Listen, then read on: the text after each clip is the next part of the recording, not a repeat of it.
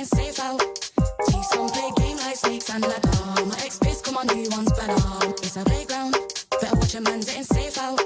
See some play game like snakes and ladder. My ex-piss, come on, new one's better. Moves like Jagger, piss, come on, new one's better. We ain't in a mix, no grabber. Them trick bang fraud like scammer. Ex-claim you real, that's a real bone capper. Pass don't matter, bull strong, still pray this thing don't shatter. When shit gets real, so the real don't scatter. Got bread and batter, 4 hands on the bread like platter. Said it's cold out, they ain't back in beef, got the phones out. Watching where I sleep and where I roll round. Guess I'm gone now, they ain't even there when it goes down. It's a playground, better watch your man getting safe out. See some play game like snakes and ladder. My ex-piss, come on, new one's better. It's a playground, better watch your man getting safe out. See some play game like snakes and ladder. My ex-piss, come on, new one's better. My new one's bad, that's my baby. He let me shine and never shady. Girl, same cute, but that don't faze me. If you ask him, then he say he got a queen and that she crazy. Please never play me. He said, please never break me. He's switching to Mercedes, thinking that it faze me. I can love you for the dark and all my days, but you just never break me. It's a playground, better watch your man getting safe out. See some play game like snakes and ladder. My ex-piss, come on, new one's better. Playground, better watch your man getting safe out. See some play game like snakes and ladder. My ex-piss, come on, new one's better. Playground, bitches got a ring and feel it's safe now. They say you're pretty bird, but I don't want to cage out. It's a playground, telling me mine, I don't play about. I tell them rise up, used to cry, river shit done dried up. I lost a couple bros on the climb up, I don't mind, but ain't lost nothing that ain't mine, cause it's a playground, better watch your man getting safe out. See some play game like snakes and ladder. My ex-piss, come on, new one's better. Playground, better watch your man getting safe out. See some play game like snakes and ladder. My ex-piss, come on, new one's better.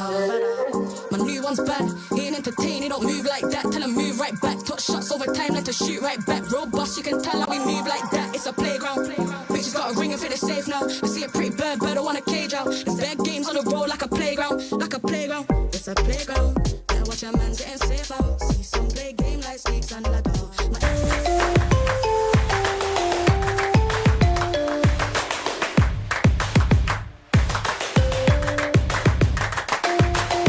Level up your gaming experience with over 8 billion playlists, only on Spotify, the official audio streaming partner for the 2025 Esports World Cup.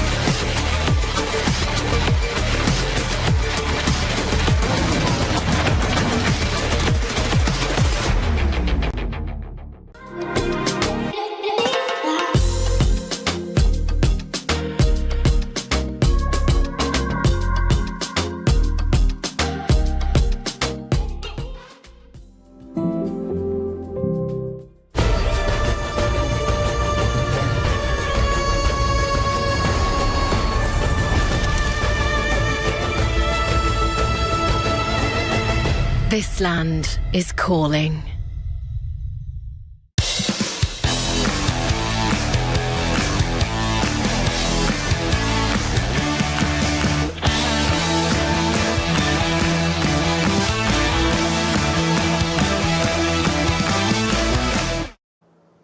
Welcome back, everybody, to the Esports World Cup here. We are on the Boulevard currently. We've been exploring the games. We've been trying some treats. We've been doing it all. And funny enough, we're talking about exploring games. We found our Siege extraordinaires now turned into NBA and WNBA stars. We got Stokes. Are you about to shoot a brick or what's happening? I'm Steph Curry out here. I just want you to know that. This is overall 99, NBA 26. You watch. Okay, well, let's see this Steph Curry shot happen. I mean, I'm going to be honest. If that wasn't up there, that was going to be a brick. It looked like you were about to start building houses. As for Jess, What are we about shooting? Are we seeing Angel Reese or what are we seeing? I mean, look, the hoop's lowered, which is great for someone of my height, so I'm feeling confident. Okay. Well, let's see your shot because as we saw, Stokes is building houses here. Hey, nothing but rim. You know, we didn't really get to see that. You hit the ceiling. Now, I think if I'm gonna give you guys, you know, a little critiques, I think it's only fair. I think it's only fair if I get my own shot in. There you are, buddy. You want to shoot at the same time? All right. 1v1. Okay. All right. Who's counting it down? I got you. You counting it down? Okay. Right. On go. Okay. All right. 3, 2, 1, go. Ooh. Okay. Oh, let's do that again. Let's do that one more time. One more time. All right. You guys know the count. Are you All ready? right. I even got the Jordans on. All the forces. All right. 3, 2, 1, go. Oh. All right. Well, obviously, this is why we stick to Siege and we don't play basketball because we obviously can't make a single shot here. But that's not the important thing. The important thing is that we had fun. We all had fun, right? I had a great time. Oh, high fives all around. All right. Well, that's it for us here on the Boulevard. We're going to keep exploring. We're going to keep missing shots, and we're going to go try some goods.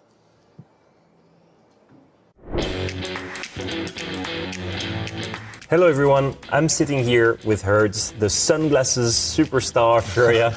We're gonna chat a little bit about CJX, because big new update, right? Yes, big new. Here in the game we have a sports page, and I don't like this page because I see the FaZe Clan picture win the 6th Invitational. Do you think it's good in general so that viewers can see and buy the Furia skin? Yes.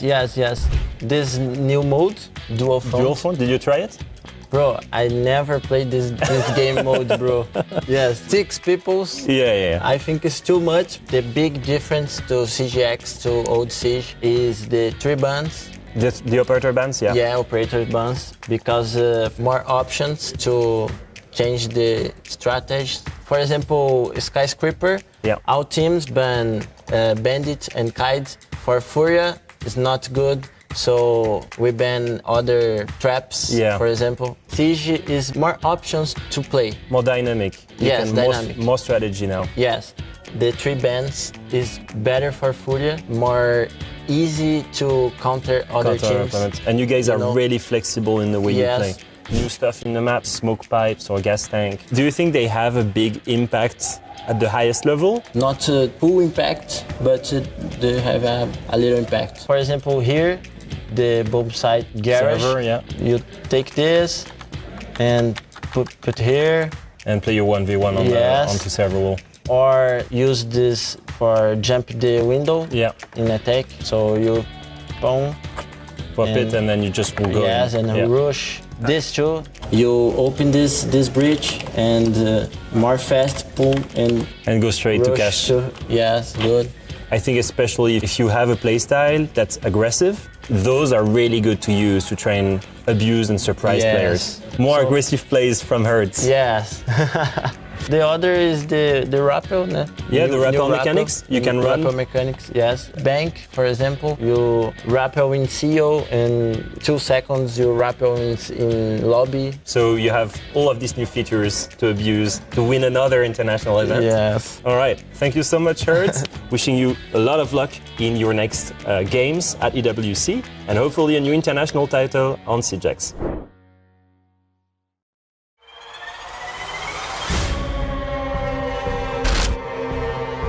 I've seen everything, but that man does things I've never seen.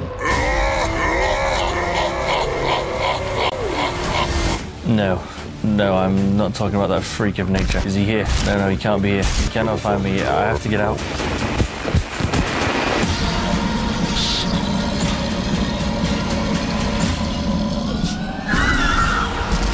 Nobody could possibly understand the chronic, sustained cruelty that's going on inside of this man's thoughts.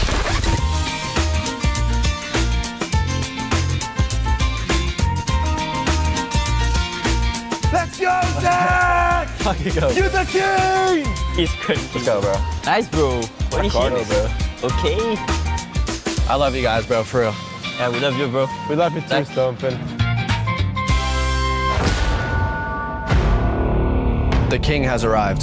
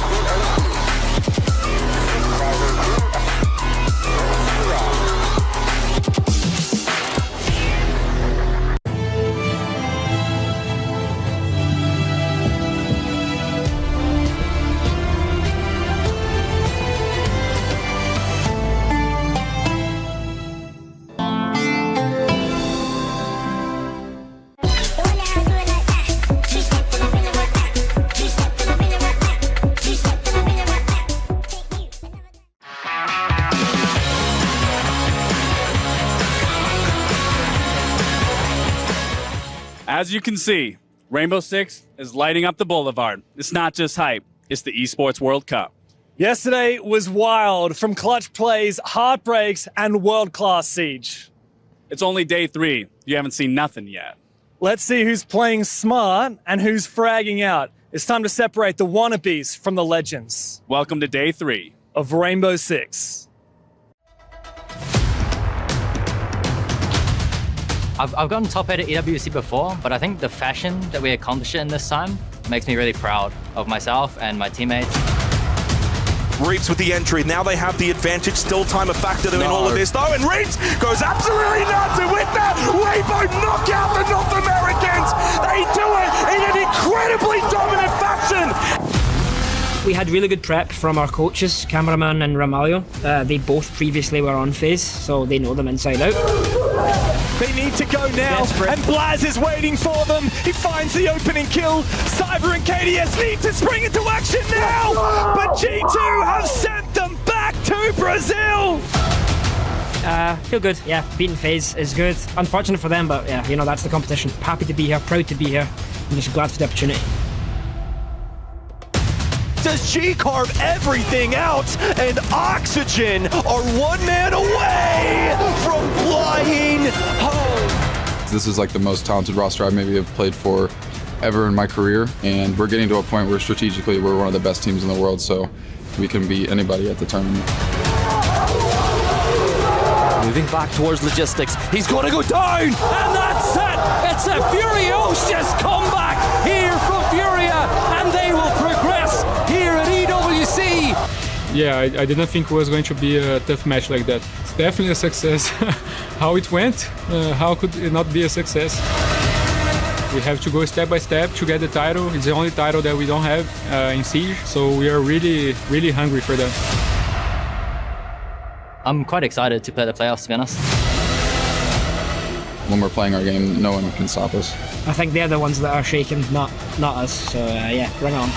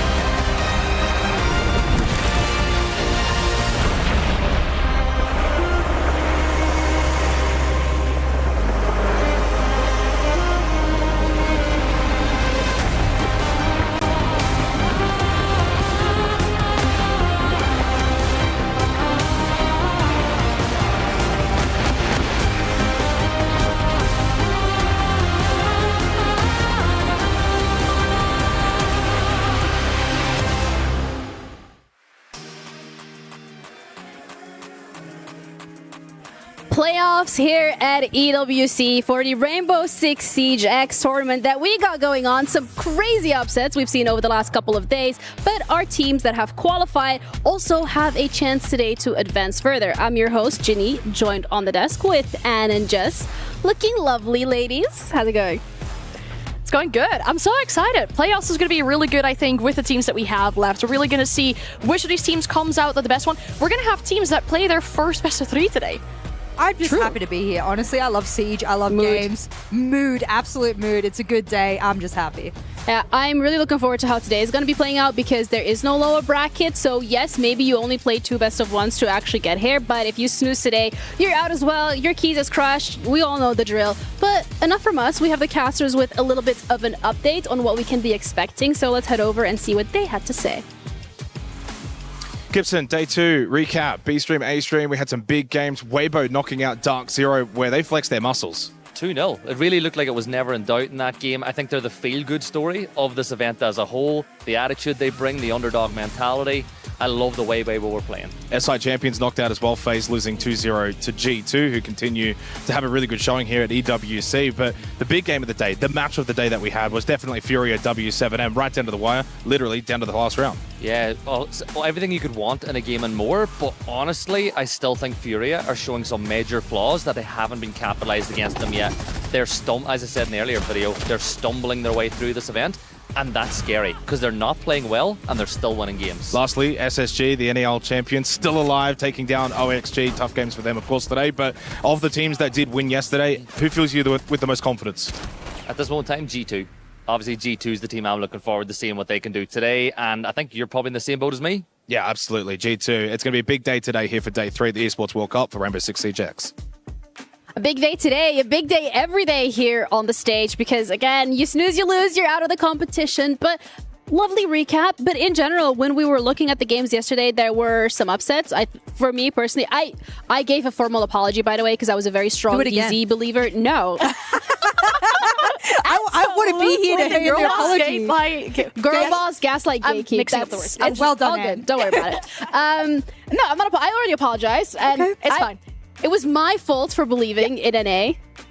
Guilty as charged, but the fact that Weibo knocked them out 2-0 was very unexpected. I mean, yeah, it is crazy. When you look at the second map as well, Dark Zero picking inter-map like Lair, something we don't see too often in the APL. It showed that Weibo did have the depth on that map. They actually 7-2 Dark Zero on that one, and it's not the only crazy result we saw yesterday, because I think yesterday just had me and the edge of my seat for almost all those games. I think I'm a little bit disappointed, and I had a lot of the talent sort of scorning at me when I was like, oh, I wish W7M was just able to get over that final hurdle, get that match point and go with it. But it hurts. It hurts, doesn't it? Because I like an underdog story. I like when, you know, the lower echelons of the teams come and rise up to beat the upper echelons of the team. So I think the quality of the games are great. Yeah. I just wish there was more upsets. I just have an upset Whoa, girl. that's Whoa. a hot take in and of itself. That's not a hot We've take. had actually quite a few upsets, but in general, let's have a look at the Kitty Up plays of yesterday in case you didn't tune in for some of the games, which we do have 2 streams happening simultaneously, so I fully understand. Starting off with G2 FaZe Clan, for me, I genuinely thought this was going to be a lot more competitive than it was. I don't know what's going on with the Brazil team this tournament. I'm a little worried for FaZe because I always put them in my top 4 every tournament. I don't even need to blink. I Maybe just go you're top 4. Oh, maybe it's your fault. Maybe I'm the curse. If I'm the curse, I'll take it because I love who's in the playoffs. But for FaZe, I think it shows cracks, which is great because when you're always winning, you don't know what it's like to lose, and they got to taste that. Yeah, can't wait until we see the highlights of the later games as well. Here we're looking at that Dark Zero Weibo game, getting some active reactions from the host as well. But this one to me was the most important one. W7M were so close to locking it in. Some individual clutches that we saw from them. Then Lobi missing that Rebel kind of could have locked them in to win that game. And then this overtime round that we're seeing right here with Hertz on the jump out. And the final kill to be a Frostmet. The way I audibly guessed, like it was an insane way to end that series. It is such an unfortunate position to be in, but I think it genuinely highlights the competitiveness of the tournament that we have so far, where genuinely one decision by one individual during one round can be the difference of you advancing to the next day or going home. And the beauty of it as well is the fact that this is a LAN. So we got to see the Crunchyroll reactions, and the beauty, if anything, is the setup where players are face-to-face. Yeah, and they talked about it in interviews as well, right? Quite often with Siege tournaments, they're sitting next to each other. You can't really look your opponent in the eye, but this time around, especially on the stage, you can look at your opponent once you've just pulled off a mega player. We're seeing the coaches and the players do it as well. I just love to see that kind of tense moment that it creates when you're sitting opposite of each other. You might not see it on camera, ladies and gentlemen, but it's about 5 meters, give or take. and what's that, like 10 feet or whatever between the players, that is more than close enough, even without my glasses, for me to see that player smirking at me after he one taps. I promise you. And if Anne had been face to face with me in our 1v1, yeah, I would have broke your mental earlier, girl. I would have got straight into her head. Oh, just get into their head, mental warfare, rent-free, whatever you want to call it. But either way, the games went the way that they did, which sets up perfectly for the bracket when it comes to the playoffs and what we're going to be looking at over the next couple of days. Starting off today with Virtus.pro, Furia, NIP against G2, Shopify against SSG, Secret against Weibo. You know, I am like the honorary NA person, I guess, this time around after I've done only one stage. And it's getting done so dirty. Like, why is SR going up against SSG? I said this about the OXG game as well. I was like, another NA versus NA. And then now we come into this and I'm like, oh man, it's good because the teams know each other and you expect a high level game. But I love interregional matchups. It's also maybe like a little bit of a conspiracy against NA, who knows? Because I see what the EU analysts have to have a reason to always be able to say, oh, EU on top. But either way, we have a special guest joining us from NA to actually, or EU. I don't know at this point. What do you identify as, Nave? Watch that. Is it EU or NA? I'm EU at heart. EU at heart always. Well, unfortunately for you guys, you were knocked out yesterday. So talk us through potentially what happened being here on LAN with DZ. Where do I begin? Where do I begin? We got time. I mean, we started off the event very confidently, being FaZe. I think they're just the story of us here and at Reload was inconsistency at LAN. Because like we've shown glimmers of what we can be and who we can, like the sort of level we can play at. But I mean, like yesterday, I think it's clear to everyone, and obviously we know it ourselves. We were very below par for what we expect from ourselves. So yeah, I think we had a big long conversation after yesterday's loss, and I mean, yeah, I think that's the positive thing about our team. We can all talk to each other. We can all talk out these things. I think that's the big difference. Did you identify a loss condition, like a major one? You're all sitting there going, this was probably the area we need to focus on most? I think there's a multitude of things. I think there's some stuff on like an individual level, like us all as individuals, we can be better. Absolutely. But as a team, like I think it's more like the practice. Like we're given 100% every single practice, no matter who we're scrimming. If we're scrimming a top team, if we're scrimming a T3 team, like there just needs to be consistency throughout the board. And I think that's the main thing we spoke about, because obviously if we want consistency, we need to translate that from practice to officials. Well, baby steps. You guys still have NAL ahead of you as well, stage 2. So I think learning experience for you guys as well, being here when it comes to identifying some of these pain points. Yeah. And it also must be nice that you just get to see everyone in person. What my team in person? Oh, the LAN environment as well. I mean, I see all of you guys vibing, the players. Yeah, I mean, obviously we've got it nice with DZ. Obviously, like we're up in a team house in Austin right now. So like, to be honest, I'm a bit sick of those guys right now. Wow. No, I'm joking. Tell him how you really feel. He's happy to be knocked out. He's like, holiday time, I'm out of here. Yeah, get me back home to the UK. No, I'm joking. I'm pretty sure it's raining over there as well, so that's a controversial take. But let's have a look at the STC Club Championships when it comes to the teams and how far they have placed. I mean, there's not going to be any change here right now, just because Falcons are still winning. No game this week has finished. And the only teams really that are still in the tournament that could make a run or get closer to it is going to be Virtus.pro, because Liquid didn't even qualify. Yeah, I was looking at VP. I was looking even at Weibo. Could they even possibly get into that punching distance? It would require massive wins, not just in this game, but in other games as well. So I think Falcons being knocked out, especially for the other teams who are hoping and vying for those championship points here in Siege, is probably a good thing, because they want to be shooting themselves up the leaderboard. Yeah, instead, let's have a look at the Aramco power rankings, because before the event started, we kind of like put teams into who's most likely to win, who's not. You guys were actually in the favorites. I'm really sorry to like put a little bit of... We actually deleted your logo today and it hurt. I mean, you guys are out. Rest in peace. But when you're looking at the teams that are left here, and considering you've played quite a few of them, who do you think are the strong, heavy contenders? Yeah, well, I actually looked at the bracket before coming in today, and I actually think, in my opinion, I think it's like the upper side of the bracket. I think it was between who's it on the side? It's G2 and Furia. I think it's going to be one of them two in the final, and I think at the lower bracket, I think it's going to be between the winner of the Shopify SSG game, in my humble opinion. Well, NA favorites. I mean, you play them again. You've played them before. We know SSG did the lower bracket run in the NAL, but considering the form that Shopify is on, do you think they have a chance? Oh yeah, of course. That's what I said. I think it's going to be between them or SSG. Okay, you can't be Switzerland. You have to like pick one of the two. Come on. That's all the gossip is about. It's a tough one. I think they're both good at LAN. They're good at LAN. I think SSG throughout the stage have showed a lot of composure. They came from the lower bracket, like to then end up winning the stage. So if I had to really choose, I would probably choose SSG. But I think it'd definitely be 3 maps between them two. I don't know if that's a hot take, but I'm gonna pretend like that's your hot take for today. Do you agree? Yeah, might as well. Just add to the drama Okay. between us and Shopify. Yay, love that. Yeah. Jess, you have a hot take yourself? Doctor's note hot take. Actually, you'll like my hot take. I actually think that if Weibo went down and versed FaZe and FearX versed the team previous, which was Gen.G, whether it was FearX or Gen.G, you wouldn't be sitting on the couch here with me today. You would be in playoffs.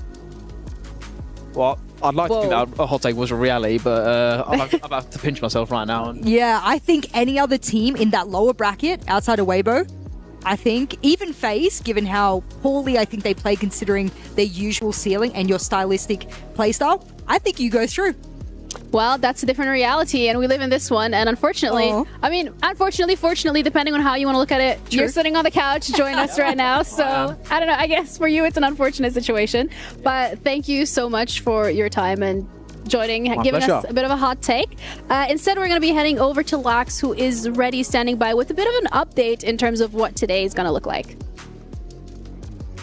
Welcome back, everybody, to day 3 of the Rainbow Six series here at the Esports World Cup. We have a very exciting day. We are in playoffs. This is such important for all these teams. 8 teams playing to make it to semis, where 4 teams will be going home, 4 teams will be advancing. But we have to talk about Stream A's matchups. First game is going to be WBG versus Team Secret. That should be a good one. Second one is going to be Furia versus Virtus.pro. Now, if you were to ask me, what game am I looking forward to the most? What is going to be the game of the day? It has to be that VP versus Furia matchup, because you have to look at the history between those two. They haven't played each other all the way back going to 2024 SI, where VP would ultimately fall short to Furia, where Furia would then go on and win the SI World Champion. So for me, this is a big hurdle, a big obstacle for VP to get over and change all of history and possibly put themselves in a grand final to become the Esports World Cup champion going forward. But we won't know until later today. That's very correct. We will not know who's in the grand finals, and not even until later today, until later tomorrow. So that is a little bit of waiting on our end of things that we have to do. But instead, we're going to be looking at Secret going up against Weibo Gaming. Secret coming onto this LAN, there were questions whether or not this roster could actually perform, considering the lack of experience, as a lack of a better word, when it comes to competing on these international stages. And they came out of the gate swinging. Yeah. Super impressive. I mean, those 2 best of ones they played to qualify directly, and the most impressive thing, in my opinion, was that 7-2 against W7M. What we saw from Secret in there was they were punishing the aggression that W7M bring out. They were soloing out these roamers, and they understood what was needed to take a team down. And we're seeing a perfect example of that here with the plan that W7M brought out in a 5v5 fashion. Now, what did Secret do to try and gain momentum and gain that control back? They did not just send 1 player outside the window, not just 2. They sent 3 players out the window to try and counter those of W7M that were outside the window trying to hold that plan down. And that kind of teamwork is what I love to see from Secret. Just send 3 players out, the other one gets to counter the fuse, and it worked so well for them. I love this for Secret as well, because a lot of teams do struggle in the mid to late round. That is where a lot of the loss conditions lie for these teams. For Secret, they've made it their win condition, and that could be the difference maker here at a tournament like this, where microseconds, this is exactly what Am was talking about. How do we retake on a very difficult post plan? We're going to send every single body we got out the window, out the door. Knock, knock, baby. It's Team Secret, and we've got that little retake. I love that for them. That was an excellent round, and I'm really glad you brought that up, because I was shocked at that retake. Yeah, when we're looking at Secret in general, I feel like every single one of their players has stepped up this LAN, and they've really locked in, and they are so hungry for that title. But one individual that stood out, especially on day 1, game 1 against Falcons, was Adrian. You asked me for a hot take earlier, Ginny. This is not a hot take. No one should think this is hot. This is lukewarm at best. Okay. They don't beat Falcons without Adrian that day. That is my hot take, lukewarm, however you want it. I think they win that game because of him. That's a really good position for them to be in, but today they're going to have to play their first best of 3 so far of the tournament, and Lax stood by with them, had a little bit of a conversation ahead of the best of 3 to see what mental state they were in. Here we have it, the Secret boys. You guys all rested? Yeah. Wait, there's the boy I was looking for, Adrian. Adrian, I gotta ask. Yeah. You guys have obviously had a day off. You guys, well, a couple days off actually, been able to chill, watch your opponents. How are you feeling about coming to today's matchup? Feeling good, feeling prepared, ready to play them. They made an upset with DZ. They were playing really well. We watched and we're ready. I kind of want to ask. So, what we see from WBG and how they play, I would say it's a more unorthodox, a little bit chaotic sort of play style. And, you know, just based off your performance alone, you've been popping off. How are you going to counter that play style on top of Team Secret being able to counter that? I think we'll do a mix. I think we'll match the aggression, maybe even go even more aggressive, or just wait for them to come at us, set up crossfires, just be ready, be active. So the goal for you guys is to play more of a passive-aggressive play style, wait for them to peek into you, take advantage of those situations? Yeah. Or cause even more chaos. All right, and last question. You're in a 1v1 to close out the series to push you into a semifinals. Who are you taking in that 1v1? Any of them. All right, well, as you heard it from Adrian, he's ready to take on any single one of them, that 1v1, to push them up into a semifinals appearance. That's it for us here. I'll send you guys back to the desk. All right. I mean, Weibo Gaming is their opponent, so Adrian is looking confident. He's ready to go. But it's not an easy roster either, because we've seen these individuals work well together, but now they're all under the same banner. I love a little bit of APAC pride coming from ANZ as well. Turd being the ANZ representative for this roster, and then we have a nice mix of internationals as well. This roster has a couple of OGs as well that are rocking through it. They will be familiar with Secret. It's going to be the OGs of Speakeasy and Ape. They were on the old Elevate. And guess what? A little bit of a tidbit of a secret here for all of you out there that want to know. They managed to knock out their old org to get the invitation to EWC. Ooh. There are layers among layers about these two players. So now that they've put this roster together, it is a really great performance. That's actually a little bit of drama as well on the side of Weibo, but they should be very proud of making it this far. I think APAC all the time when it comes to Siege is considered as the underdogs or some of over the region that we lose first, but they're still here going up against Secret. But I wonder how they're feeling. Here we go, all the boys from WBG ready to go. How's your morning going so far? Good. We woke up early, did some theory stuff, and yeah, we're ready to go. So I have a question. You guys made me crush Dark Zero's keys. Your post, obviously, you tweeted at me. Why'd you guys make me do that? I don't think we were told. I mean, we were playing like... You guys needed to have them close it. I don't know. I mean, it doesn't matter. We are here for Team Secret anyways. I bet we will crush it today. So I just want to get your opinion on this. Everyone was saying that you guys upset a lot of your opponents. Obviously, you guys fell into the lower bracket. You get a 2-0 on Gen.G. You get a 2-0 following up on Dark Zero. I don't think a lot of teams here are giving you guys the credit that you deserve. Do you feel that that's kind of been the same thing? Honestly, it's better if they don't give us credit and they really underestimate us. I mean, it will make our game much easier. I mean, if they were really not trying their best, then, I mean, it's on them, right? Absolutely. And, I mean, just one more thing. Are you going to bring that exact same energy, yelling after every single round? I saw what you guys were doing against Dark Zero. Are we going to see that exact same thing coming out of you guys against Secret? Yep, for sure.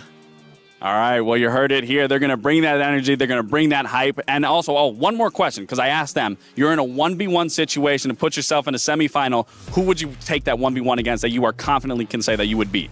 Probably Savage. All right. Well, in that 1v1, he's taking on Savage, push them into a semifinal. That's it here for WBG. We got to see if they can bring the hype and bring that game plan. Send it to the desk. Probably Savage. Okay, a little Savage himself. We'll see.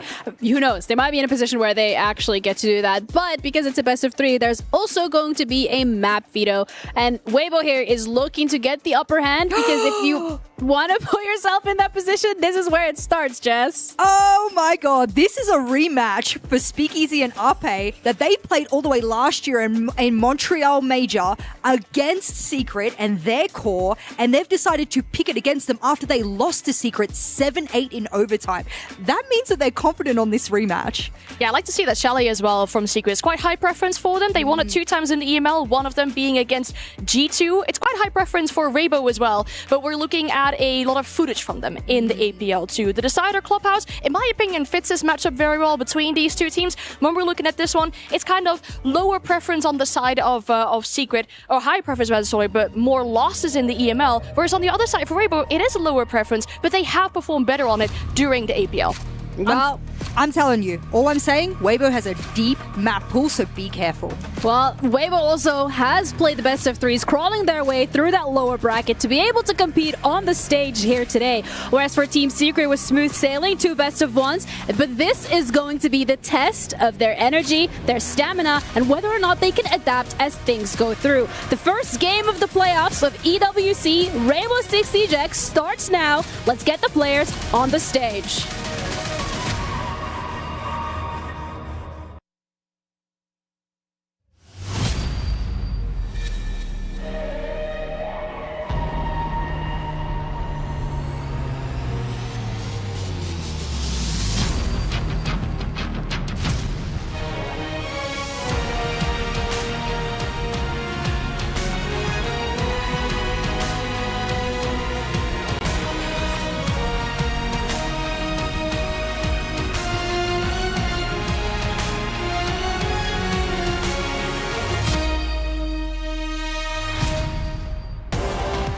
The world champions, they're gone. The three-peat winners here in Riyadh, they're out. It has been wild here for Siege X at the Esports World Cup, and we are just getting started. The top 8, they are locked in, looking to become top of the world when this is all said and done, Milos. Ian, it's actually incredible that the competition is so tight, all the way making it to the playoffs. The first day of these quarterfinals, where there are no more second chances. That's it. You had that in group stages. You know what? You fall out. There's still a way for you to come back, survive through yesterday's games. Today, it's best of threes. You lose, you are out all the way until we hit grand final Saturday, where it's a best of 5 series for all the marbles in our EWC trophy. Of course, we've already had some upsets, but we still have legends looking to lock in legacies on this stage. We have underdogs ready to show out in front of the world. Let's right now begin with our first quarterfinal. Please welcome Team Secret. These guys are absolute savages. They are flying out here in Riyadh so far, easily cementing themselves inside of this quarterfinal. And I've just been checking them out behind the scenes. Make no doubt about it, they are ready for this. Absolutely. Their past year of competition has been incredible in EML, but they have their work cut out for them. Let's welcome their opponents, Weibo Gaming! It's no secret that APL teams are always seen as underdogs no matter what stage they are on, but they have proven that they are miles ahead of the competition in their own region, but also here on land, in events over the past year and a bit of competition where different forms of this team has seen play. And today they make it to their biggest stage yet against Secret. Make no mistake about it, this is a huge opportunity for both of these teams, a chance to lock in that spot in the semi-finals and of course securing $130,000 in the process. That is a decent amount of money, I am not gonna lie though. Gentlemen, please, Weibo Gaming, please Team Secret, you may place your keys, take your seats for our first quarterfinal. We have dark horses on both sides from their own regions going up against one another. So let's not talk too much about this and send it directly into game.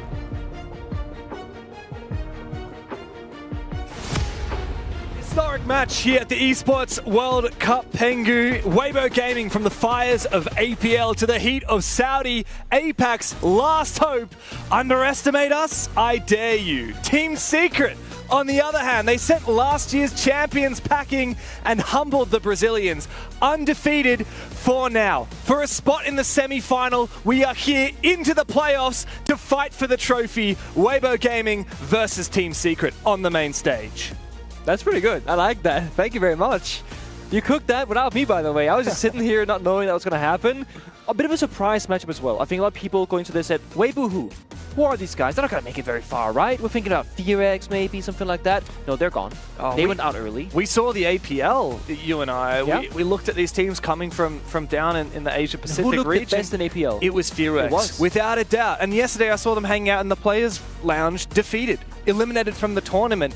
And of course, Enterprise, they didn't last long. Also first rounded. Weibo, not only avoided being first rounded, but they've also made it here to the top 8, knocking out one of the favorites from North America, Dark Zero, who made it to that grand final in NA, who so many people had been saying were back in peak form, yourself included. I was there. They got sent packing by Weibo. I know, it's been incredible. I saw Meepy on Twitter, the coach of Weibo Gaming, saying, we've been working so hard on just the fundamentals of Rainbow Six Siege. You know, the trade game, playing good crossfires, the very, very basic things. And when you speak about APAC as a whole region, every single subdivision here, often what they fall flat on, it's gonna be those fundamentals. The issue is, the longer they play for, in bigger series, best of 3s, best of 5s, etc., that's also where the map pool will become a problem. Weibo going into this have already shown 5 unique maps. And they're going to start off on Skyscraper showing a 6th map out of the possible 9 available to them. That means the longer they're going to play for, the less new strats, the less juice they're going to have going for this event. Of course, coaches Twister for Team Secret and Meepy all the way from Europe. He's had his fair stint in North America as well. Now he serves APAC. You can see the Weibo pin as well. Got to admit, he is very mightily well dressed. Also worth noting, this is a very international matchup. Team Secret, who by the way are the youngest roster here at EWC for Rainbow Six, are a truly European roster. 5 players from 5 different countries: Portugal, Germany, Poland, France, and Sweden. And of course, Weibo, a very mixed bag of APL players. We've got Ape and Hovenhurst from Indonesia, Reaps from China, Speakeasy from Singapore, and Turdster hailing from all the way down under in New Zealand. There are 9 different nationalities playing in the server right now. What a privilege that we get to see some truly global Rainbow Six.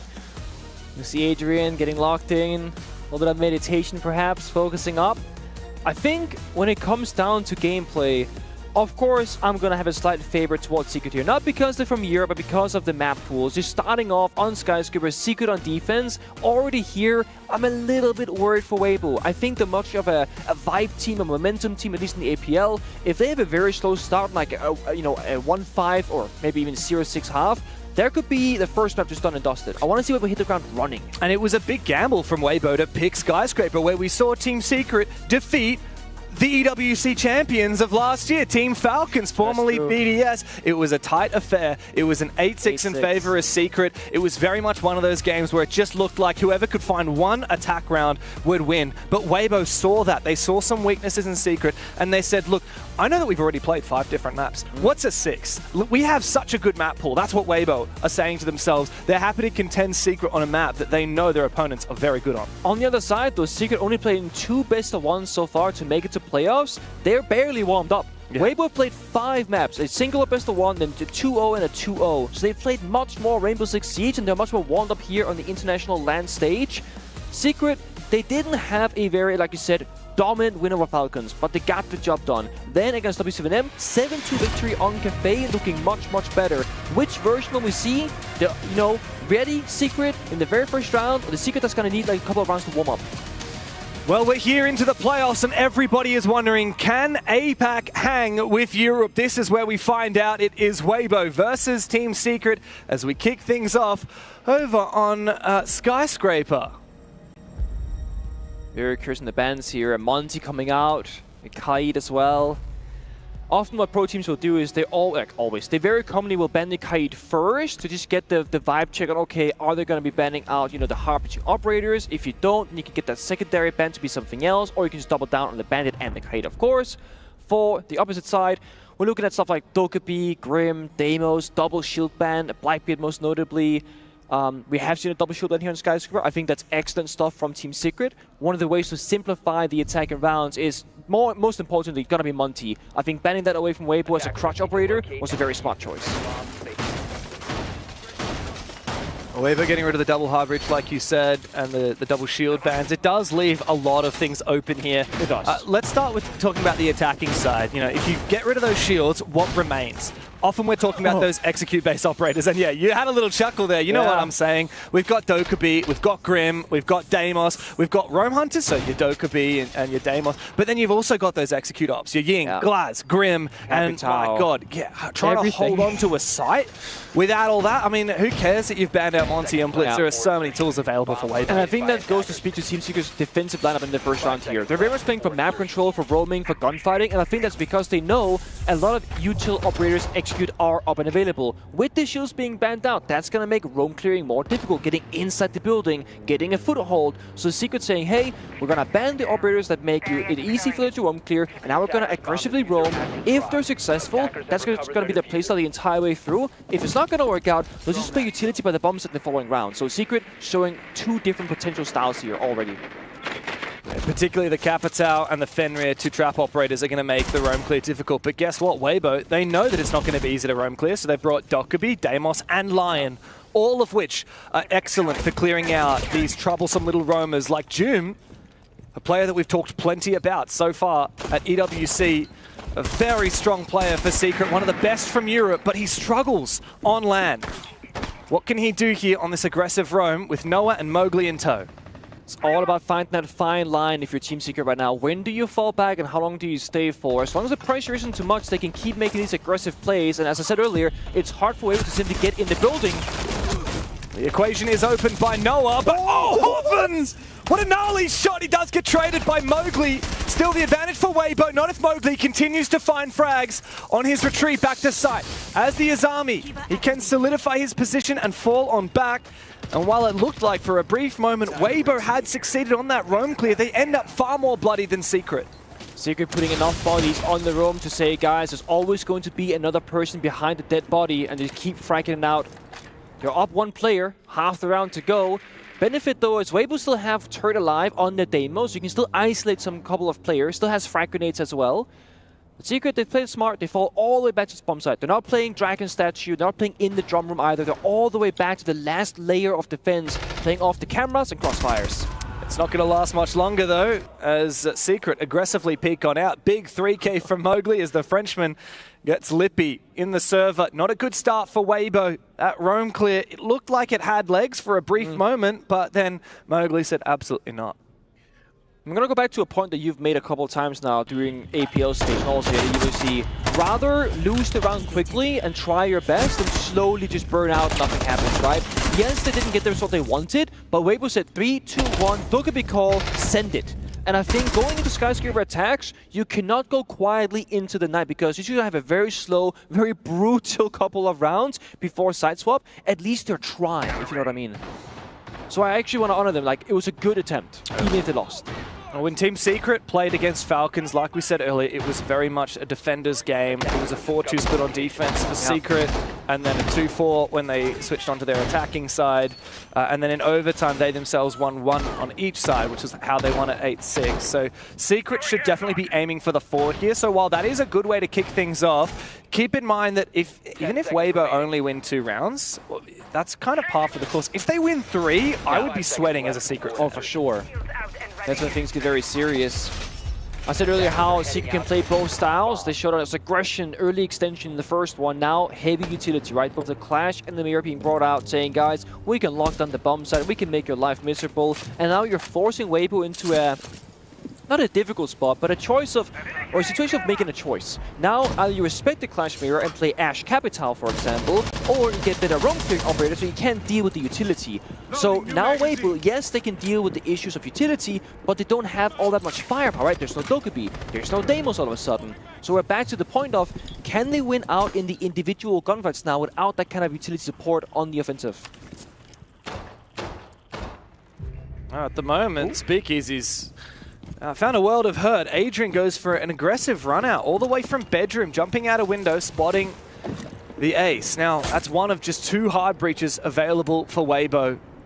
They still have some redundancy thanks to Thermite, but yeah, the Clash is going to get so much info for Secret. They're playing very proactively on this defense. I look at the spots. There's 1 player by side. That's the Clash, basically, because they're full intel game. So they're putting, again, a lot of bodies on the roam, just to overpower the attackers. And if they need to, they can always fall back for free, but they keep winning gunfights. Yeah, it seems like Weibo can't quite get a handle on these roamers, on these aggressive plays.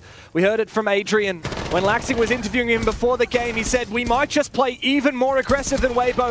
And that's exactly what we're seeing from Secret. Reaps against everybody, and he can't find anything. It's another quick round in favor of Secret.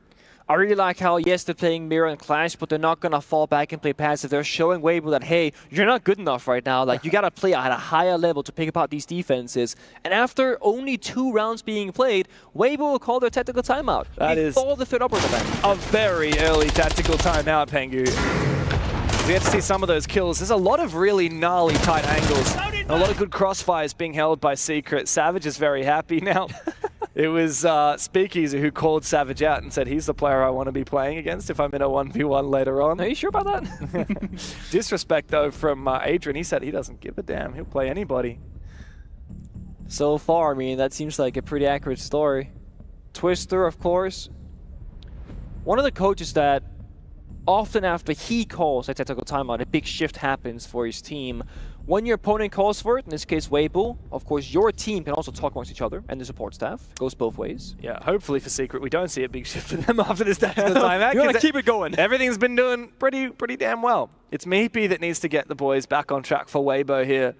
2 rounds, not looking too hot. The first one, at least it had a bit of teeth. That round just there were no wins. There were no wins. No wins at all. I think that particular round was a great display of how hard it can be without a shield operator. Imagine you had the Monty or just walking down the hallway saying, guys, there's a person in Geisha hallway. I'm going to block the angle, smoke it off, and just be annoying or whatever. Jump in Geisha window, anything like that. Yes, you can say, oh, but Pingu, you got the Fuse shield, you got the Blackbeard shield, sure, but there's so many different long lines of sight of crossfires. You look a little bit too far to the left, you can shot from the right. So you want to have that Monty full extended shield. That's the only realistic way of staying alive. Seems you're going to make the very basics difficult for Weibo. Get in the building. Seems almost impossible how aggressive they've been so far. Well, look, I'm not a pro player, but I hazard a guess that one of the things that's made this very challenging for Weibo is their roam clears are actually very predictable. There is no lurking going on. They're always pushing from the main doorways and windows that you would expect to push from. So when they were roam clearing last round, it was from the back stairs, it was from Geisha. There was no one lurking down below. They weren't playing slowly, baiting the aggression from Secret. And that's the thing. Secret are playing aggressive. Weibo need to read that. They need to make sure they don't get caught out by little rats like Doom. He has been spotted. They barricade the door from the outside, but they have a crouch sort of rotate. Ooh, it's a bit awkward. If only he knew. Greg got a free gun to Doom. He's baiting the angle instead. Good read from him. Bit of a pre-fire. Nothing lands and can fall right on back. But this is wasting time for Weibo. As 2 different attackers have to commit to a rotation to get those windows opened up. Yeah, Doom has been spotted. He gets back towards the site, hiding behind the sushi bar. Weibo. It seems like instead of playing for a hard roam clear this time, they're spotting players and then deciding what their call is. Gap finding, as we say. I think that's the right call here for Weibo, but you do need to make progress somewhere. And in this case, while they didn't find Doom downstairs, they have started their roam clear. However, a big flick from Mowgli finds his 4th in the game, and Turdster is put to bed. He just shot the wall for funsies. I mean, I'm sure he knew somebody was in the area, but still. That's just disgusting. I mean, poor Turd. I'd be calling for Moss Files after that one. As the keeper barriers are slowly whittled away, but Speakeasy's taken a hell of a lot of damage on his fight. Adrian finally falls. That's the first one that Weibo have found. They need to find a hell of a lot more than that, though. Mowgli is still tearing things up here in drum as he falls back.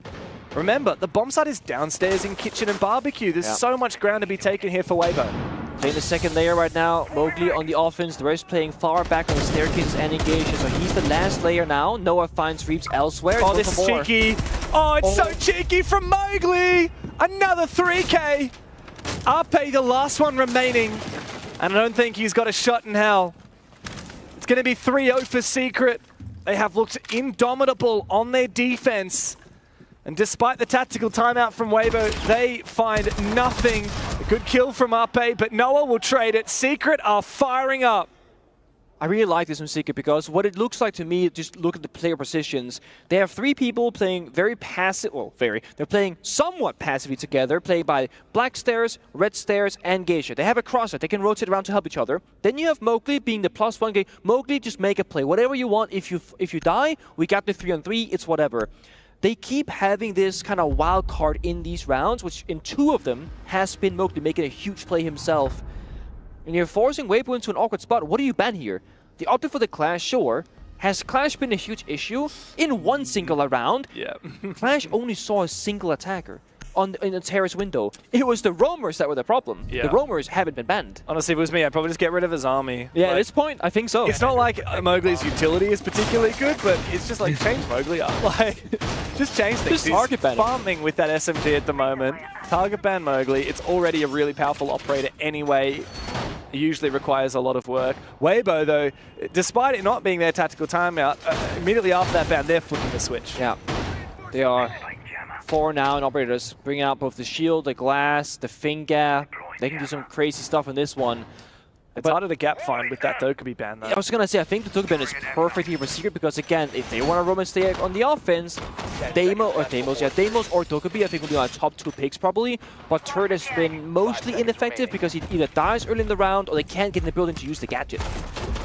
Yeah, I think the shield is the right call here from RP. Team Secret are playing very aggressively. Yeah. They're swinging everything. And you need to have somewhere to just brute force map control and punish aggression. And I think the shield is a good hammer. You need an anvil as well. Going into this, I was trying to be like, how would I play this matchup if I was Team Secret? And I was like, I think on defense, they should play incredibly slow and just wait for Weibo to get to like uncomfortable positions. And they kind of are for the first like 40 seconds, but then say, we could just lash out. Like, we got them right where we want them. And I think Secret make a bit of a statement in this one, saying from the very first round, we're aggressive, we're confident, we're here to play. Oh no, Ape, he falls! Big Nitro Cell! It doesn't matter that there's a team kill because it seems like the defense has got the site on lock. Reaps and Turd may have found their way into the building. Turd's still on rappel outside. Reaps needs to find an opening here as his team is still trailing behind. 55 seconds into the round and half the server has died. Quick rush, no follow-up behind the Blackbeard, or at the very least mistimed at that. He gets meleeed and gets shot down. Both attackers now inside of Geisha, so no backstab, no split pressure. And once again, Secret's positions, crossfires. Doom can play the contact, Adrian can swing. So can Noah. It's all about waiting for the first person to say, guys, I got the first angle, follow on my lead. Well, there's also no diffuser here for these 2 Weibo players.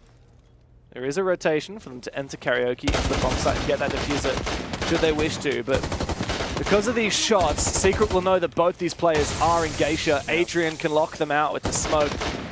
They need to somehow isolate a kill here. Oh, the nade could be good. Could be.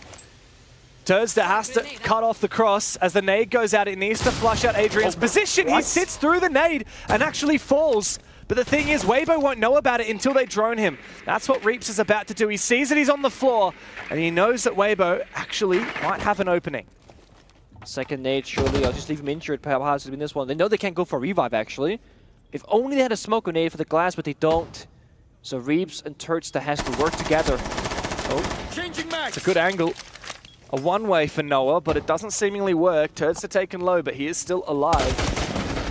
Turzda can actually make a rotation if he wants. Look at this. Reaps is going deep. He needs to find this kill. He's been spotted. Doom needs to hold the line. He finds one before he's traded by Turzda. It's a 1v1. And Noah, he's tempted to go aggressive. He's got the HP advantage, and he knows exactly where Turzda is. 30 seconds ticking away as Turzda is spotted, and Noah clutches it for Team Secret. No revive needed. I was sitting there thinking, do you go for the revive or not? It's risky if you get pushed, but at the same time, there's no information from Weibo. Convincing round once more. I mean, it came down to a 1v1, but it was a good shutdown off the rush initially by Team Secret. They're Blackbeard being solo in the window here. I'm not sure about that. Mowgli tanks the angle, C4 gets a 1-for-1 trade, and with that, there's no more execute options from Weibo. I like the fast push. It certainly could have worked. It shows that they're not afraid to make the play. That's important because this will be potentially a very long best of 3. Definitely a big point of failure there was losing the Blackbeard in Geisha. I'm trying to think what Ape could have done differently. I'm wondering maybe if he used his nades before he entered, he might have had more of an advantage. That's fair. In that knife fight, but that's the problem. If you don't knife first as the Blackbeard, or if you don't use your gadget, the bash, you actually can be immune to knives while you use that bash, but it does lock you in an animation, so it's a risky business. Ape not typically the shield player. Occasionally, I guess he is, but Yeah, if that fight had gone the other way, I actually think Weibo probably win that rush quite convincingly. I could see that for sure. I mean, getting Geisha as the heart of that bomb site, because you get the hallway control, you get the bomb site access, the crossfire enabled. The Nitro Cell that's not the Nitro Cell doesn't go through. It changed a lot of things. It's not been a good half for Weibo. To state the obvious, it's 4-0 for Secret, but there is still a way back into it. 2 rounds of attack here is still a manageable game for Weibo. They can move on to their defense and feel pretty confident that they will likely get 4 of their own. A lot of pro teams, they don't mind playing Skyscraper, but they mind picking it, and this is why. You start in the attack. For most teams, 2 attacks the best you can do. Weibo might not even get 2. And then you just gotta have faith that when we go on side swap, our defenses will be strong enough to make the comeback happen. But it's always gonna be more difficult to play from behind, even if you think your defense is crazy. Yeah, and Secret are just flowing with confidence right now. Yeah, they're floating. Playing quite aggressively. Bit of a lurk. Vertical game here from Speakeasies. He goes below the bomb site. Sorry, it's Reaps. Goes below the bomb site on the Grim. Not a usual operator to go downstairs. He's just shooting some good mines, I guess. Curious decision. The window jump in later on. The thing is, when you take below, often we see a bot come into play some verticality, but you got the Deimos on turrets there, so you gotta get the red pings, then track the player that's relevant to the verticality, try and go for a free pick. But look at the positions. No one's really playing by the soft floor inside the A-bomb side. Doom is playing by minibar, Moj is playing by Dragon. Until Weibo applies enough pressure from outside the building, Secret knows that the bomb side isn't on any immediate threat. They can just sit back. Well, the Grimm's Bees trying to lock up that stairwell as Reaps goes back inside again. And Savage gets targeted by that Deimos, but yeah, he's ages away. We really need to target these players on site. This is an aggressive entry from Uppe, doesn't pan out. Are the rest of Weibo going for it? Seemingly not. Adrian has still got the site on lock. Doom as well in his position, despite not having the mirror. It doesn't matter. We need more impact from Turd down below. He is the single operator that needs to open up these rounds.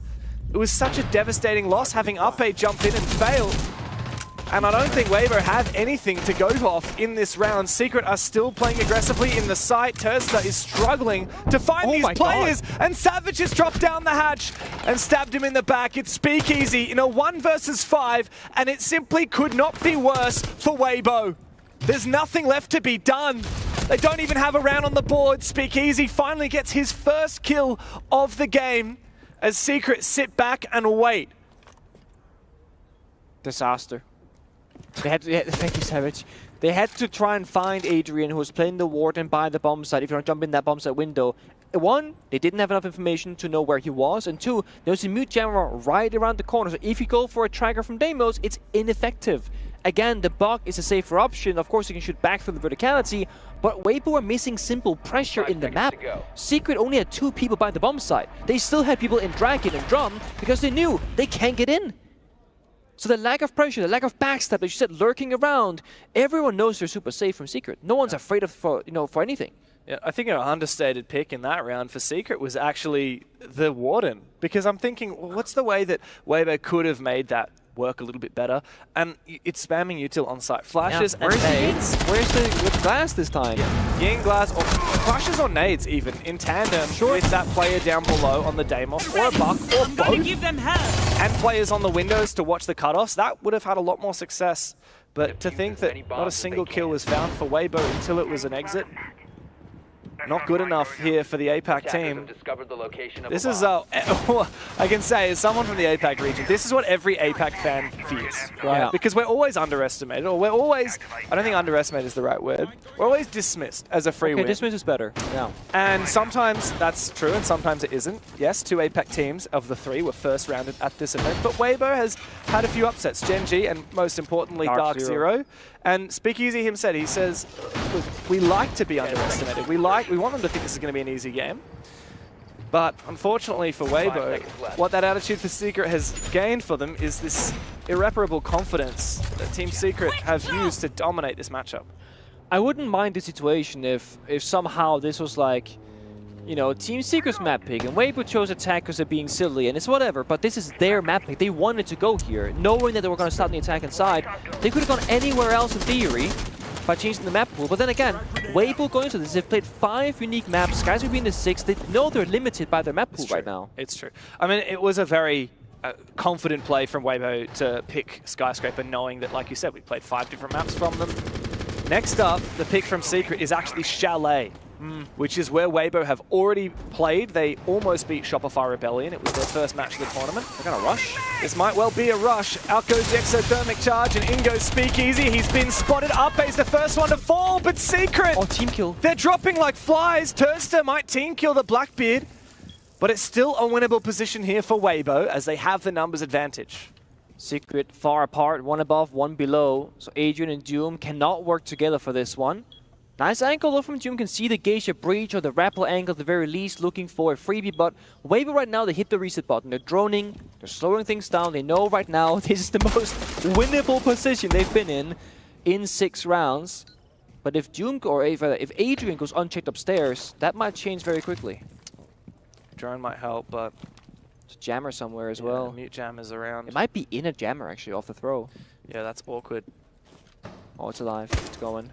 Spotted and taken down by Doom. But that's Doom, so Adrian's still hiding. Yeah, and he's just going to fake that he's going to fall back. And oh no, never mind. Turnster has found one. Only one player left for Secret, and he's hiding inside a karaoke. He's spotted, and he does get that diffuser down. Hoven and Reeds now know exactly where he is. Will they find the crossfires? Will they find the refrags? Adrian just needs to isolate the ones, but Hoven, a bullet straight between the eyes of Adrian, and Weibo finally find their first round of the game. Again, you gotta praise them. Despite 5 rounds in a row not working out whatsoever, they still go for another rush, trying to say, guys, we got this, believe in it, 3-2-1, let's push on in. It wasn't pretty, but it worked, and they even team kill. That could have been a 4v2. Very much could have been. I don't know how Speakeasy died here. Yeah, it's unfortunate. I think Turnster was trying to take the fight against that Fenrir that Speakeasy was also battling. He was overheating, Speakeasy. He was trying to do it all himself. Turnster said, let me help you, man. Then takes him down and then gets the kill. Oh well, a win is a win for Weibo, and that's 1 round on the board as we move into the second half. Look, it does feel like you're huffing copium if you think that Weibo still have a solid chance in this. 1 round is not enough on your It's a long road, okay, but there is a road. There's a path. I mean, Furia have done it a few times this tournament. That's true, and Weibo and Furia are very not similar teams at all. It's one of those. Valid. Now, if there's one thing, though, for Weibo, like, just look at this from a best-of-3 perspective. The more rounds they can get, the more kills individually, the more good vibes they can achieve, it's all about the best-of-3 right now. Skyscraper, for Weibo, doesn't matter. It's about setting yourself up for Chalet and then for Clubhouse. Oh, they've got that first round win on the board. You know, Speakeasy's got his first kill when he was actual in kill. the one. Yeah, true. Not just that. He got a 1v5 kill, yeah. 1v5 exit frag. I mean, that's definitely a chip off your shoulder for Weibo. Oh yeah. I also think just seeing the playbook from Secret, right? Because when you start off in this matchup, what kind of style was Secret play? They've shown 2 maps so far, 2 best-of-1s. You have almost nothing to work off of in recent history, besides EML, that's like a domestic matchup, right? So, now you've seen it if you're Meepy, if you're Mentalist, the support staff of Weibo. Going into Chalet and or Clubhouse, you're going to have a better expectation of what's going to happen. You can prep more for that, discuss it with your team. Well, yeah, I mean, the thing that Weibo learned, it took them a little bit of time to get used to it, but the thing they learned pretty quick was that Team Secret are going to play very aggressively on that defensive side of Skyscraper. Now, they flip to the attack, and it's a different ball game completely. Weibo get to dictate the pace in a way. They are on the defense. They get to decide, are we going to anchor up, or are we going to play aggressively? And to be honest, it's actually quite a similar lineup from Weibo that we saw from Secret. I didn't watch the Secret match versus WCN because you and I were casting at that time, but I remember against Falcons for Secret, they were playing very timid, very passive, very almost scared. June was like hiding in corners, not taking gunfights. If you're watching that game and prepping for that kind of Secret, this is a different one. This might be the W7M Secret that showed up all of a sudden, which is very aggressive, very confident, and hit the ground from the very beginning in that opening round. Now, we've spoken a lot about the different players, Mowgli popping off, Noah doing good. Doom has still had a bit of a quiet one. I will say in this particular case, he might not have been needed because Mowgli's popping off and getting all the kills, but I do want to see Doom get a bit more proactive and involved, I think, with the rounds on the attacking side. He's playing the box, so soft destruction, verticality, supporting teammates with those flashbangs. I want to see him working together with somebody else to find success. It looks like Secret are prepping for an explosive execute, but it's not necessarily a rush. They're doing a lot of work in the early phases of this round to make sure they're ready for it. Clearing out barbed wire, isolating Speakeasy. They know now Speakeasy is in this position that we've seen Adrian play before. with the shotgun, and a lot of this round is going to rest on his shoulders.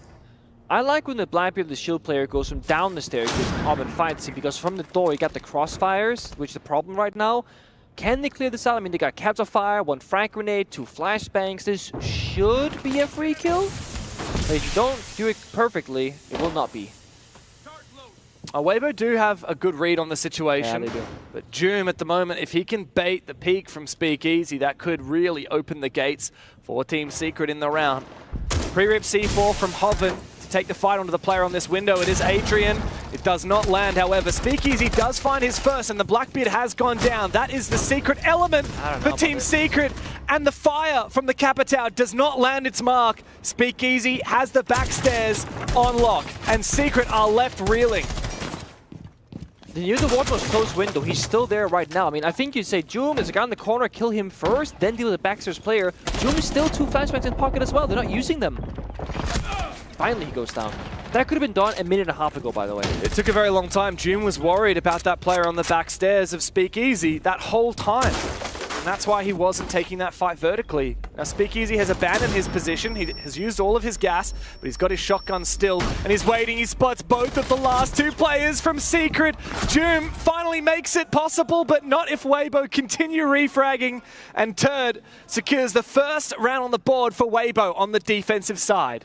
And we gotta praise Weibo there for the discipline and patience. They knew, hey, we got all the strong positions, the backstairs, the bomb set itself, and they're not really doing anything to force us out of them. We saw a single capital fire spent on the staircase. Speakeasy walks 1 step to his left, avoids the fire. Right here, Nate came out, fire came out, but it missed the mark. I mean, you're firing off the bottom platform at this point. That's why you can't play, because you got people below. You gotta fire further up on the staircase, or at least with Doom, use one of those 2 flashbangs when you go for the swing. I mean, also you got 2 fires for Capitao. You could both completely isolate those stairs. You would have to play from the doorway where Blackbeard was rather than down below. You mentioned that you prefer the Blackbeard being down below on the stairs. Yeah. My guess is the reason why Secret didn't want to do that is that's what happened against them when they played, it was Falcons I remember that. on this map, and Adrian completely farms the Blackbeard. Yeah. So maybe they felt like sending a shield on the staircase, not the greatest idea. You famously have critiqued shield players on staircases before, but having that Capitao on the door would have certainly opened a lot of avenues for Secret to completely remove the positionality from Speakeasy. 100%. There's this like old, not a saying, but this old strat thing that my old teammate Dunas actually told me about back in like 2017 when we were very bad at the game, obviously. Which is, guys, we're playing the glass and we're saving all of our smokes to plant the diffuser later in the round. But we're dying to the roamers. We should use some of our smokes now so that at the very least we can see the bomb site. That's one of those rounds. They only spend 1 capital fire because they want to use the second one elsewhere. But if you don't clear the staircase position, you won't see the damn bomb site. Exactly. So you might as well invest as much as is required to at the very least work through the round step by step. I feel like much more could have been done there. Weibo are starting to build a little bit of momentum, but they are still trailing behind. Now Turdster on the clash. He's spotted this Montaigne, and Secret are using the operator that they removed from play when Weibo were on the attack in that Montaigne. Turdster, this is really well played by Secret. I like the EMP to prevent Turd from using his gadget, and then the Nomad air jab to force him on back. Reeves is isolated in his position. I'm not sure if he's able to retreat. He does spot the player for a brief moment. It's also going to impact the Selma on his retreat. Weibo have successfully peeled back a layer of their defense. Step by step, I mean, this is beautiful. This is what Weibo couldn't do themselves, again, because they did not have the Monty. Ash charge, deals the mirror, Monty gets map control, Reeves for a second swing, a third swing. He's crazy. Oh my god. Very ambitious. He drops downstairs, and it's well read by Secret, who have Doom lying in wait. Reeps drops below and drops to the floor. Secret have the numbers advantage, and they still have this Montaigne to march forth. It's the perfect operator.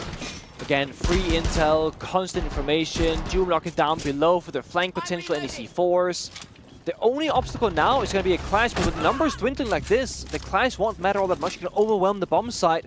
Speakeasy finds one in Mowgli though, but Ash has already spent both of their Ash creatures, I believe. The air jabs here make this difficult. And here comes the activation of the gadget from the clash. There's no way to clear this realistically. Flashbangs go out to try and press that position, but meanwhile, Ape has fallen. Maybe this is winnable after all for Secret, despite the Clash's position. Turster goes down, Doom duels him perfectly. It's up to Speakeasy, but he falls, and Team Secret propel themselves on the map point. Beautiful step by step. I mean, they had the exact right operators. Maybe in a perfect world, you had like a Sophia or a Capital to deal with the Clash easier. They brought the Nomad. They tried. They were just spamming flashbangs. And then once they get numbers advantage, they can go in the side window, the soft floor, or the soft wall to the bomb side, and just apply pressure from every single location at once. This opening was great. And that's what we're missing from Weibo, right? That lurker downstairs. Oh, what's that from Hoven? Why is he jumping outside? Out the window, yeah. Not necessary. And a swing here as well.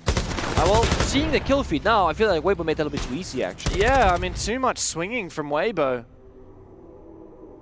Secret have the read on lock here, Pengu. They know that all they have to do is put a little bit pressure, a little bit more pressure, a little bit pressure, and then they're getting free kills here against Weibo. I mean, almost all of those players that fell for Weibo, it was just a Secret player holding an angle, waiting for someone to swing. Every single one, actually. Even the first death was well jumping down, right? In fact, yeah, every single kill was just holding an angle, waiting for a swing to come through. It's ironic because literally last round, well, the round before that one, I was like, Weibo had good discipline, playing about the staircase, not swinging, and the next round, now they swing everything, and they didn't need to because they had utility, because they had numbers, equal numbers until the first guy died. Yeah.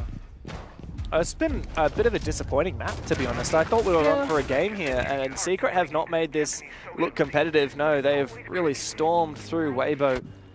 6-2, quite a lead, and 4 map points before them on Weibo's map pick. Not the showing that we expected from the team that 2-0 Dark Zero yesterday. No one just keeps delivering. This guy's had a great individual stage and he just keeps it up.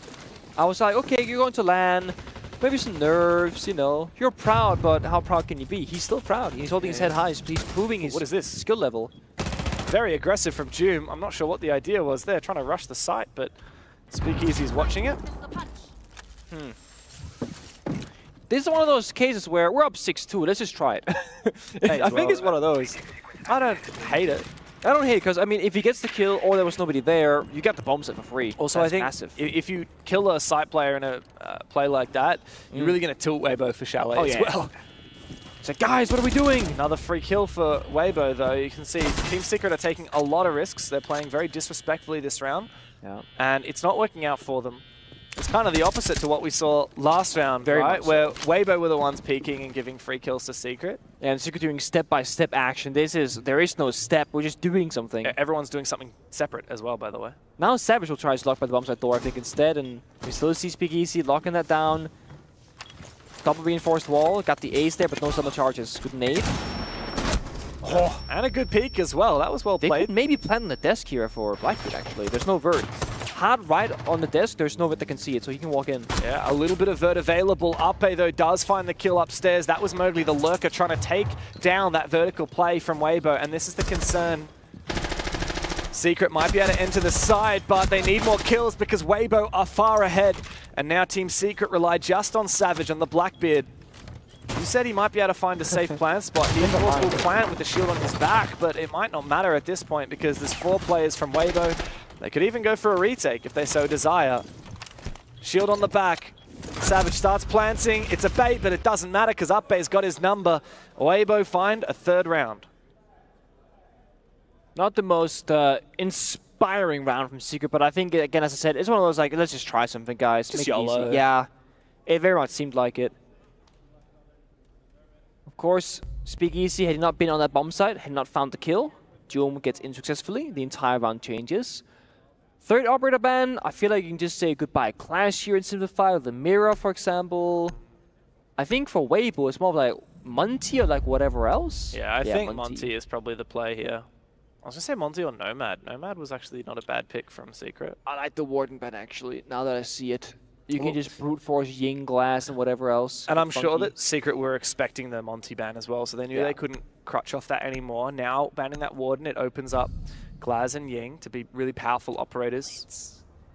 Yeah. Savage is one of those OG Blitz players. Yeah, really? From back in the day? Yeah, he's always been playing this operator. And he's Pro League debut as well and whatnot, just running around. Yeah, no, you compare the operator bans from Weibo when they're banning attackers compared to what Secret banned, and you know, obviously Secret got rid of 2 different shields before their 3rd ban came in, which I actually can't remember off the top of my head what it was. But here, Weibo have left a lot of shields in. Instead, they went for the Deimos, they went for the Grim. They had a lot of respect for these roam clearing and execute operators that Team Secret. Dokkaebi. Yeah, I mean, Dokkaebi's the one. Yeah, Dokkaebi was the 3rd ban. Also, something left in, to my surprise. I feel like the Deimos and Grim, they're good, but you know, having seen how the 2 halves have panned out so far, I definitely wouldn't be banning that Grim over, you know, Monty, Blitz, Blackbeard, or even the Dokkaebi. Oh my god, look at this lineup. I just saw the repicks. I was gonna say, when you see an armor or shotgun being picked, combined with a Ying and a Blitz, you know something crazy is about to go down. Don't peek it, Ted. Don't peek it, Ted. Yeah, you've always said you're welcome. You got some damage. Just take that and leave. He knows, though, that 2 people go into the Geisha area. Unlucky for him, he didn't see any of those pocket operators, the armor or the Blitz and Ying, so Weibo don't know exactly what's coming. Oh! This is very cheeky. Here comes the rush. Doom coming from up below the stairs, but Weibo are finding all of the kills. And even the Ying himself will fall. It's an aggressive jump out from Reaps to try and find players on the Geisha balcony, but there's nobody there.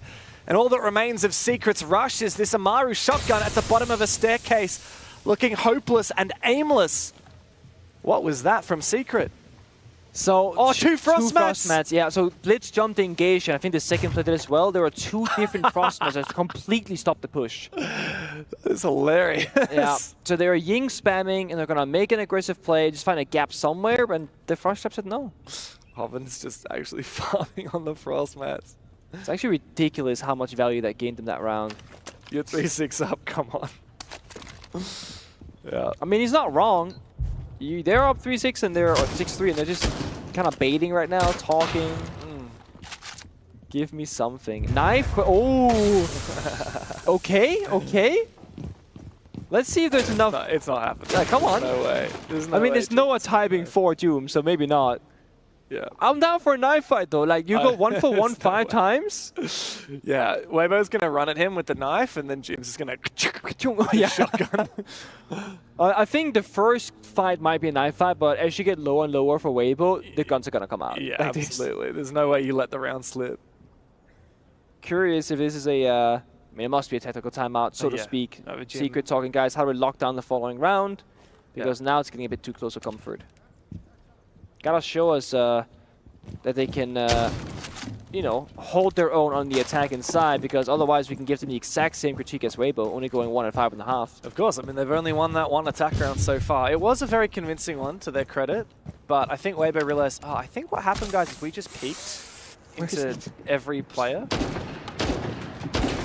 And if we just sit down and hold good positions, maybe we'll be fine. Junior's gonna go for it. Supernova in hand.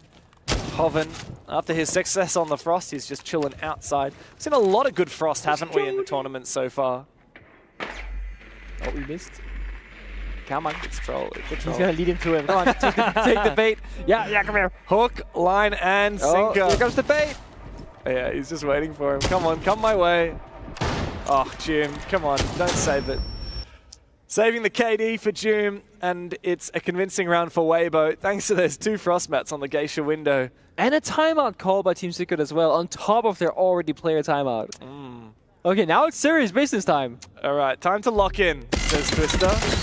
We get to look at these jump-ins from the Frost. Looks like they were trying to pick themselves back up again after those frost. Oh, it was a different Frost map. It was on the window, I see. 2 separate windows.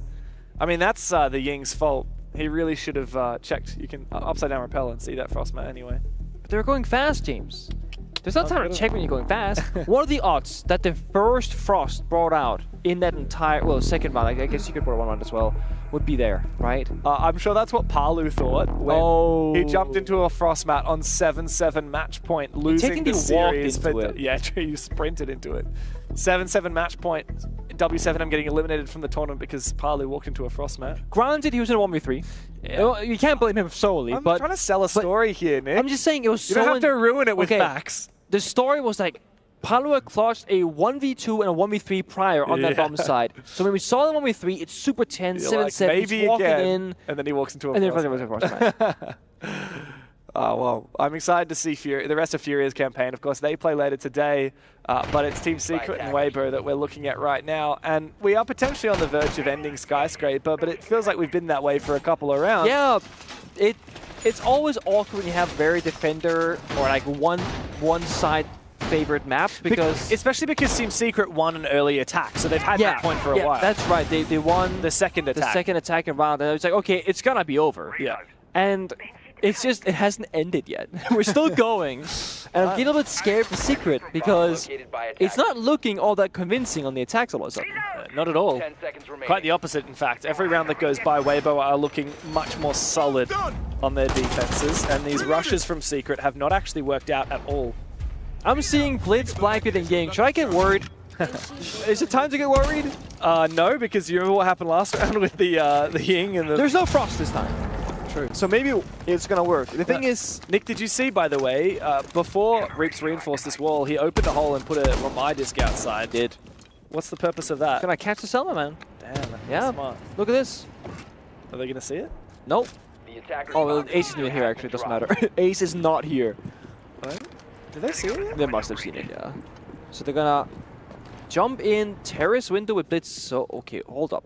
Blitz solo jump in. So Blitz has the pistol out, no shield. You make less noise this way. So he's hiding the Blitz pick. They're gonna Ying, force the rotation, and backs up with the Blitz maybe? Curious. This is a very strange cook here from Team Secret. Arpe's trying to figure out what the hell is going on. I don't like this. I think he may well have heard the Blitz now. Aggressive play.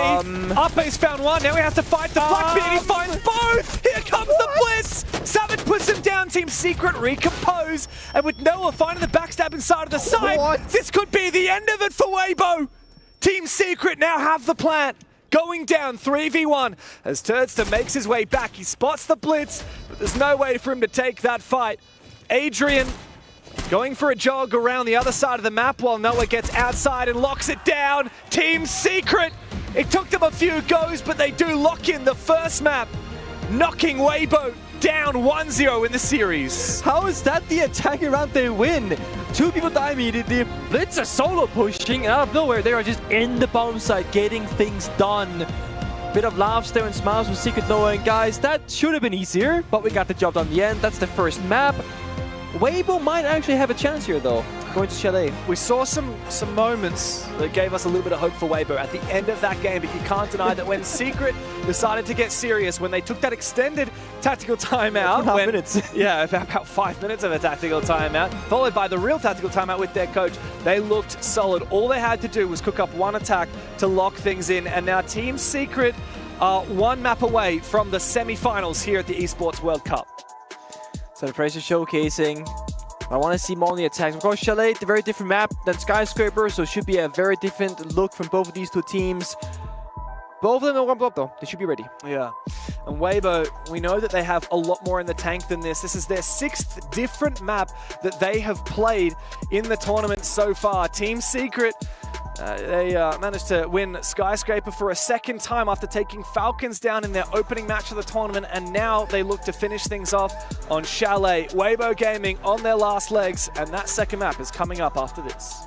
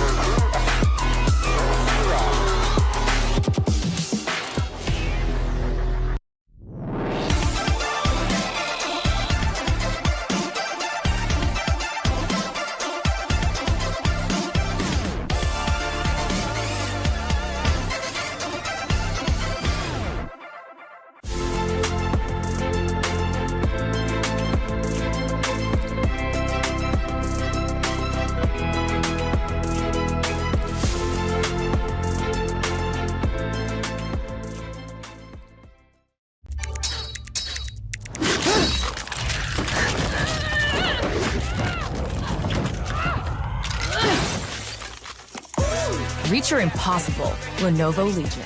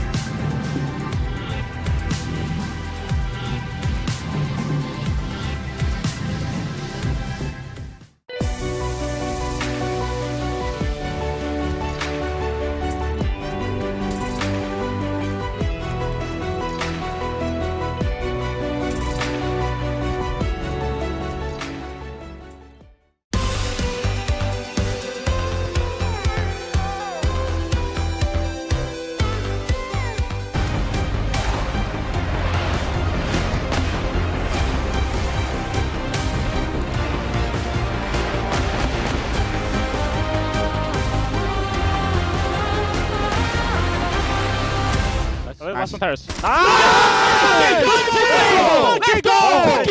Let's go! Good shit. Let's keep it up. See, guys, at least she's not doing anything. Yeah, just little folk guy. But let's make sure we bring the mutes now. Headphone user warning. A little too late for us as well, but welcome back everybody to Rainbow Six Siege X at the Esports World Cup, where Secret find themselves in the lead 1-0 against Weibo. And that was Weibo's mapping after all. Yeah, but you imagine obviously when Weibo picked this map, that means Secret gets to pick the starting side. And that turned out to be huge for this as well. Getting on the defense, immediately playing aggressive to make sure Weibo cannot get any kind of momentum. We know this team plays really well off momentum. We know they thrive off of that. They will continue in that. And Secret did anything they could to stop Weibo from getting anything. I used the word suffocating with Anne in the green room. I still stand by that. They were very suffocating. But happy anniversary to Speakeasy and Ape, who 1 year ago took a couple of the core members of Team Secret to Skyscraper and lost.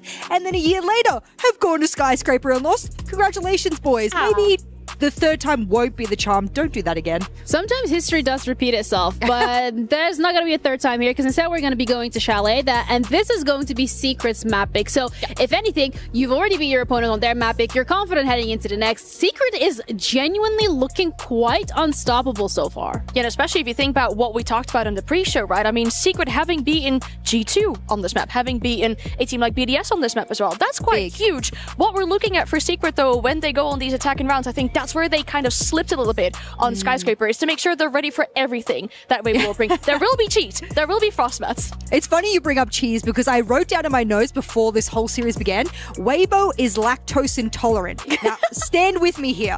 They're lactose intolerant because they usually ban all the cheesy ops.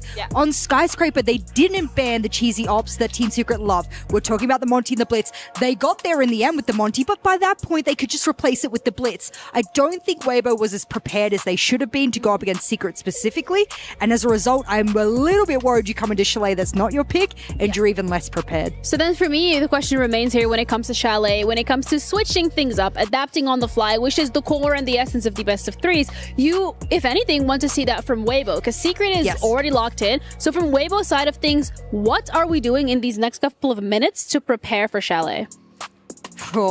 You can't say cry. The good thing is, the positive is, it's a high preference map for them, right? They like playing this one over in the APL. That's a big thing, so they enjoy playing this map. And what I want to see from them is ways to counter that aggression that Secret are bringing out. Like we've seen runouts from them. We've seen spawn peaks from them. I reckon they bring that to the table as well to stop Secret a little bit. I'm a little worried that they will fall into the same trap that that Skyscraper has of you could be up in their faces on defense. On Chalet, you can do exactly the same thing. So Weibo needs to play tighter, the same tightness that Team Secret operates on. And if you can almost copy and replicate what Team Secret do on a daily basis, that's how you overcome them. Unfortunately, it's a bad stylistic choice for them to go up against Team Secret. They didn't get the choice, I should say. It's just a bad day at the office for them. So they need to overcome this. I actually don't think it's fire versus fire. I think they need to be more structured, they need to play more tempered, and they need to deal with these problems step by step, because the late game is where Team Secret flourishes. So you need to make it to the late game to cut off that win condition. I think from the side of Secret, then all that I'm really hearing is continue doing what you're already doing. I feel like they've genuinely found the crack, so to say, in Weibo's armor. And I think as well to highlight the fact that Weibo actually is here in the playoffs. And we can't really say the same for some of the top teams that we were expecting to see here from NA, from Brazil. So this is already a huge feat. They get to play on the stage, they get to play in front of the crowd, they get to play face to face with their opponents with all the lights and all the audio and all those beautiful things as well, which could make things a little bit more complicated too. It could be, but I think this is also a big thing for Weibo, right? I mean, if we're looking at this team in general, we know it wasn't always easy for them last year with things that happened along the lines of making it to their SI. So for them to actually play main stage, because they got to this exact same point last year at EWC, but that game was on the B stream. So despite making it to playoffs, they weren't on the main stage. They got eliminated back then against W7M. So for them to be here, they need to soak that all in. They need to make sure they enjoy playing in front of the fence. It could be their last map. We sure hope for Weibo's sake it isn't, but this is huge for them. This is a big accomplishment and they need to make sure they enjoy it to the fullest as well. And if Team Secret want to be respected and not being called the underdogs over and over and over again, which I'm kind of sick of the storyline and discourse, being that they are underdogs given how many different upper echelon teams they've beaten, they need to do this comfortably 2-0. So yes, I want Weibo to put up a really good fight, take us to map 3. I am dying for it. But if Team Secret really want to be given the respect that they should have already deserved, it needs to be a clean 2-0. Yeah, and the way to that defeat, the way to that victory, you have to actually take Secret down along the way. And that's going to be a difficult task because this is Chalet, Secret's map pick, and they look more comfortable than ever. But this is Weibo's shot to prove to us and to prove to the world that they can do it, and this is the spot that they deserve to be in. So let's head over to Chalet, our second map of the best of 3, and see whether or not they can make it all the way to the decider. Thank you, Jeannie. Yes, Team Secret remain undefeated here at the Esports World Cup 2025, live in the Amazon Esports Arena. They get ready for the second map. They've won 3 maps so far in the tournament. That's all they have played. On the flip side, Pengu, Weibo have already played 6 maps, 6 different maps. And for the first time, they go back to a map that they've already played in Chalet. That might be a good thing as well because they're more familiar with it. They've already played it on land before. And also, I think now the biggest thing for me, if I'm a Weibo person, now I know what to expect from Secret because they have shown some fast gameplay, some slow gameplay earlier this tournament. Now you know exactly what you're dealing with. And I also think it was right on the money for Financial's desk. Fundamentals and 1-2-3 step for Weibo is much more necessary because they gotta survive into the late stage of the round. They're not getting there. Most of those rounds on Skyscraper, they ended in about 60 to 90 seconds once that first engagement was made, which often Weibo, of course, lost. Yeah, Hoven, Reaps, and Turdster, and actually Mentalist, who's one of the support staff for this Weibo roster, all of them did play here at EWC last year, as Jess mentioned on the desk, under the Bleed banner, of course. Yep. They made it to the playoffs, and they bailed out 2-0 in those quarterfinals to the eventual runners-up, W7M. This time around, they've made it back to that same spot, and it looks like, unfortunately, they might be on track for the same result. Not even to win a map. They've had their own map stolen from them.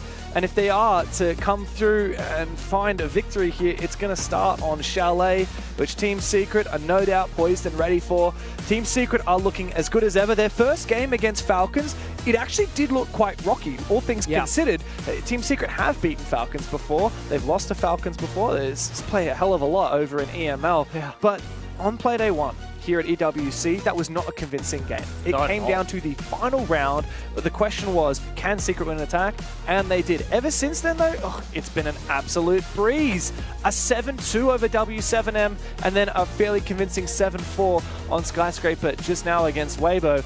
It's just the beginning for Team Secret, and they are looking in peak form.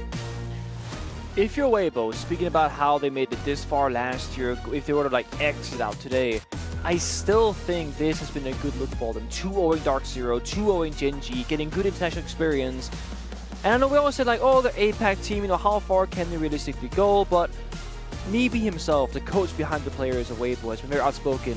We are here for the international matches. Like, that's what we're here to play for. Yeah. The same story that we kind of gave Fearx. It's not about winning domestically in APAC because they can do that consistently.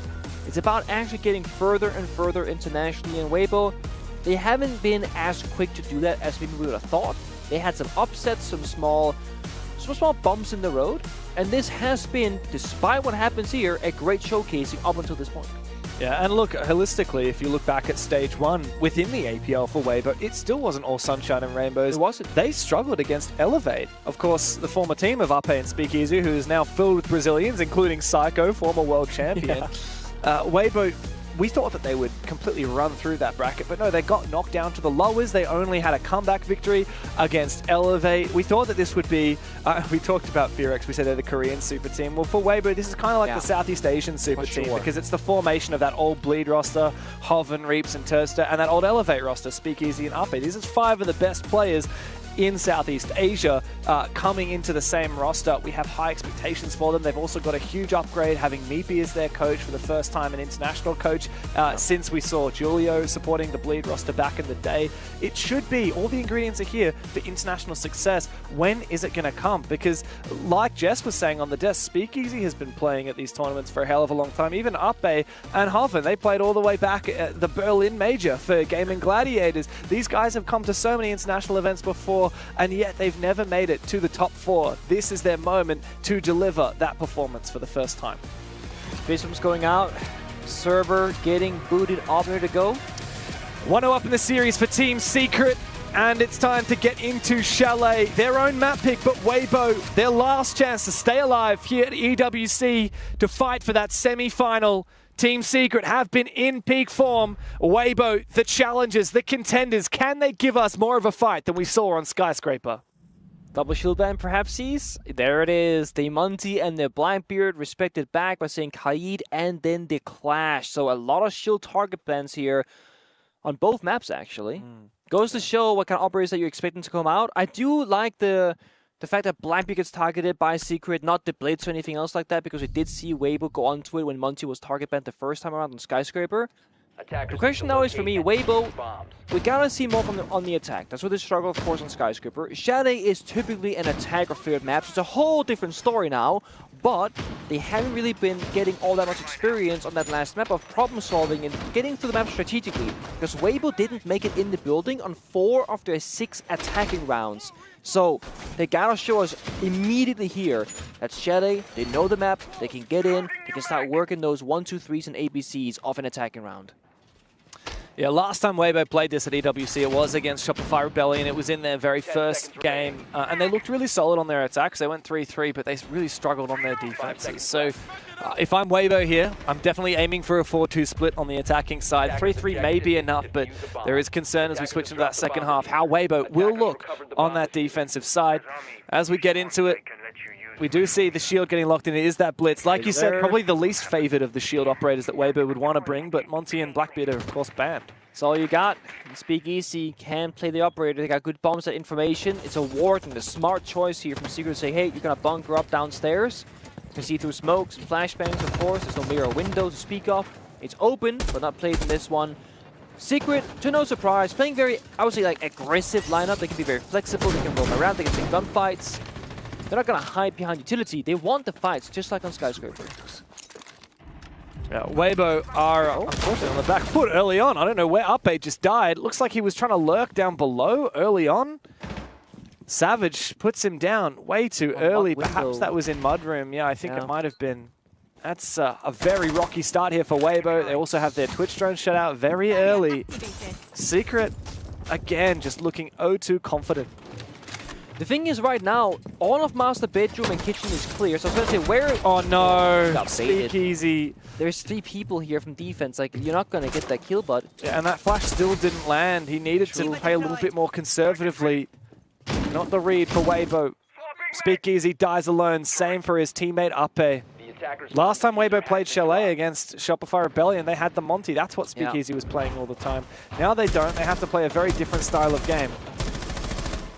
I was gonna say, I don't hate the fact that Ape is, you know, downstairs alone going for a lurk play, but they didn't even have office control yet. So again, just like before, there's no pressure on the map, you know, forcing Secret to hold specific angles. So they have so much freedom to do anything that they want. Now they can just hold top blue, they can hold mezzanine, and Weibo have no choice but to go straight into the setup. Oh, spot the player, but not finding the head. Savage finds his second, and Secret are completely locking this down. It's a bit sad to see Weibo struggling to find any form of competition here, as Reaps will find an exit frag before he's put down. Team Secret continue their form from Skyscraper here on Chalet with the opening round. We've got to hit the reset button right now. Fundamentals, 1, 2, 3s. We need Weibo to play boring Siege. Yeah. If you see that setup, you go master bedroom, you go kitchen with 5 people, and you will drone into piano, you're going out the door even. And you take this position without the bit swinging, you open up the windows, you go to the soft wall, then you start flashbang clearing the shield, you destroy the shield, and then you push. You're giving Secret what we call like 70-30% gunfights. Secret having 70% chance of winning, you having 30, and Weibo seemed almost happy with those numbers when they could make them 50-50 by first doing the utility clearing step. That's the basics of a Chalet bar attack. Now Weibo, I'm not saying you cannot play aggressive, you can, but you gotta do it together. Ape dying alone, Blitz dying alone, no refrag, no trade, no nothing, no pressure points. That's not good enough. That's what starts to be a bit of the story here for Weibo. It's just not good enough. It's just not the standard that we've seen from them so far. I mean, against Dark Zero, they won from a lot of very much unwinnable positions. They had a really solid performance against Gen.G. Both of those maps were 2-0. Yeah, now they might actually lose 2-0 to Team Secret. We need, like you said, the reset button. We need them to get back the form that we've saw from them all of APL and all of the EWC so far as well. You can't fight fire with fire if your enemy has much more of it, and that has just been the story. Individually, we've not seen the Weibo star players really showing up. I mean, I don't think I've said Reap's name more than once this series so far. Which is funny, because last time he played Chalet against Shopify Rebellion, he got 12 kills. Yep. I think he's got about half of that if you go for the entirety of Skyscraper plus Chalet so far. It's not a good look, but again, Skyscraper was a very difficult one. This should be a bit easier, but again, they haven't shown us that they figured out just yet. Second attempt, this is better, right? Hard destruction, open up the office wall, drone around, take library control, this is the first step. Discovery phase, counter intel. Can they clear Doom on the half wall? That's the second step. Can they take piano? Combined with that, also the second step. That's the big question now. One thing at a time. Step by step, clear out these keeper barriers, start to march on forward. Jim is actually falling back. No one to cut him off from the master window or from the piano window. The tower. Yeah, he does. Ape finds the opening kill. Where was Mowgli? All the way over in office. Spotted all the way from Fireplace. A very long angle from Ape. And finally, we start to see Weibo having a little bit of success. Speakeasy is actually down below. He wants to go on this rappel. In all likelihood, he spots a player and he does find that kill. So good here from Weibo as they finally look a little bit more lively in the server, and they completely dismiss the defense of Secret. Firing up our Weibo, and Reaps has a few choice words to say to his opponents. Finally on the scoreboard are the Southeast Asians. So much better. That's the best round we've seen from Weibo the entire BO3 so far. It was very simple, it was very predictable, but it was solid Rainbow Six Siege. Long left aside, hard destruction, not sprinting around the corner for speed, checking that window swing, expecting Secret to be aggressive, a good read. The only thing they were missing was a big master window repel, but they had the Demo Strike on Doom anyway. Good backup play, good fundamentals. That's what we expect to see from them. Yeah, more of that from Weibo, and we're going to have a really entertaining competitive game here, because I have no doubt that Secret, if Weibo turn it up, well, Secret are going to turn it up as well. We've seen how much they are capable of that. And they haven't really broken a sweat since their first game against Falcons. That was the only overtime. Like I said, it was a 7-2 over W7M. Skyscraper against Weibo, it was a walk in the park as well. This might be the first time that they really have to work for it, but Weibo need to show us more rounds like that one just passed, and not at all like the first round. And if I'm Meepy and I see Weibo do another fluff round, I'm calling that tactical timeout and saying, guys, no more of that. Yeah, no, same. I think if you lose a round in the wrong way, you call it early, get ahead of the problem, don't get too tilted. And the thing is for Secret, if they start recognizing that, hey, Weibo actually playing like good fundamentals, or doing like the good clear stuff, they just get it in their face like on Skyscraper. Yeah. They can turn up if they need to. They, like, last round was one of the first times Secret fell back and gave up map space for free without needing to. They chose to. Yeah. They got punished for once. Well, Weibo, what have you got to show for us as we go to repeat the same bomb site? It's Office. Oh. We still have a bit of cockiness here from Secret. You can see Savage peeking. even these very aggressive angles with the holo sight. Mowgli does find the opening kill as Terza jumps on inside. Bit of damage done to attempt to refrag his teammate, but not able to find that kill as of yet. And Savage comes in with the wall bang. 3 players from Weibo have fallen, and Team Secret again are looking well and truly in control. Yeah, it comes down to Secret. They strike back. They will take a fight. A freebie downstairs. Yes, sir. But again, low impact. 2 versus 4. Starts at the building. Ape just watching rotations. But Secret, they're not moving a whole lot because, again, they don't have to. There's no pressure on the map. They know Weibo are either in the basement being a rat or outside just simply holding angle. The way back into this game for Weibo is by fishing, one by one, seeing if you can find these kills. But Secret have been so hot on their shot. It's not easy to find isolated 1v1s, and it's certainly not easy to win them. This mute has been a big problem for Weibo on both maps so far as well. The Deimos trackers, the Grim Bees, the drones. There is a world where a mute ban comes out because like this is annoying at this point. Yeah. But can you afford to ban a mute on Chalet of all things? This is not even watching the game, just taking notes. Meepy's also taking plenty of notes. Likely to make a tactical timeout shortly. Noah finds the first one. He's going to find the second if he has enough bullets, but does have to reload. Adrian comes through. Doom is fired up after that one, and Team Secret again in the lead on Chalet. Faceone's going out. Waiting to see if we get a tag timeout. So far, no. I guess not. First, operator bans. Well, you get a sort of tactical timeout when the operator bans come through. Of course, the coach can speak. I don't think Meepy is, though. Flipping it up to the players. I'm curious. Asami, Fenrir, Mute, all a bit problematic, perhaps.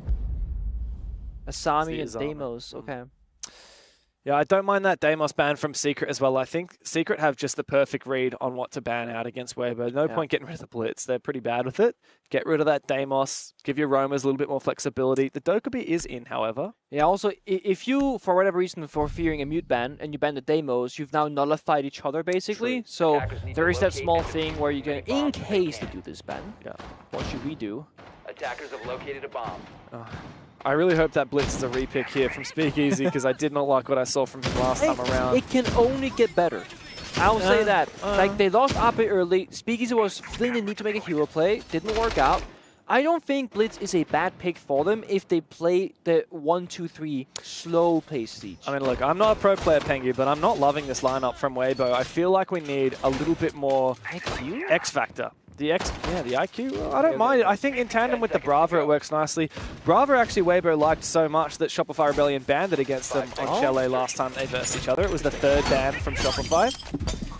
But from Weibo here, I'm surprised. Like, why is there no Dokkaebi? Like, she's such a good operator right now. If you want to go for your lurks, you pick that operator. Instead, we've got the Lion. I feel like the Doke would be so much better. The Gridlock as well is a bit of a question mark for me. You're really worried about flanks, seemingly. There is one benefit to the Gridlock, which is just gives you like a ton of burn if you really wanted to. But there's nothing to burn, no Jaeger, no Wamai. So it comes down to, again, just what happens early in this round. Can Weibo get a foot in the door? Can they establish a foothold to work from, their base of operations? And we see the game plan Secret very clear. Shut them out. Aggressive Solarum, aggressive Master Hallway in Piano. Right now, the bomb site doesn't matter. Oh, Noah. Outside. Yeah, aggressive and Reaps to go down early. Not a good game for the Chinese player. Secret are still in control and they've got this roam on lock. Weibo don't have anyone cutting off these roamers from going back to site. Rotating. And they're rotating, but also allowing Secret to rotate. Yeah. Look at this. No one's cutting the map in half, so again, there's free roaming from Secret, a fast entry into West Main, but no one's really here. Main door, finally a cutoff happens. Mowgli goes down to even numbers, but they're lacking map presence. Ape is in the building, bottom Solarium stairs, but there's no drone and there's no teamwork. He's clearing every angle himself. 3 drones alive, half the round to go. Yeah, and the result is, like you said, no drones left for Weibo. They're going to have to dry peek most of the map here. Yeah. And when they finally do get towards the library and Blue Stairs side, Secret have this incredibly powerful setup. We're going to need, I mean, the Grimm's Bees and 2 nades, 2 flashes and a smoke. That's not really a lot to deal with the setup that we've got here. And there's a Warden as well to counter. So now it comes down to, again, can you clear this particular spot? Top blue messing in the hardest part of the bar attack is about to happen. And there's nobody on the library balcony from Weibo. They, again, don't have a backstabber. So, and the windows in library, they're closed. So Noah has full range of motion inside library to make any sort of play he wants to make. Wow, a lot of the B's come out as well from Turdster. Are they capitalizing upon this opportunity, though? There's no one here playing on the mezzanine. Secret have fallen deep back into library, but they've got these ACOGs, and most pivotally, they have that DMR. It's Noah deep in the corner of library, finds a long angle against Speakeasy, and he's hungry for more. He is traded by Weibo, who now have control above the bomb site, but there's only 25 seconds remaining, and Secret are still fighting tooth and nail to contest in the late round. Adrian aggressively peeking the hatch on site. Weibo need to get in, and they need to quickly. But they don't have that diffuser. They're going to have to go for kills. Adrian, he's not going to fall. Instead, Team Secret, they play into the aggression, they fight back, and they put Weibo back down again. Another dominating round for Team Secret. Oh, how do you fight against that? There was a small moment there I was thinking, this is looking pretty good for Weibo. They got the library rotation, they got in, they shot down Noah in the corner, but then time becomes a problem. You're forced to drop down that hatch with the Siege X launch. You're forced into a hipfire animation. You can't ADS and take that gunfight comfortably. Weibo has called their tactical timeout. The final, potentially final chance for me to swap any sense into the players of what they gotta do to make this right. And there's no way that Secret should have won that round. We need a hard reset now from Weibo. A few things done well. We need more explosivity. We need more decisiveness. We need more conviction here from the APAC team. We need that measure twice, cut once mentality, where you're really doubling down on what you want to do, because what we saw previously, they were not in the building until Secret gave it up for free. They ran back towards the bomb site. They cannot get in Solarium. They cannot get in Master Bedroom. They don't own anywhere on the map. This is Chalet. They look toothless without the Monty. Yeah. Without a way to say, okay, we're just going to march and brute force this avenue, they look clueless. They can't gap find. They need to have presence all over Chalet. It's not a huge map here, Pengu. Yeah, I was going to say, Secret, they're not making it easy because they are everywhere on the map. But what we're missing is library windows weren't opened up. Exactly. Main door wasn't opened up. They were just four guys, Solarium, Rappel. And it's like, well, you have one guy playing in Solarium. You can't rappel in. The first thing you should be doing at the start of the round, someone spawns helipad, you're opening up the library windows, you're opening up the site window, you're opening up mud window. Yeah, now there's pressure. It's phantom pressure. Even if you're not pushing there, they have to stay away from the windows. They have to expect that you might be playing from there. Hell, you could be on the helipad for all they know. They're going to have to play more passively. You open up the balcony window, the fluke balcony window, you open up the main door as well.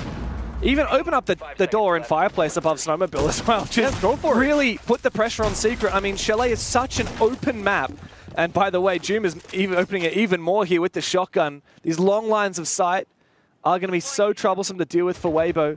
I mean, here we go. One tap for Mape. Mowgli aggressively peeking outside. And he's not the only one as well. Joom still peeking this library window. I think it was Joom's job to watch the helipad so Mowgli could swing somewhere else. Oh, he jumps out.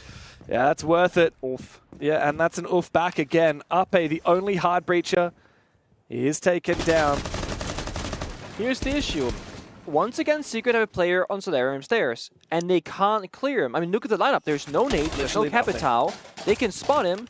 The only way where it's cleared out if a Secret or Savage rather walks away for free. Like, it's Secret's choice to give the space up or not. C4 goes out as well, and it gives him a line of sight, although it doesn't find a kill. The Dokkaebi finally picked here by Hoven as it rings on out and hopes to give some ground to Weibo. As the Blitz repels on inside, he might be meeting his match pretty shortly as Savage spots him. He wants to continue contesting. He goes on the vert angle. Turd takes a little bit of damage. His teammate is there to support him. Adrian holding down the fort. The smoke goes down, but Adrian, he spots a pixel through it. Hoven to come for the backstab, but he's not going to do enough here for Weibo. And Team Secret again take another round away from Weibo. And at this point, it's like taking candy from a baby. APAC have been sat back down again and humbled. Team Secret 4-1 on their defense with 1 round to go in the half. And they're going to look so easy. I mean, Secret keep making the right decision after right decision. They're just fighting back. Strategically, there's not really a matchup here. It comes down to mechanical skill, gunfighting, and those small individual player decisions. Hoven found that gap actually on the bomb side, walked in, but it was a 2 versus 4. So he gets the kill right here. then dies from above, because again, there is no map control in any of these rounds from Weibo. They don't have verticality, they lack the pressure. It's a very, once more, like one-sided push from one position. Yeah, Team Secret are really feeling confident. They will be ecstatic. Not even qualifying for EWC last year to now in the driver's seat and on the verge of finding a semi-final.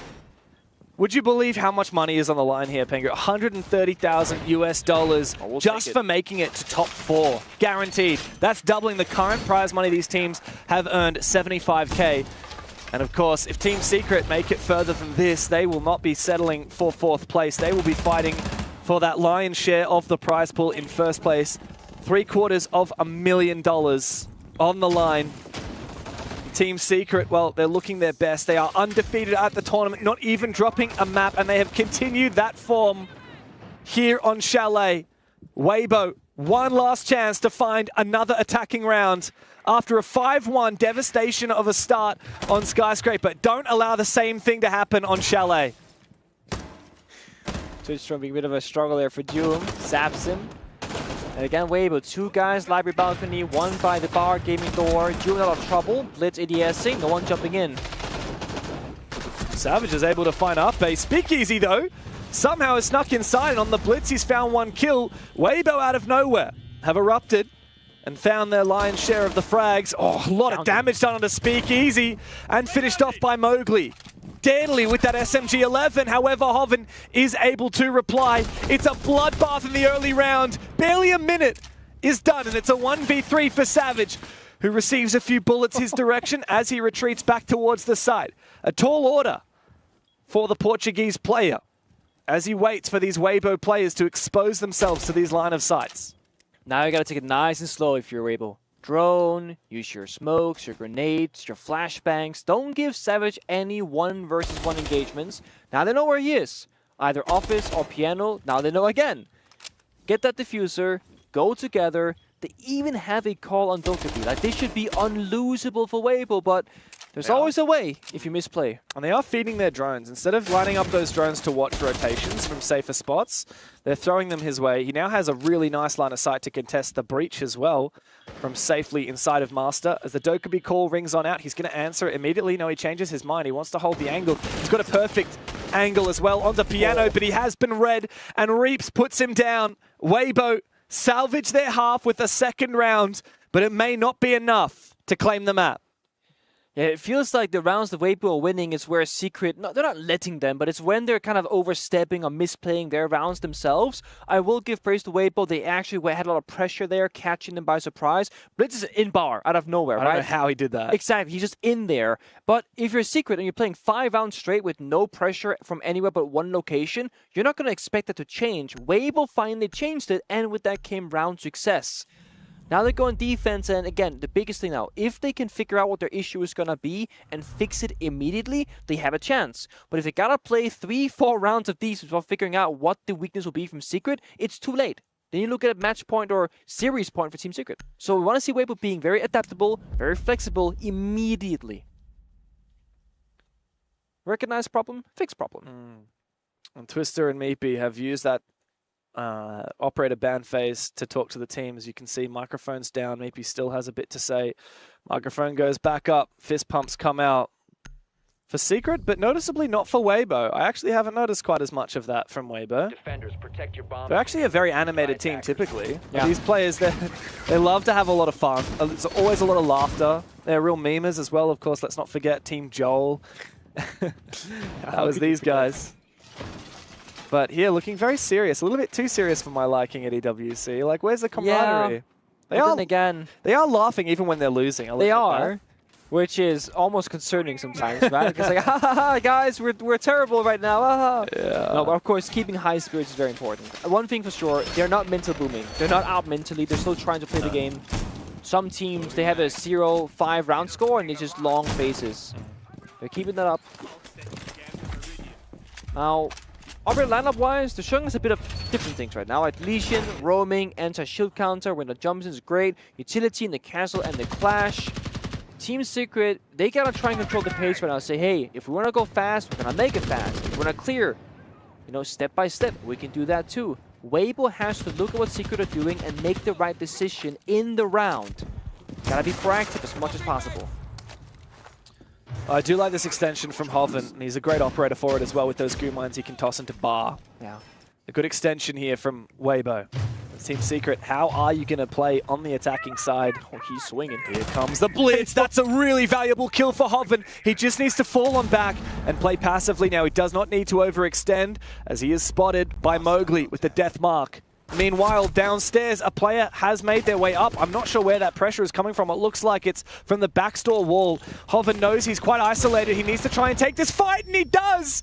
Mowgli down. Hoven's worth his weight in gold. 2 kills already, and he's baited Doom into another as Turtz has got his back.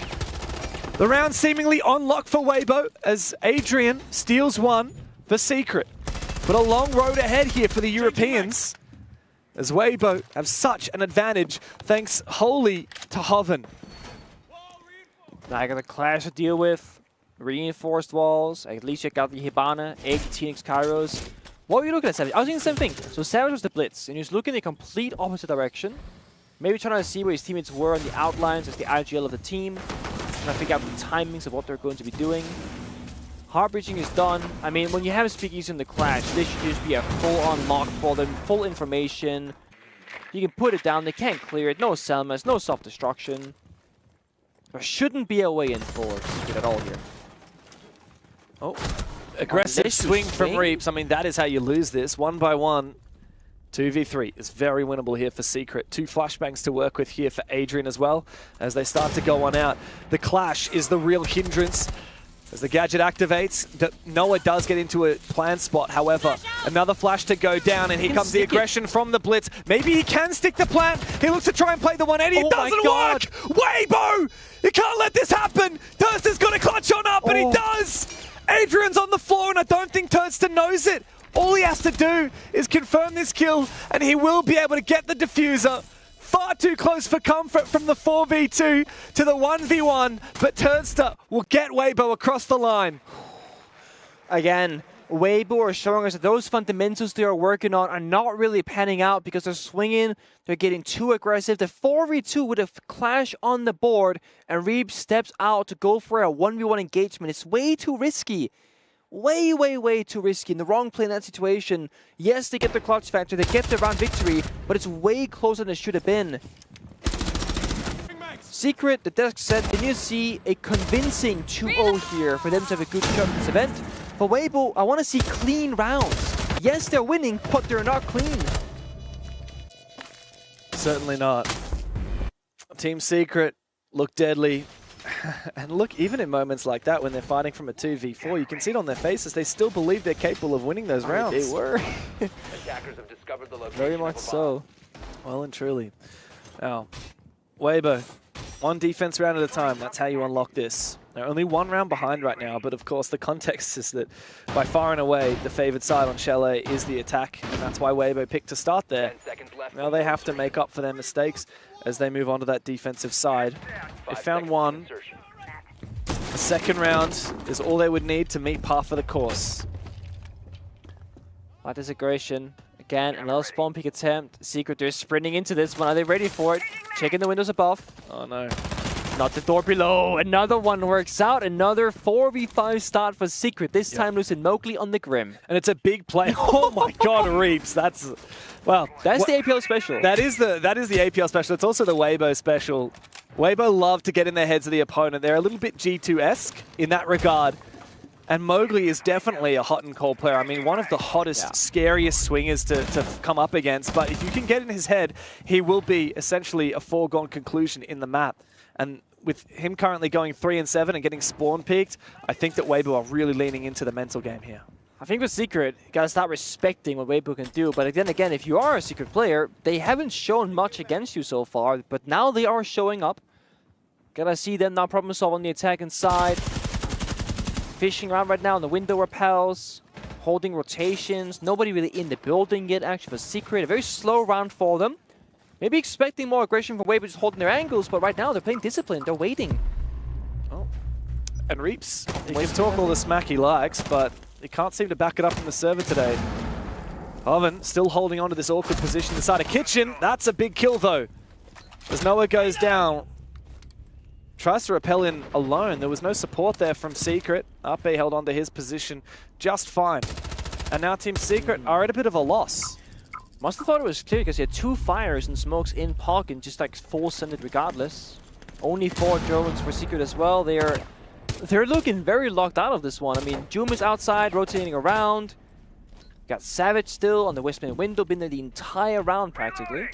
And as long as Weibo don't overstep like last round, swinging aggressively, they should once again be fine. Well, Team Secret are just fishing for kills at the moment, but Weibo, we saw, like you said, what happened last round. Even in a 4v2, I wouldn't count out Team Secret. They are waiting patiently. And Weibo, they're moving around. There are the kills. What? Out of nowhere. How does it happen? They just moved into their guns. Weibo got ants in their pants, and Team Secret are going to take advantage of that. Now they're in the driver's seat. They've got a 3v2, and the Deimos is still alive. The Denmark does fail as Hovent moves into a mute jammer, but it doesn't seemingly matter. There's no one on this camera for him to support him. We need one of these dead players to... Yes, Reaps is now on it. Flashbang goes out. He does dodge it for a brief moment. Worried about that player above him. As the camera has been taken down, he needs to get back to a mute jammer as the death mark comes through. He is going to be spotted. These 2 players for Weibo try and hold on, but it's just down to Speakeasy. And Secret are on the verge of it again. Joom out of nowhere! Death from above as he drops down. Twister says, you are that guy. And Secret steal a round that they never should have won. A 3 versus 4, but Weibo, they give it away for free. It again comes down to Weibo unable to play a clean round. You said it so well. Why is no one watching a top blue camera with 3 people dead? They're so slow. They're so far behind. I believe it was Turtstyle on Mezzanine walking into right here. Walks into library, dies. They have top blue clan. They have blue staircase. They have Mezzanine. They know fireplace is clear. The only place an attacker can be is either in the basement, on library balcony, or on the office balcony because you have information on everything else. You can deduct where they're going to be playing from. You shouldn't lose that round.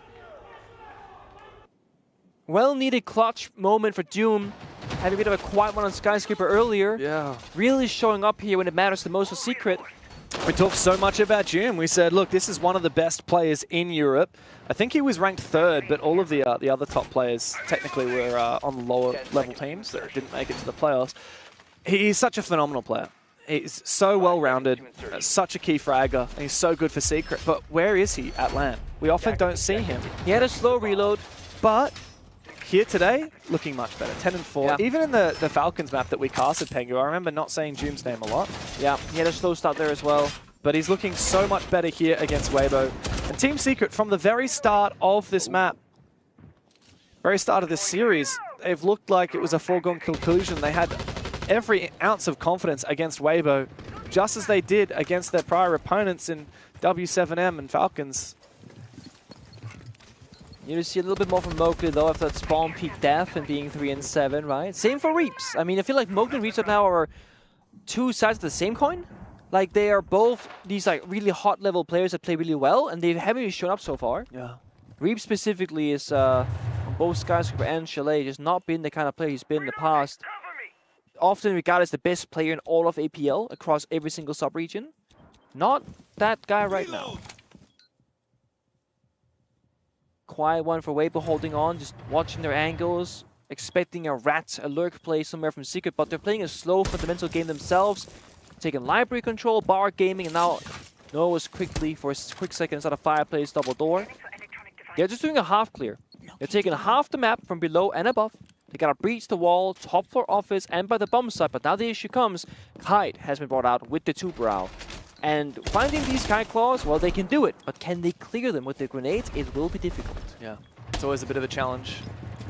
That said, I'm a bit concerned here for Weibo if Team Secret start to mount that pressure on. This is well juggled here by Speakeasy.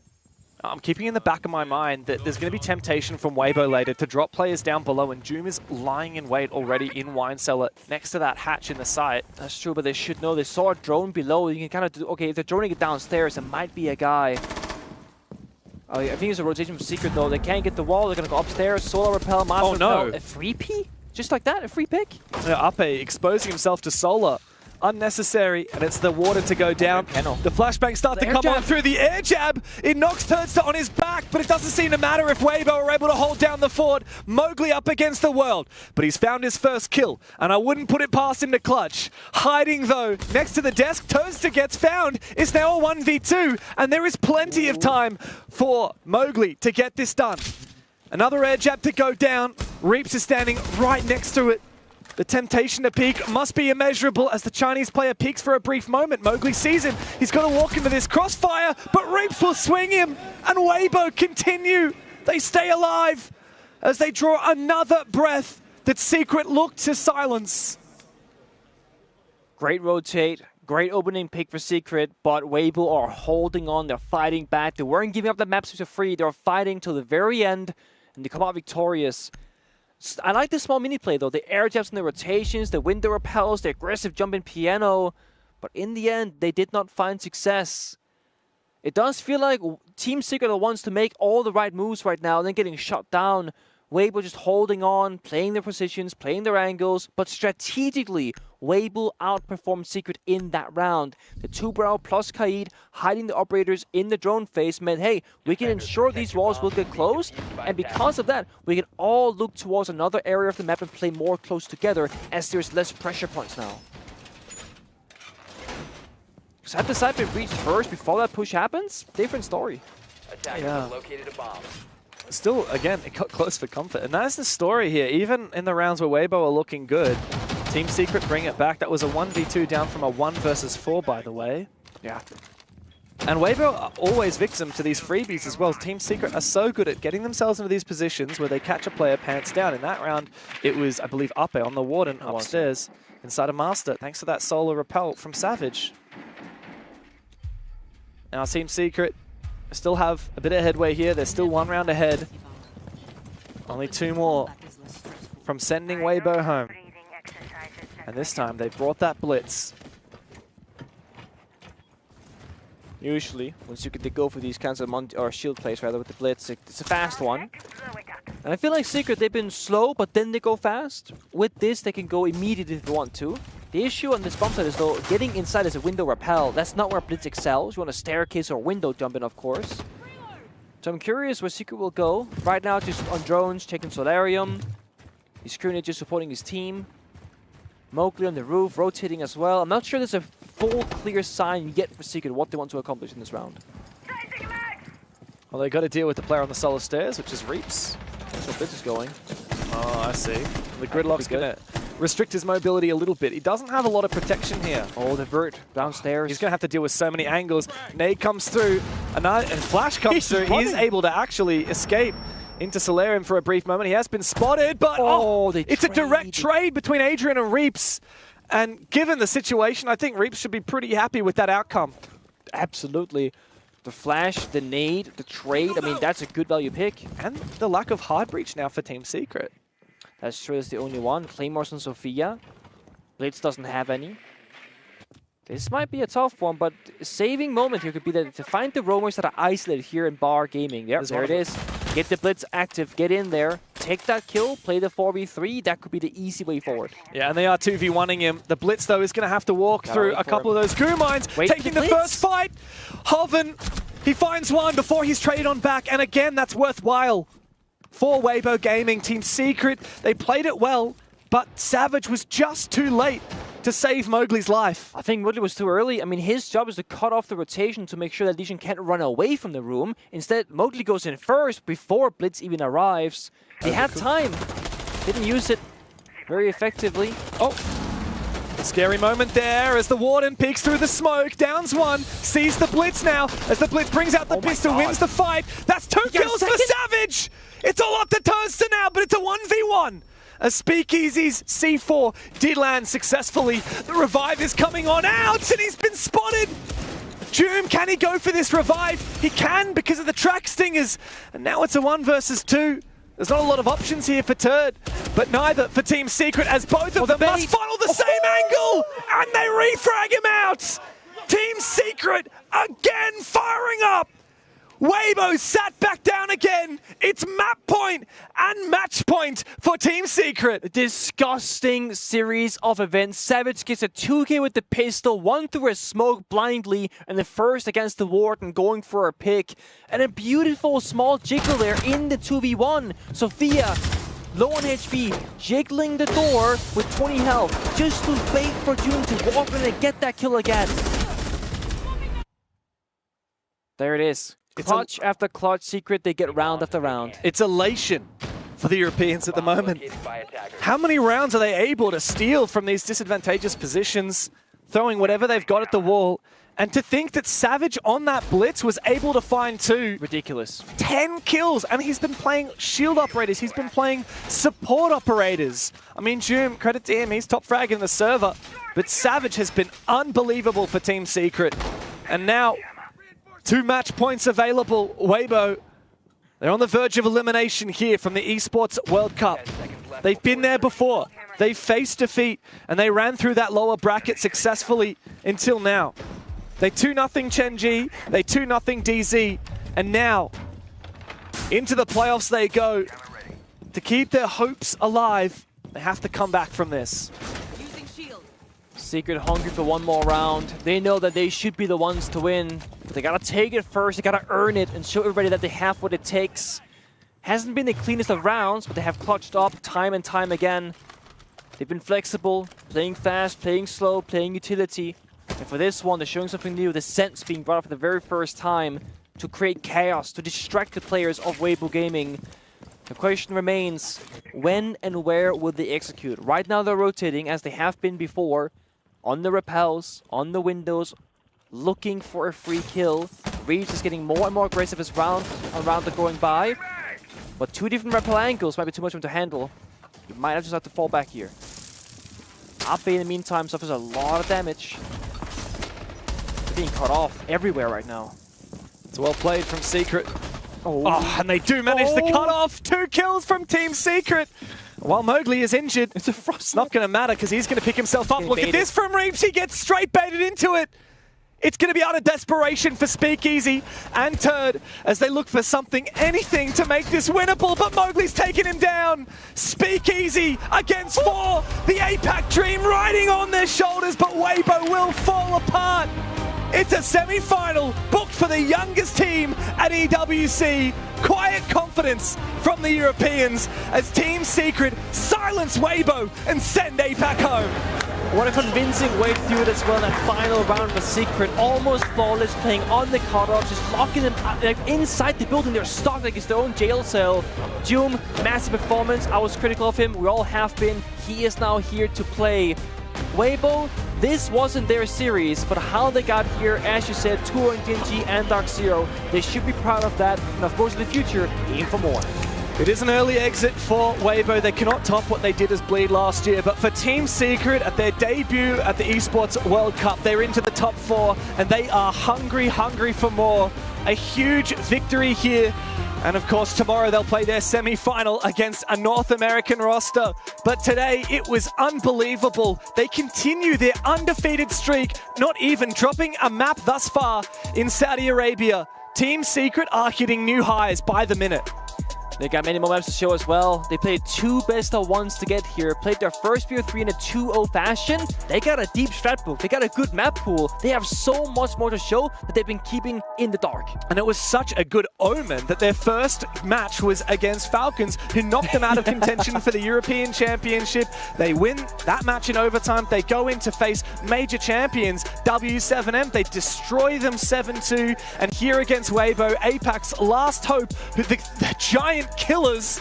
After taking down DZ, Team Secret said, that's no problem. We can play BO1s, and absolutely, yes, we can play best of 3s. 2-0 over the Southeast Asian roster, and Team Secret did it in style. There we see how much it means to the players. I mean, Jim's been popping off in the player camps every single round victory. Oh, yeah. You'll get 0 kills in a round and still just be screaming. And we saw the energy from Team Secret that we didn't see at all from Weibo. Weibo are known for being real jokesters. They're known for bringing that fire into the player camps, and it was Team Secret the whole time. A massive game from Secret. They are through to the semi-finals, and we've got an interview up on the stage. standing by with semi-finalist Noah here of Team Secret. Noah, you looked almost in shock when you clinched up victory there. Yeah, I mean, that last round just froze the entire time. I didn't realize we even won the game. It felt so good, you know. Yeah, I'm just so happy. It was the first time you've made a top 8. It's now the first time you've ever made a semi-final on a main stage like this. How much are you enjoying this moment? I mean, it's incredible. I love doing it with this group of guys. You know, these guys are like my favorite people ever. I love these guys to death, and I'm so happy that we're doing this. Now I just want to really, you know, get that trophy right there. Right next to you. I want it. I want this thing right here. I want to take it home. I love that. Shout out to Weibo. They drop out of the competition here and now. They will get their key crushed very shortly. It is one of the beautiful yet brutal parts of the Esports World Cup. Shout out to them, but you just wiped them out. It almost felt like, you know, this is a team that really builds on momentum. When they are flying, they're a hard team to beat, but you just shut them down from the get-go. Yeah, I mean, we saw their game against DZ and all their games before that. We knew they were going to be difficult to play against, but we were ready and we felt confident in our default gameplay, so we felt really confident going into the game. Personally, you've seen a bit of an astronomical rise recently as a player. You're one of the top in EU right now. How much are you just loving it? And what's brought on this big change, do you think? A lot of hard work, a lot of sweat, you know, behind the scenes. You know, it's not just all fun and games. You know, sometimes you really got to go through and work really hard, work for long hours, put in everything you can. And something I've really learned, you know, is just that whatever you want to do, you can really do it if you just push hard enough. And I came from the bottom, and now I'm here, so I'm just really happy. Started from the bottom, now you're here. And if you do want that trophy that you've already said you desperately want, Shopify Rebellion or SSG, who do you want in the semi? I want Shopify Rebellion. I want to get that game against Spoit. I want to see the Sweden versus Sweden and see who takes that crown. So. Cool guy, great interview, fantastic game. Best of luck in the rest of the tournament. Back to you guys in the studio to discuss that one. All right, Noah. That was such a good interview. He's feeling it. Respect. I loved his energy there because usually he's quite a tempered person, you know, and then he's come out and gone, I want that trophy. I'm confident with what we're doing. We're putting in the hours. I mean, spit. Let me know what's up. Hell yeah. That energy's so good. I love it. We're also really glad to see he's picking a team he wants to play against because we so often have these players like, oh, we'll play whoever. It doesn't really matter to us. I like that he's picking a team. I like he's putting out the you know, the target there for him and his team, and I would love to see that happen. That's dangerous. Yeah, imagine we have to pull up a head-to-head between him and Spoit. He's got to have to step up there. Hey, maybe we're gonna get to that at some point. Shopify is playing later today against SSG, so we'll see how that plays out. If any history repeats itself, whoopsie poopsie. We'll see. But you know what I really liked him mentioning? We started from the bottom. Well, he started from the bottom, but Secret in general did start a little bit from the bottom, if we do say so ourselves, because when we were looking at EML and their way into here at EWC, it wasn't that they were the big dogs, the top shots that we were even thinking we're going to qualify. But then they're literally one game away from being in the finals, 2 away from winning the whole thing and actually touching that trophy. And they get to crush another key. Oh, they're waving to it. And they're waving. Bye. When they were getting so active as well after the game, that was amazing. That was Mowgli. That was Mowgli getting really active. Animated, and I'd love to see that. Yes. And be honest, what did Mowgli look like at the end there when he was screaming? Mad. Yeah, he looked mad. He was like, it was like he was trying to prove something to Weibo. I don't know what beef they have, but it's been squashed now. Maybe it's just like natural. Maybe he's got the dog in him. I don't know. He's got that dog. They're just like ready to rumble. But I really love this side of Secret that we're seeing because it's not just the fact that they have hit the ground running with the best of ones that they played. We were asking a lot of questions of, okay, we haven't seen them play a best of 3 yet. Do they have the stamina to be able to do so? Are they going to be able to do so? It's on the stage. They don't have that experience either. And every single question has been answered with yes. Yeah, but isn't it crazy that this team hasn't even lost a map yet and they've moved on to the quarterfinals while doing so? That's actually insane. We can obviously, the same goes for Virtus.pro and the same goes for Shopify Rebellion, but they haven't played that best of 3 yet today. And that's the big thing for me, to go into the quarterfinals flawless currently.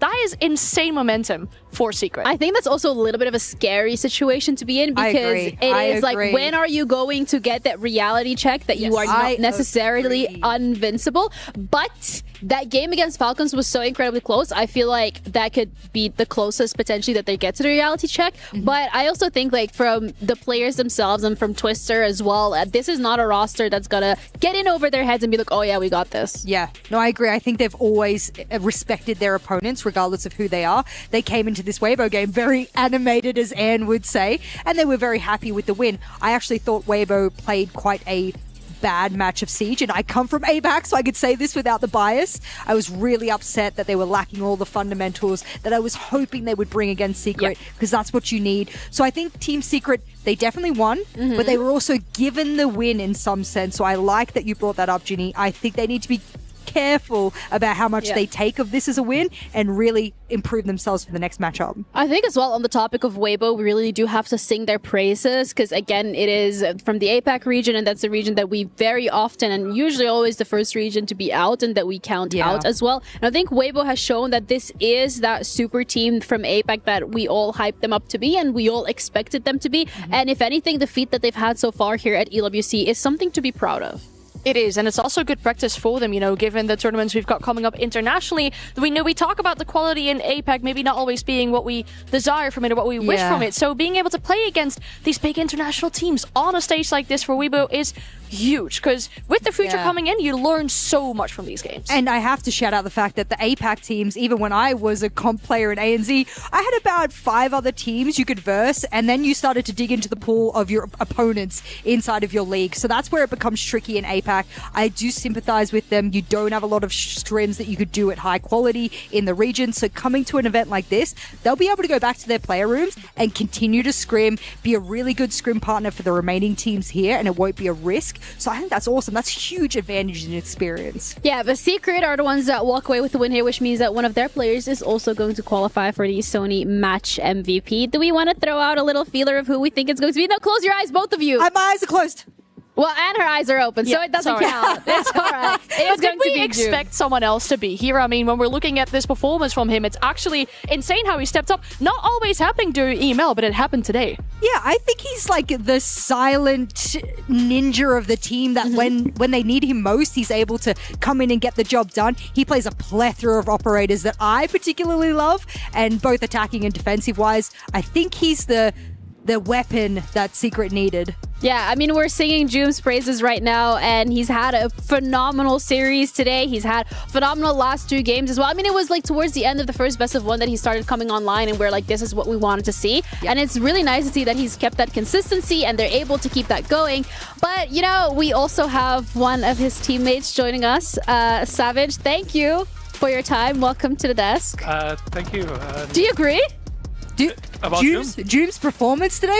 Give us some words. I mean, he's just a crazy player. Like, he's like the kind of player that I think any team in Europe or any region, if they could get Joom, they would. Like, he's just... Oh, you got to lock him down then. You got him locked down, yeah? I think he's happy, but hopefully. What do you think makes him so special then? I think he's just... He's just a different player, I guess. I don't know, like, he's just unpredictable. He doesn't do the same thing twice, and he can do a bit of everything. He can lurk, he can entry, he can do anything, like, really. And obviously his gun skill, obviously, is very good, gifted individually as well, so that helps a lot, obviously. Now let's look at the bigger picture in terms of Team Secret as a whole, because you guys had a really good event so far. Win the first best of 1, win the best of 1 against Falcons. Now you're winning your first best of 3 against Weibo. You're basically 2 wins away from actually getting that trophy. What? Oh, I saw the smile on your face. Yeah, that's the situation that you guys are in. What happened between EML to now for you guys to unlock that potential?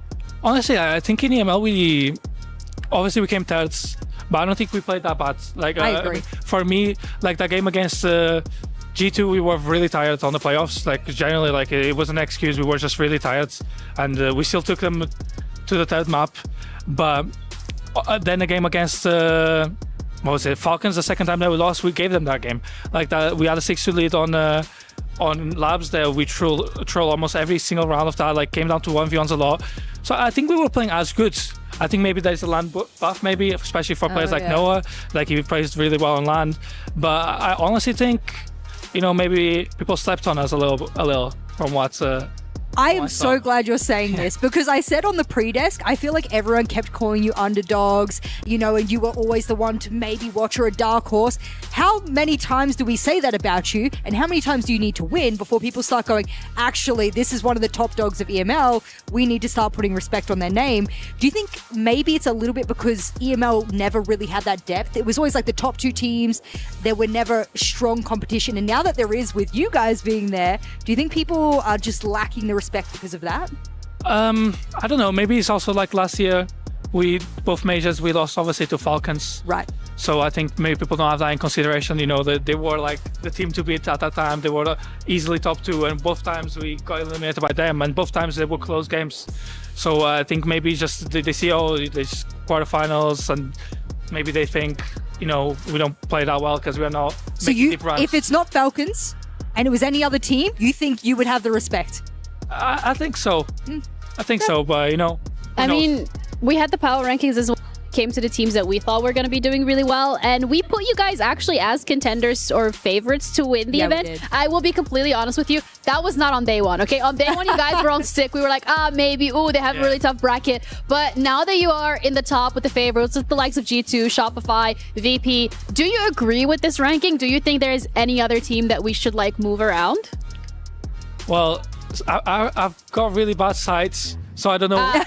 Okay, VP, Shopify, Secret, G2, favorites. Favorites, and then what's the second? Furia, SSG for contenders. You know, they can win this event. And then rosters to watch, NIP and Weibo. Well, Weibo's out now, so that doesn't count anymore. I was going to say, Weibo's out. No, NIP, I agree completely. Like, I think even ourselves, maybe we slept on it a little bit.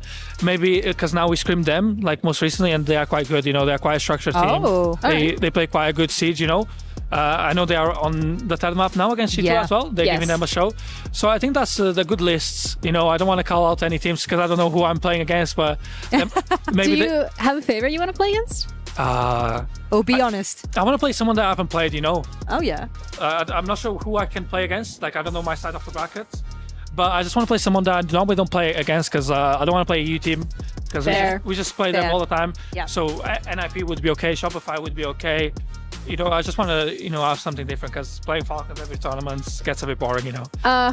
Especially when you got the Falcons curse. Maybe it's better to verse someone else. I mean, they're out, so it doesn't matter anymore. I mean, look, you took care of that really early, so that's fine. Yeah, better to do that now than to have to play them, you know, in the semis or finals, or you know. Oh my goodness! I think everyone's like very grateful for you guys taking them out. Whoa! I was talking more about the team's perspective. So I want a new winner, Ginny. I am biased for a new winner. That's all I care about. I like the Falcons guys, but I was thinking the same when I saw them was losing. He's like, you've won 3 times, man. Let someone else win. Someone else's home. chance. Yep. I'm with you. You guys took care of that. Yeah. Well, thank you so much for your time and congratulations on your win. You're now in the semifinals. We'll see who your opponent is going to be. Over at Stream B, we are covering G2 going up against NIP and a Savage already touched upon. It is 1-on-1, which is actually really close. I think when we were looking at this matchup just for G2 NIP, I don't think we necessarily knew. Yeah, you could go crazy. Hold on. I was busy watching the Team Secret game. Obviously, I got to do my job and analyze the game. What am I looking at? Okay, fair enough, right? Bank is one of those maps that I put as a partial specialty map. One of the more specialty maps right behind Consulate, Skyscraper, those ones. That's a map that if you're really good at as a team, you tend to stick being good at and other teams will avoid taking you there. So if NIP has really sharpened that up, that's not a surprise. On that map, we've seen amazing bits from them during the EML. They were the one to defeat that big win streak that Falcons had on this map, won it in overtime, the stomp and ace, to then now lose it in such an important game here at the EWC. It sparks a bit of worry maybe going into that decider map. Or maybe that was on purpose because, you know, we know it's G2, and if there's one thing that G2 loves across every single game is the content game. Oh yeah. Like whether it's League, whether it's Valorant, whether it's 100%. Siege, it doesn't matter. Like they have to throw in the content game just right there to put everybody on the edge of their seats. And maybe this is what they're doing. How many years have we said G2 saving strats? Like, I don't think they're saving strats. I will say Savage did just sit here and said that NIP is underrated. We've scrimmed them. They are way better than we expected them to be. So, okay, a little bit of, flowers for the NIP boys for what they're doing. I'm very interested to see what's going on with Map 3. I know we're running our desk, but production, on another TV, can you put on the game for me? So you know what? We're going to let you go completely to watch the game. You can leave because we're going to be heading over to a break and we're going to be coming back with the second best of 3 of today. Furia going up against VP, the last remaining, potentially, Brazilian team. And we'll see which one gets sent home and which one gets over to the semifinals. Stick around. We'll be back shortly with Furia and VP coming up next.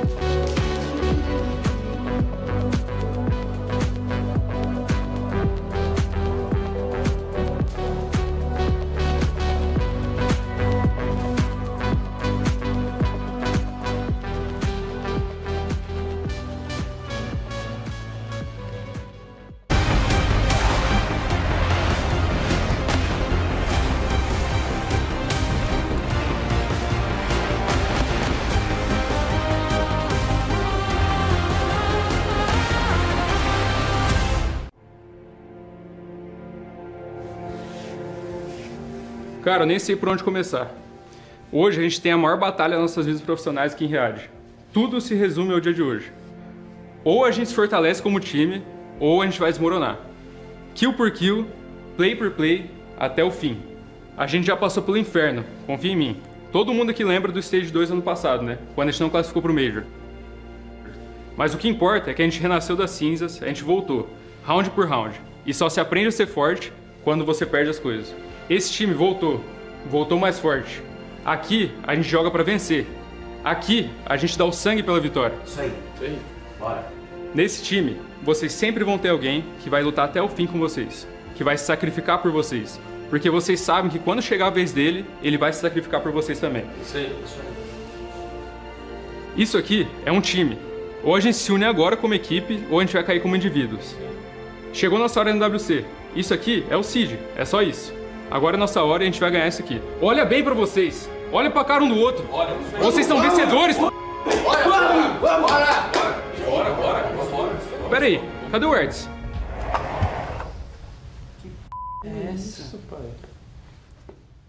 Ertz, que é essa, cara? Ué, Pox, você não falou pra estar pronto pro EWC? Eu tô pronto pro EWC.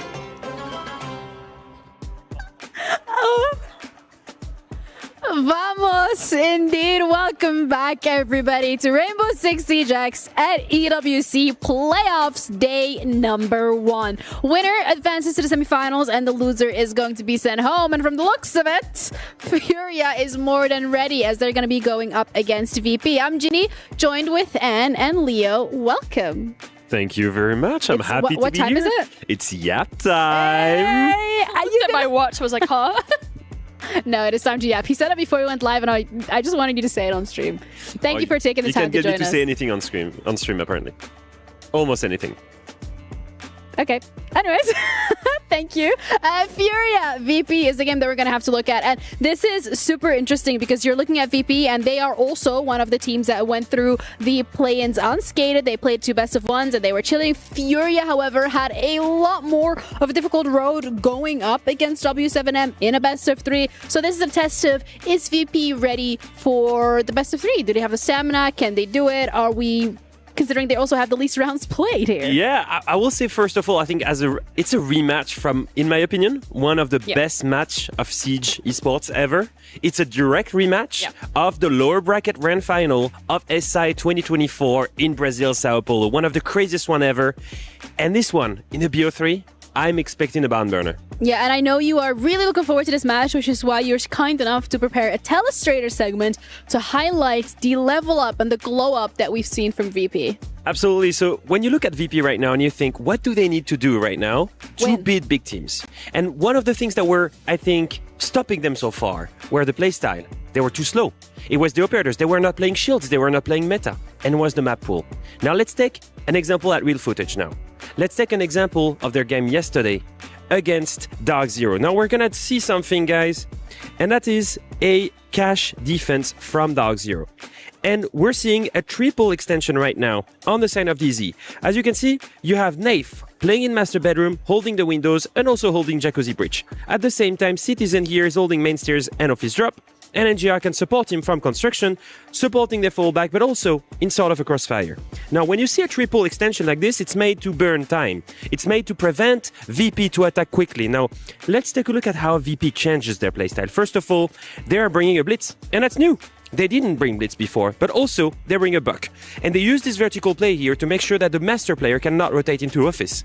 As soon as they've done this, they go in, drone the office, they see no one is here, they spot the con player. Then they will go and drone again from the windows, and they drone the master player here. That's Ella, and that's gonna be the first target of Virtus.pro. Now, how do you problem solve the Ella when you're a shield? You cannot go in, you know you're gonna get Ella'd. So now let's take a look at the direct team play. Buck comes from downstairs and starts bucking holes at the same time as Blitz is pushing that Ella away. The goal here is not to kill Ella, but to move her away to rotate into construction. And who's ready to punish anyone from construction? Shepard, who gets a kill here, which means that Pasha can then run in and kill the Ella that's running away. And then Buck can go upstairs and kill the player that was in construction in the span of 30 seconds. What did we see? VP get aggressive, get the information, and get a triple kill on the extension. Only a single operator is still there. Look at this guy. Naif, completely stuck alone. Way too far from the bomb site. And so, when Naif gets a kill here, they're aware only one roamer remains. So the rest of the team, what do? They collapse. Stan here is ready to walk in server. Joystick pushes the last tanker on side with the blitz. Shepard is gonna go and rappel in and go from construction into cash. And at this moment, always can take the 1v1 onto Naif as the rest of the team collapses on the bomb site. What's new here from VP?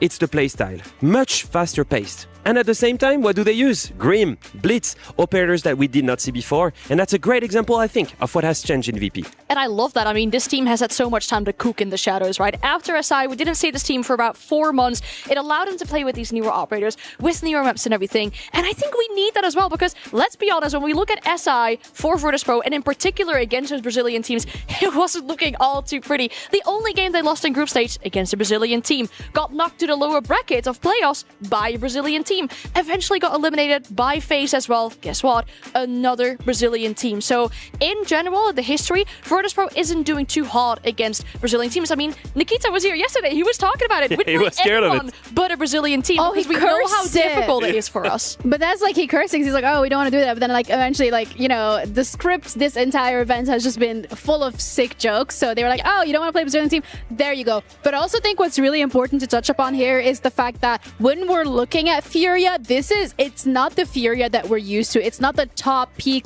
echelon Furia of like, we are so locked in and ready to go. We've seen them make a lot of mistakes that we usually do not expect from or see from this roster at all. And I think that puts Virtus.pro in a really good position because they are on the complete opposite of that scale, where they have leveled up, they've taken the time, they've really studied what they want to do, and they've also had that one day off on top of that. I actually disagree with you, Jenny. Ooh, I okay. actually think that Furia is in a favorite position. My reasoning for this is VP so far, they're here only because they qualified on day one. Like you said, they only won 2 BO1s, but that's the story of VP. They have a restricted map pool, they're amazing in BO1s, and then when comes BO3, what did we see in EML playoffs? They struggled. They're the 4th seed coming from Europe. What do we see from Furia? In the last 3 months, I've seen them play in SAL. They struggled the whole BO1 group stage. They struggled really hard. As soon as they reached playoffs and LAN, they destroyed everyone one by one, going all the way in the lower bracket. It was a crazy run from them. I think they get better the harder it gets for them.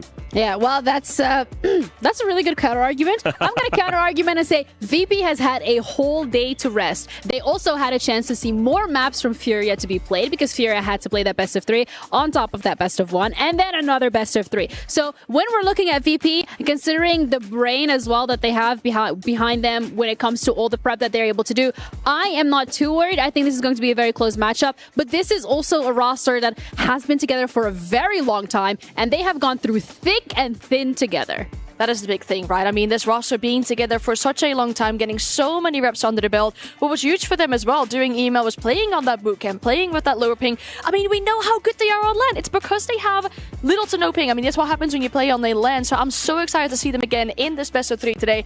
And like you said, with their background staff, they should be cooking against the Brazilians. It's a wealth of experience, and it's a wealth of experience that knows how to rejuvenate themselves. They've improved, they've changed a lot of stuff because they want to perform. That's the real story for me. They've struggled so far at reaching the same heights as in SI in Sao Paulo. Now they need to change. Yeah, and ahead of their game against Furia, Lax also had a convo with them, so let's see what they're said. All right, we got VP approaching us with joystick, holding the key, and Dan the man. Dan, we got history. I got history with you guys, obviously, through my career, through your guys' career. I just kind of want to ask you, how are you feeling?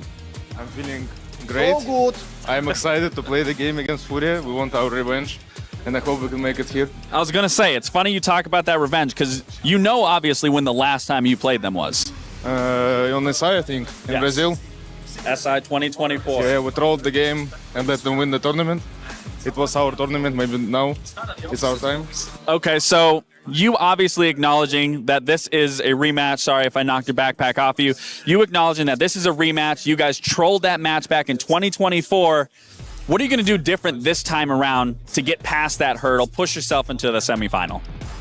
We will do the same because we're that type of the team and just try to be at our best form right now and enjoy the game. That's the main thing.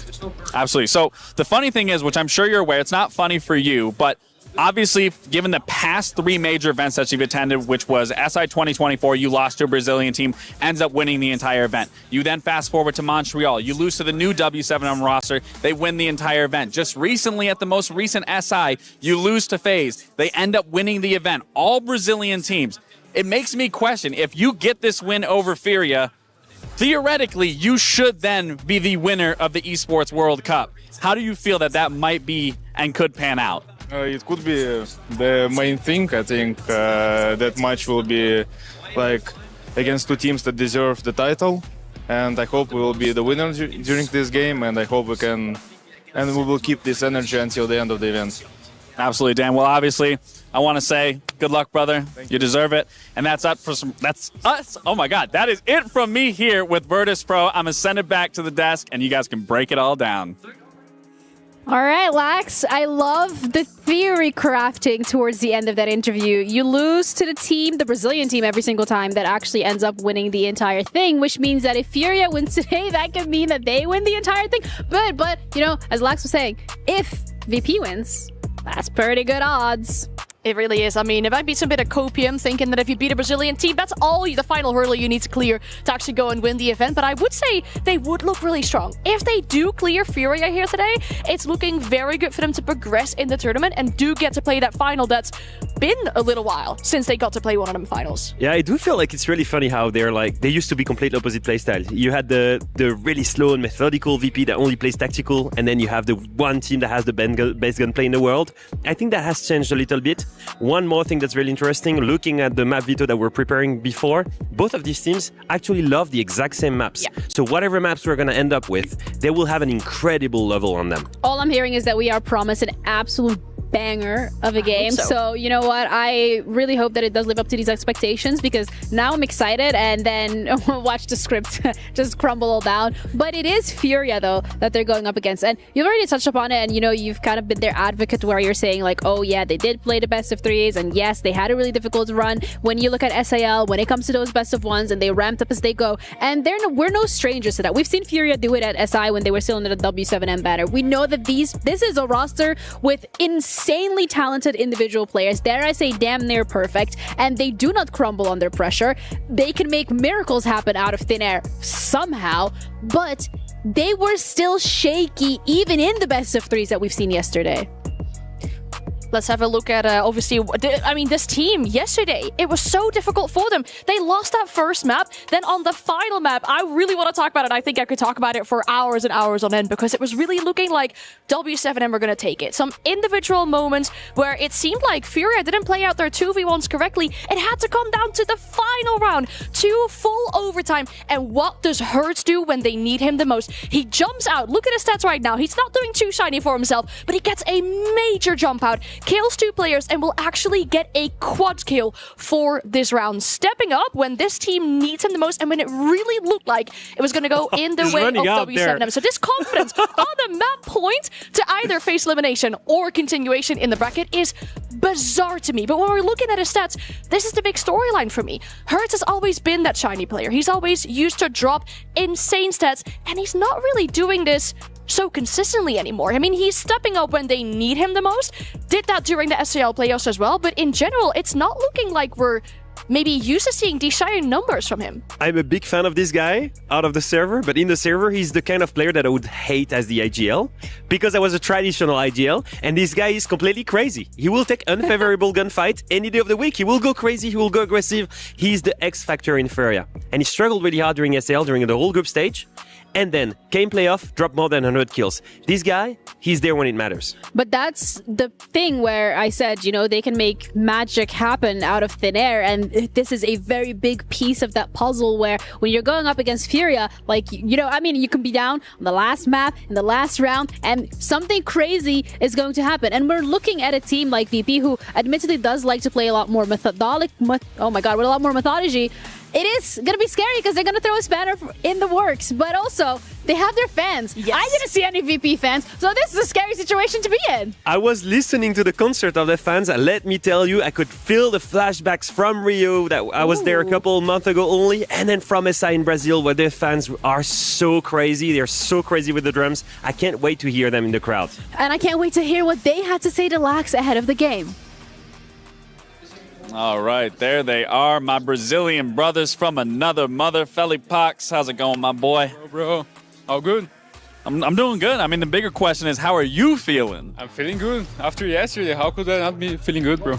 So, speaking of yesterday, obviously we've talked a lot throughout SAL. I've talked to you, I've talked to Igor. Something that we've criticized about your gameplay and that you've been aware of is the lack of teamwork. Is when you guys can actually play together, you guys can make a lot happen. And especially in that match yesterday, that huge comeback, we saw far more teamwork. And I feel this has been a constant struggle for Furia since SAL and coming to here. How are you going to correct that now going into this matchup today? Yeah, in my opinion, I think it's the lack of communication. In the beginning of the matches is our biggest mistake that we are committing in these games. We are entering map 1 like not communicating, not being ourselves. When we can do that, when we are, getting the hit from the match, and then we start being ourselves. And let's try to do that today from the round 1, from map 1. And be ourselves, yes. Absolutely. I mean, you guys obviously showed resilience, having that comeback. I want to ask you, do you know the last time you played VP? It was on 6th Invitational, lower bracket runs. It was the 6th Invitational. Obviously, that was even a close game, and it went all the way to border map 3. Super close. Now, is there anything that you're going to do here to go against a team like VP, given they're very structured, they stick to the plan very cleanly? Is there something that you're going to try to just get over that wall, break through that wall with your aggression? What's the approach? Yeah, they are a team known for doing the same thing over and over again. So we did a lot of prep to counter them, and that's what we are going to do today. Absolutely. Now, I've been asking every other team this. I'm going to ask you this. If you're in a 1v1 scenario to close out the series, push yourself into a semifinals, who would you take in a 1v1 from VP? To be honest, I don't care. I can choose that in the match, so I won't choose now. Anyone that comes, I will win in a 1v1 to get to the semifinals and get it done.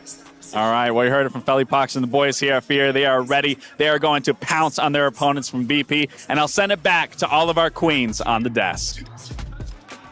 Ooh, you look queen. Hey, I'm a queen now. Hey. Great. I'm loving it. Thank you, Lex. Welcome to the club. Oh, How's it feel? all right. It's like a promotion. Oh, yeah. Is it a promotion? Yeah, that's a promotion. Because I used to be the prince, and now I'm the queen. Ah, you get like up there. I yeah. respect it. Either way, actually, really good. I was like, the way that Felipe was, yeah, it was in SI. It was the last time we played him. He's like that match is like etched in their memory, which to me just means that this is gonna be even better. I mean, the smile on their face, it said it all. Like that was the match that sent them to the final and allowed them to actually win that SI that was so important for them. They were on a major streak. I mean, major streak literally in that year as they won both majors. The only thing left for them to do was win SI. The only thing left to do for Furia right now, especially with Falcons being out, is to win EWC. They've checked every single event off their list if they do so. So yeah, surely he does remember that and he's looking to do it again today. Yeah, like we've heard it from the players themselves as well during the media day and the interviews where they're like, yeah, like this is the only event that is missing from our cabinet. So this is the only thing they want to add to it, and they're gonna be locked in and they're gonna look to do it. But we are gonna be throwing it to a very quick, short little break because we're gonna be back. We're gonna dissect it a little bit more. We'll have the map veto. We'll get on the stage. So grab a water, grab your popcorn because that is absolutely essential for this matchup. We'll see you soon.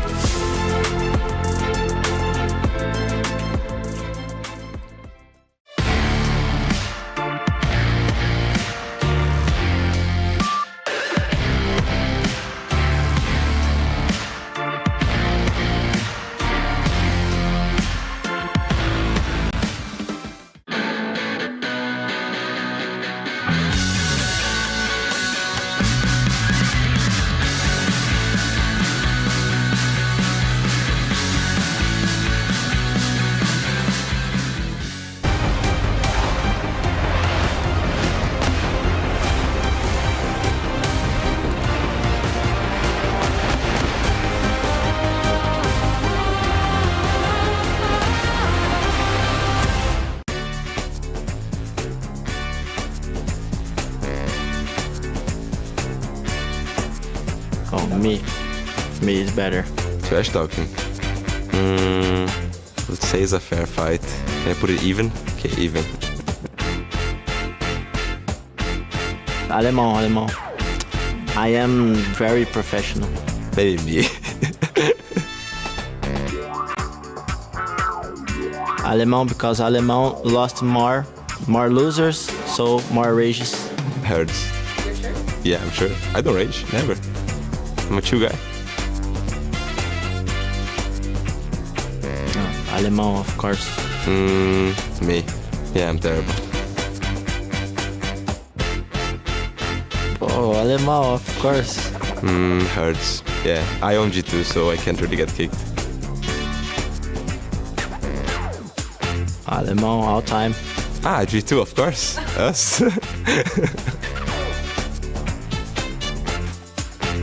Hurts. All bad things, Alemão. And all good things in you. Good things in me. That's so nice to see the players. I mean, it wasn't... Okay, I'm not going to spoil it, but it was so much fun to record this content. And, you know, it was really funny because after Hertz was done with the piece and he went out, all of Furia was just there like, Alemão, because every answer was just Alemão. But they're not playing G2 today. They're playing VP, and that is going to be a different kind of battle because it's also, I think, one to touch upon here is the fact that it's not like they play them often. So yes, you can watch the VODs. Yes, you can see what they've been cooking up here at EWC in the 2 best of ones that we've seen them play. But you're never really against them on the server on LAN, in front of them. 520 days. That's how long it's been. I thought... Never mind. What did you think? What did you think? Go ahead, come on. No. I thought you were counting the days of like your employment or something, or retirement. I don't know. My retirement? No. Maybe I was counting the days since my last title. Oh, wait. That's never. I don't even have to. You know what I mean? At this point, you know what? I've read a book yesterday and I was like, what's the best strategy when you're getting bullied on the desk? And it say attack yourself first. No one can then attack you.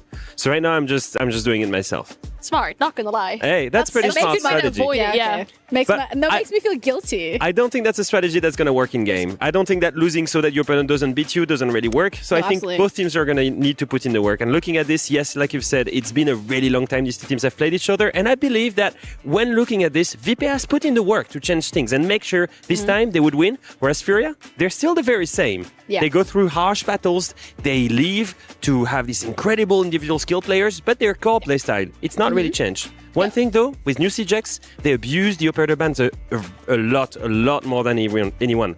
Yeah, something that you also mentioned is the fact that when we're looking at both of these rosters, and is that they have very similar map pools. So with the map veto coming through as well, I think no huge surprises should be coming out. Should be, no. I mean, we're probably expecting similar maps here. We always talk about Virtus.pro in the context of map veto, especially in their best of ones. Like, there's these newer maps they don't like to play, and then these older maps coming back into play. But when we're looking at the map veto, Virtus.pro picking a cafe first. Yeah. And that is not a surprise because it's a map that everyone avoids against them. In fact, they've only played it 3 times in 2025. Having played SI, having played an entire season of EML, you're like 3 times is not a lot for half the way through the year. Well, it's because they've won it every single time in 2025. It's a map that they absolutely love. Now, one thing I will say for this is they've just picked into one of the best map of Furia, currently sitting in 2025 on a 9-win streak on Cafe, 100% win rate against some of the best team in Brazil. That's really tricky for them. Which also happened to not be here. No. And I'm looking at the next map. It's a Furia bank pick coming out for this one. I mean, it is a stronger map for them, but then we do look at it on the side of Virtus.pro. It always used to be a super strong map for them. Teams would not want to play Virtus.pro on this map whatsoever. Remember speaking to the players as well, like teams in EML don't want to play against them. It's often a 7-0, but in recent times for Virtus.pro, it's been a weaker map. They're on a 3-loss streak on this one, losing it to, for example, Gen.G, losing it to G2 over in EML. So with this new operator benefit phase, Pasha talked about it. There are some things they need to fix on this map. So we're going to be going to border for sure?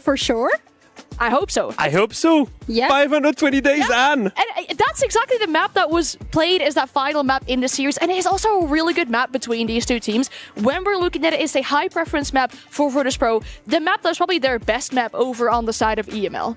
And it is the best map of Furia. It's also sitting on a 9-win streak on border in 2025. 2 of those maps are on 100% win rate, 18 wins in a row in total. combined. And they picked, it's not even their pick. Cafe was picked by VP and the rest is a decider. They picked another map and the two others are their two best maps right now. It's insane. It's a really good map veto for them. Honestly, the way that it sounds right now is top dog above top dog. And then it's just who's going to be the top dog, because both of these teams are absolutely unbelievable on all three of the Top maps tier that they analysis. have. Yeah, thank you. You know, that's why I'm the host. They're absolutely incredible when it comes to... Wow, that threw me. Oh, I cook you. Yeah, I can cook you as well. You're just discovering my fire. Maybe ask for the book later. Yeah. At least it didn't call me mean, so we got that going for us. But it's when we're looking at Furia VP, I think this is probably the closest, potential one of the closest BO3s that we're going to be seeing today, because the one that we had earlier today, when it comes to Weibo, they weren't really able to get under Secret's skin. But I feel like the history that we look at it from the side of VP, when we look at the history that Furia has with them as well, we'll look at the map picks, we'll look at how both of these teams have started the event, and I think Philippak's also touching upon it, where he's like, yeah, usually our first map is not that good, and we're looking to do that differently, and that could potentially happen, but also not. I think that's an advantage for them. I think that's an advantage for Furia. I think one last thing, the map pool is the only thing that I don't think has been worked on enough for VP. They did bring Lair, that's a new map, but I think in general, so far, they're getting hard punished by it. And one of these biggest reason, right now they're playing on maps that are the best of Furia, only because of that restricted map pool. Yeah, and that second one could be a big curveball as well, right? Will it actually work out thanks to Furia? Will Virtus.pro have fixed some things? There's so much for us to uncover here, and I really hope we get to Border as well, because it's the best of these two teams. And we are absolutely more than ready to have those exact same questions answered, as we're going to be heading over to the stage to get both of those teams ready. VP against Furia starts now. This is the intense walk that our players make down the player tunnel into the Amazon Arena for a quarter-final for CJX at the Esports World Cup. And it's a game that we've all been looking forward to, a best of three like no other, a rematch from the Invitational 2024. We got to witness it in person in Brazil, in Sao Paulo, and now it happens again right here at the Esports World Cup in Riyadh. Love it. We are set for an absolute banger, and this tournament, I don't know if you feel the same way, Milos, but it is a blink and you miss it feeling at the moment. Players and teams are absolutely flying through these series as we continue our journey on to find out which four of them will make the semi-finals and battle for this trophy. That makes it incredible that all of these big teams, big professional squads that have done so much have been eliminated, but not the two in this game. Let's bring them out. First up on the docket, it's Virtus.pro!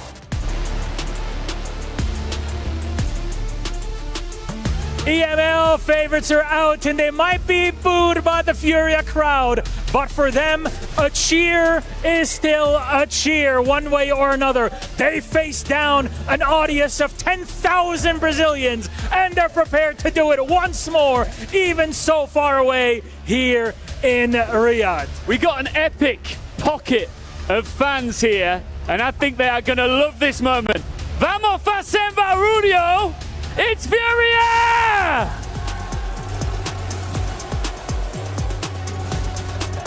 Undeniably one of the greatest rosters that this game has ever seen. They have won everything there is to win, except for this, the Esports World Cup, in front of loud home support here. I'm loving it. Because Siege is global. No matter where you go, Siege fans will follow. And Furious fans have absolutely followed us here all the way to Riyadh. We're gonna have a last little chat here. So Philippaks, please, Joystick, please join us on here for some last words, gentlemen, to your spots. You guys have faced off against one another at SI. That was a long time ago. You obviously ended up winning. You've won pretty much anything and everything except for this one. Are you ready for these guys? Yeah, we are ready. Last time was a bit close, but today is not going to be. We are going to smash them. Joystick, he says it's not going to be close. He's going to smash you. What do you want to say back to him? I don't know, we are ready as well.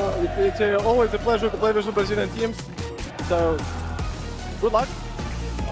Love it. There you go. Gentlemen, please, you may go place your keys, have a little handshake before you head off back to your seats. Can I? I've always wanted to do this. Can we say the line together? In Riyadh, should we do this? In 3, 2, 1. Vamos fazer barulho! Let's get shall we, Milos? Let's go!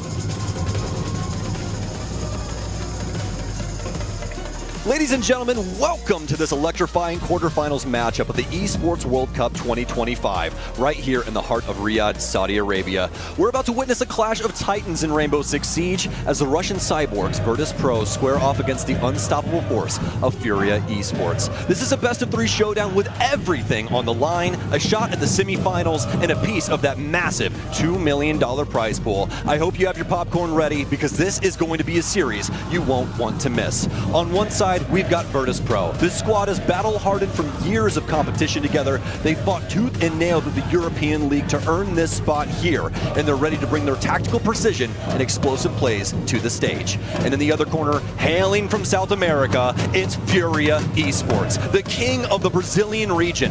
These guys dominated the South America League and are widely regarded as one of the world's elite. With this relentless pace and fearless strategy, Furia is here to prove they're not just the best in Brazil, they're a global juggernaut. These two squads have battled through the group stage inferno to reach this single elimination crucible. Only one will advance to the semis, and with the crowd roaring and the stakes sky high, you can feel the tension in the air. Who's going to bring the fire? Will Virtus.pro's grit outsmart Furia's South American flair, or will Furia's high-octane chaos overwhelm VP's defenses? Crank up the volume and get ready for an epic battle that'll have you on the edge of your seat. It's Virtus.pro versus Furia Esports, and it starts now. My name is Samuel Stewart. I'm joined by Jesse J. Chick. Jesse, how are we feeling about this series between these two historic rosters? Oh, Sam, I'm feeling very ready, especially after that. I mean, we know how much both these two teams want it. It's not a common occurrence in nature when a Siberian polar bear meets an Amazonian panther.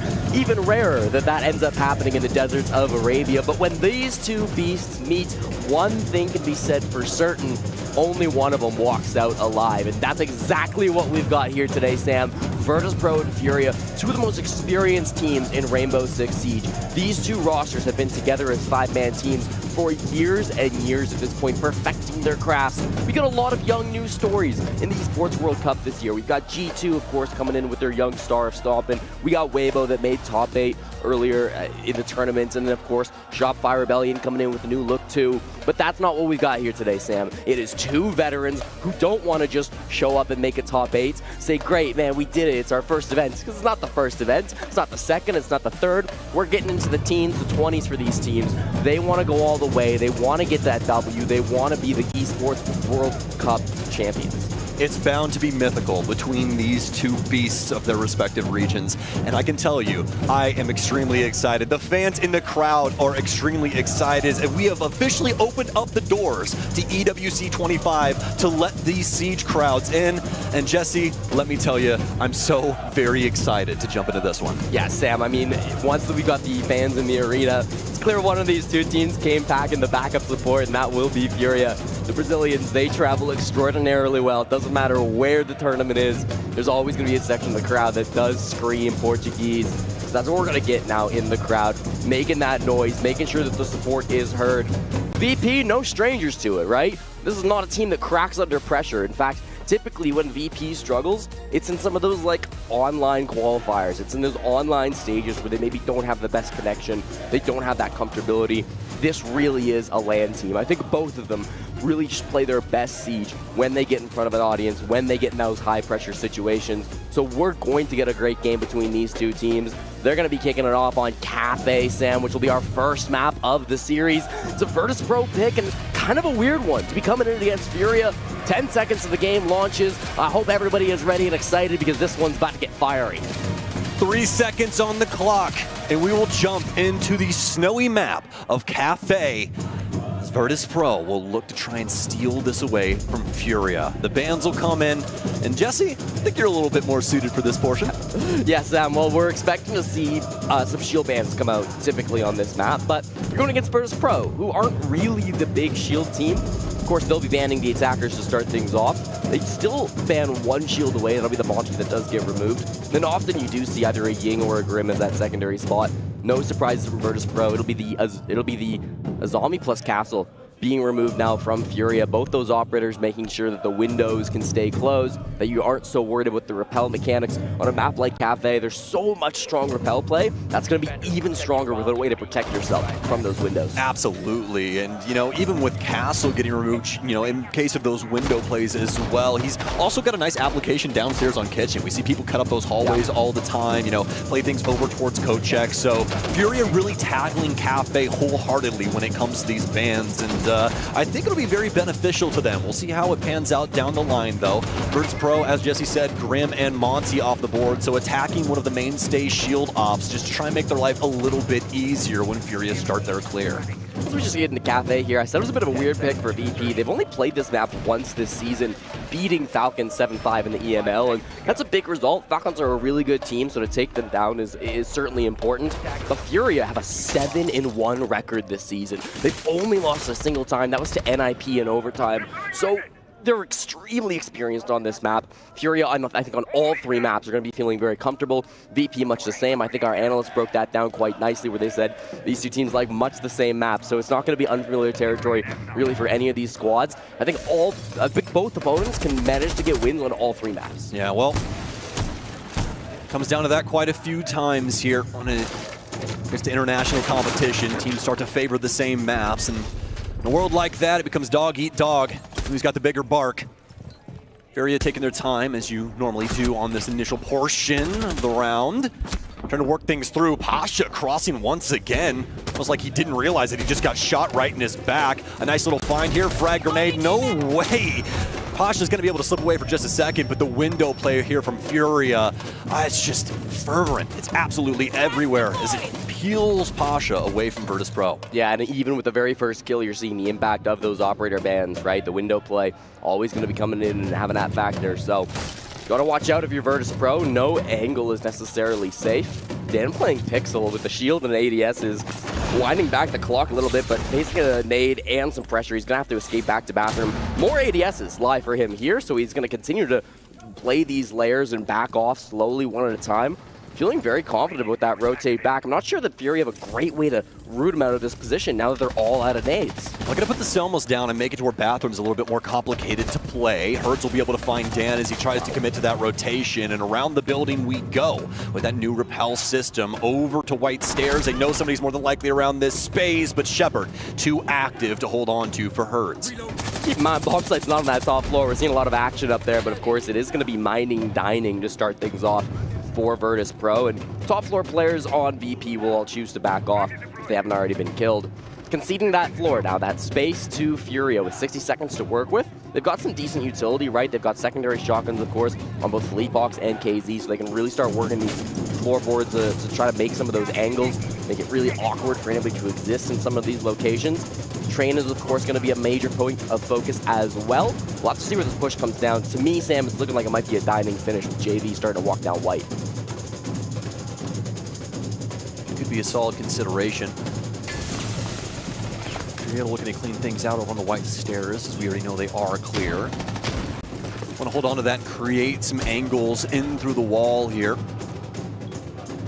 Shepard waiting extremely patiently, but that might not pay off in the way that he wants to. He's right underneath the window. Nobody can find him, but finally Nate will knock him down. There's a man underneath. It's always with some impacts. A frost map for one, and he'll be able to take out JV92, but the case is going down. He doesn't know where it is either. It's over near that rotation that we saw earlier, that little vision shot into the wall, and nothing doing for Virtus.pro. It's down to always, so clamber up the red stairs to try and make something of the situation, but Felipox very aggressively changes positions. He knows that he has to try and work his way up one of these stairwells. They'll be able to discover him as soon as he eclipses the top of that stair. Nice try going down below with those impacts. If they had a little bit more information, it obviously could have been a massive play. There was the Valkyrie on the board. I'm not sure if they put any of those cameras actually in the bomb site.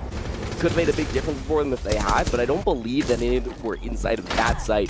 Probably one inside of dining, but just didn't think to put one dining. That's kind of the gamble you got to take sometimes. Very limited resources, limited utility that you can have on the side of Virtus.pro. Double entry from Herds, the entry player for Furia, certainly going to make his impact on those windows. Immediately, again, you're seeing the impact of those bans. And even at the end there, JV92 getting on the window to force the position of the last player in sight, right? Make sure that nobody could play inside of dining. Then he repelled into a frost match, so, you know, JV92 things. But even still, I think they're going to feel pretty confident about that first round win. 100%. And, you know, I think it was really on full display how those bans worked out, as you said.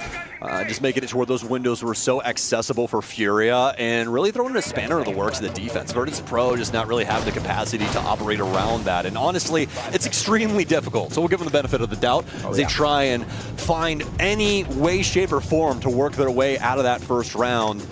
And now, into round 2 we go. It's going to be a kitchen defense here, an extension over towards VIP, as you normally do, and a little bit of a roam game to boot. Yeah, nothing crazy. It's just going to be Pasha by himself on the top floor. Back during the regular season of EML Stage 1, Pasha was the only positive player on Virtus.pro. Kind of ridiculous to make top 4 in such a competitive region whilst only having one player go positive, but that just goes to show you how much Pasha can carry when he absolutely needs to. So he's the one player where if you see him out on his own, you can be pretty confident he's going to get at least one for his troubles before he ended up going down. Not really an extension though, of course, already fallen back down playing coat check, playing red. So be a full 5-man anchor setup. Not sure if Furia are so concerned with clearing the top couple floors, right? Because they do have the bait, obviously, on that sledge. They want to work soft reach, but they've also got a couple of good ways to just rush in through Bakery. I really like that Sens plus Capitao combo. Means that they got a really good entry point if they want to use some of those smokes to get in through Bake. They've realized top floor is completely free at this point, so they will take it, whether that was their initial plan or not. And now they can kind of make that choice, right? If Freezer Hatch looks like the best play with those Sens walls, you can make it that way. Or if Bakery is more appealing, you can still head that direction as well, and it's going to be just as strong of a push because they've wasted no time here, Sam. They've done fantastic, and this is all up to early information gathering, Jesse. The fact that they knew that the mid and top floor were practically clear probably stemmed from a drone watching Pasha rotate down. They got somebody in on that top floor and just quickly were able to dispatch anything on the mid level. And now we're here.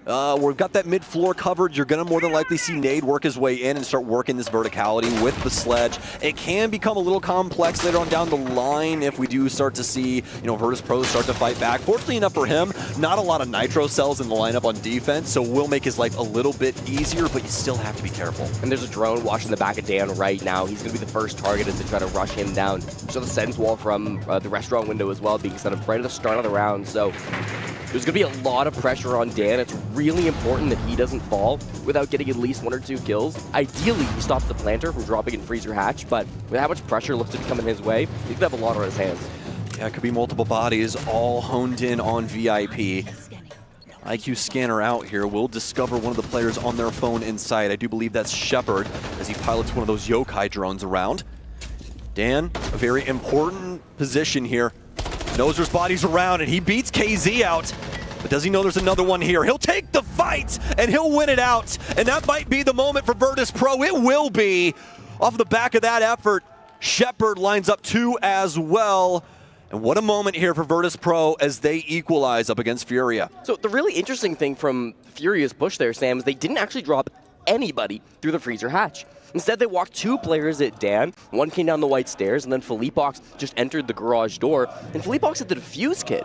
So once Dan killed both those players right here, with the first one happening, you see his aim switch over to the hatch expecting a drop, but instead there's no drop. So he just says, let me swing. Gets the trade, but that's by far more than good enough. And now Shepard's able to clean up those last couple of players who were kind of panicking, realizing that with Dan doing all that damage, they've got to recover the defuse kit. They've got to do something to save that push, and it really just all seemed to fall apart. So really good credit to Dan. I hyped up how important he had to be in that round, and he stood tall. Difficult position as well, and we can't, understate that. You're in VIP, you got that pressure coming in from the booth window, you got those 2 players trying to operate around White Hallway. There's a lot of miscommunication and just poor decision-making that can go on there given the circumstances, and yet Dan is able to figure out a clear path for himself, and especially the confidence in round 2 of a quarterfinal here at EWC, steps up to the plate and decapitates his opponent in white to really put a nail in round 2's coffin. Now we're on to round 3 here. Obviously, Virtus.pro won't be able to go back downstairs. It'll be mid-floor to try and solve this puzzle.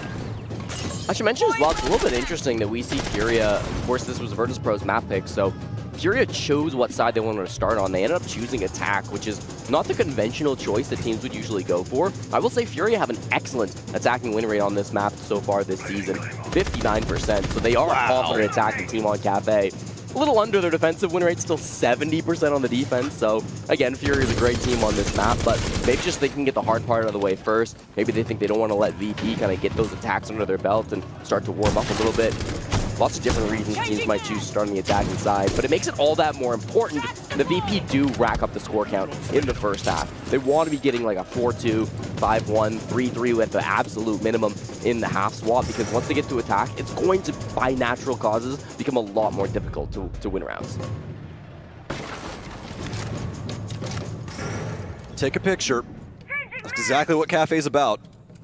3 people on rappel outside the building, all holding angles, all holding windows, and they've already tagged up always. Kind of a repeat from what we saw in the first round, except obviously that was Pasha over in Bar.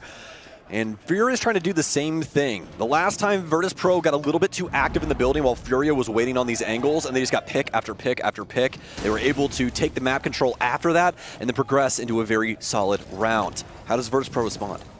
Well, it's definitely been better in the first round. They haven't given up those early picks. Much the same strategy from VP. KZ's starting to make some ground, though. He's looked so deep, Sam. Oh! Might be able to get a good find here. Pasha will get that, and they're fighting fire with fire. They know one's in white. JV92 goes down, and Virtus.pro a little soul-searching through these first 2 rounds, but it seems they've found themselves, and particularly Shepard. 5-1 at this current moment in time. Really channeling himself into Cafe. What else will we expect? Even with that 5-1 scoreline, I highly doubt there's even a smirk on that man's face. Always cool, calm, and collected. Nade, one of the twin brothers from Brazil, to try and have any solution to this equation. Oh, so close to tagging Pasha there, and he's on such low HP as well. Shepard's right around the corner. He'll dip back out towards pillars, but doesn't have any information. He's just checking everything as quickly as he possibly can, but it's Joystick to put it down on Nade. And that will be the round going the way of the defense. Sam, we didn't catch it from a first-person point of view because we were busy watching the shenanigans going on with that push up top coming through from KZ. But Shepard was downstairs playing inside of Reading. He went to the pillar door and he ran out the building to kill 2 players on rappel for Furia. A massive play from the hard support player on VP. This is a 27-year-old man we're talking about, Sam, and still making a good run out. You watch yourself. Okay, you better watch yourself. I know. But still old for the range of pro players that we see in this game, but making really aggressive on-the-fly type of plays that do pay off massively. If he doesn't make that risk, if he doesn't go for that run out, it's probably a Furia round. So really heads-up play to come out from Shepard, of course. Hard support for Virtus.pro, getting the job done when he has to, and really, really heads-up thinking from him. The adaptations, Jesse. That's what this entire game is going to be about. The big conversation point when it comes to Virtus.pro is always the fact that you practically know what they're going to do. It's, can you stop it? But I think the one caveat that people tend to forget with that is that Virtus.pro, their true strategy is all about the micro adjustments. Yeah, that's what it is, and that's what we saw in that last round. It's a very similar strategy, Jesse, but they slow things down just enough to force Furia to get into the building where they have to try and apply some pressure, and it works out perfectly. Everybody's trying to help with that top floor execute, like you're saying, and Shepard slipped through the cracks on Hell Door. Well done to VP, and we'll see what Furia have to say about that. Yeah, I think it really does exemplify kind of how things were going for VP all throughout the season, right? I mean, they've talked plenty about how important it is for them to manage to work some of this more aggressive stuff into their playstyle. They haven't said that it's been easy, right? They've talked about how difficult it's been for them to incorporate some of these more aggressive plays, but that they have been trying, and that was a really great example from Shepard. Now round 4, we will start to see a new bomb site finally. It is going to be Reading Room for our 3rd site to be played here on Cafe, which means that we're going to see a little bit of a different lineup coming through from VP, and again, that aggression coming through. No spawn peak success from Pasha, but certainly was looking for it. I love that they're starting to call up numbers here, especially for Pasha, you know what I mean? They got him on the Vigil. Not something that you see all that often anymore, as there's just a lot of operators that can seriously deal with info game in a much more conducive way, and we see exactly why. Herds was already scanning that ERC7 backpack of Pasha, so they know that he exists, and that's kind of a terrifying prospect for him. They'll more than likely be pretty aware of what's going on. He does have that Boss G prepared for the run out. He will swing. He'll be able to at least find one, and Dan will find the other. Virtus.pro have a great pace for Cafe. And again, I just don't think Furia are ready for this. Fleetbox, you heard him before the game started. He said that this team can do the same thing all the time. We've done a lot of research on what they do, but there's no way that you're researching Pasha running out with an impact in Boss G, because he just doesn't do that every time. You can't make that a constant strategy. M590 and the Boss G. Do you want slug or do you want shot? That's really what it came down to, and the answer is yes, Jesse. It didn't really matter which way you sliced that one, unless you're talking about joystick. You get a little scared there for that second one. It's Nade all alone on an island once again, just like in our previous round. This time a 1v5 down to a 1v4 after he'll take out joystick, and I mean, maybe there's a world, maybe. You never know. Not this time around, though. The barbed wire's there, and it's unfortunate timing. Virtus.pro will continue on their escapades here on the defensive side. There might have been a world, Sam, but it certainly wasn't this world, that's for sure. I was just really hoping for that, Cadian moment from Heroic back in the day. I mean, what happened first? You know what I mean? One of my favorite esports clips of all time, but that's why that clip is so amazing, because those things never happen. So, yeah, good attempt coming through. Really nice trick of discipline with the Boss G coming through from Pasha through that round. 2 really important kills. Will prompt attack timeout from Fury, and I think they really just do need to get a better read on the way VP are playing these defenses, right? I think they maybe came into this without the right read on what was going to be happening, on how VP might be playing this map, and it's really catching them off guard, so they need to start paying a bit more respects in the early round, setting up some more drones for this, taking things a little bit slower so that those plays just don't catch you off guard like they have been so far. At the same moment, now that you know they're starting to make that adjustment, VP, you can maybe slow down on that, right? The attack timeout's coming out. You can start to switch your game plan. I mean, it always comes down to these little mind games, and end of the day, it's going to be whoever can read their opponent better in the server, and VP have certainly been that team so far today. It's truly impressive what Virtus.pro has been capable of thus far, especially with the fact that they haven't honestly had that many rounds overall of this tournament. It's actually just insane. Up until this point, 17 rounds played to Furia's 71. Yeah, stat check me? That's correct. Yeah, this is the battle between the team that has played the most amount of rounds in the tournament and the fewest amount of rounds in the tournament, because Furia have battled incredibly close matches all throughout the lower bracket just to get here now into the playoffs. Virtus.pro had, I think, a 7-2 and a 7-1. They've literally lost 3 rounds so far in the tournament. Now it's 4. You're right, good point. So they're up to 4 total rounds lost since coming to Riyadh. Absolutely ridiculous story, especially when you consider this is the Russians' first time here in Riyadh for either Gamers 8 or EWC. They've always failed to qualify for this event anytime that they've tried to make it, and they have always been trying, but it's always been open qualifiers in the past, Sam, to get to this event. And this time it wasn't open quals, so VP were able to have a bit more success, and certainly showing exactly why they deserve to be here through both the group stage and now their first couple rounds versus Furia. Yeah, it's truly impressive what they've been capable of so far, especially with the adjustments from round 1. I think that's the biggest thing for me here. You know, Virtus.pro immediately had an understanding. Okay, Furia's going to want to hold angles here, so how do we counteract that? We'll get active towards the outside of the building, and active they have been, especially with that Boss G play. I mean, whenever any of us see something like that, we just go, oh, that guy's feeling himself. Yeah.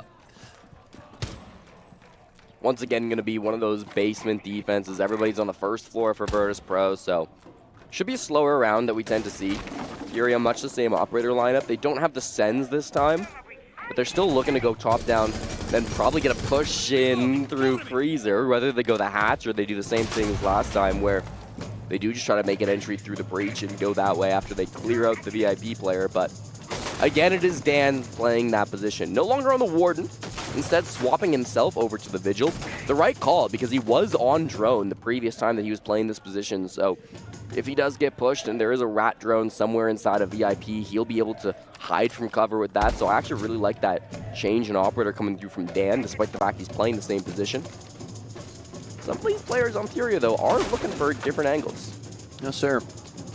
Well, before we get too deep into this execute here, I do want to give you guys a little update. So if you don't want to spoil for G2 NIP, please mute the stream now. I'll give you 3 seconds. Okay, G2 have won up against Ninjas in Pajamas 2-1. And a very impressive feat, because that best of 3, I think, was a lot tighter than the vast majority of people were giving it credit for. Yeah, that means that the winner of this game will be playing G2 in the semifinals tomorrow. So that's going to be a high-pressure game. Can't think about that right now if you're VP or Furia. This is going to be a bakery push that ends up coming out, so a bit of a different game plan for Furia now, just avoiding Dan and VIP, and they do find the opening pick. What a way to find that frag.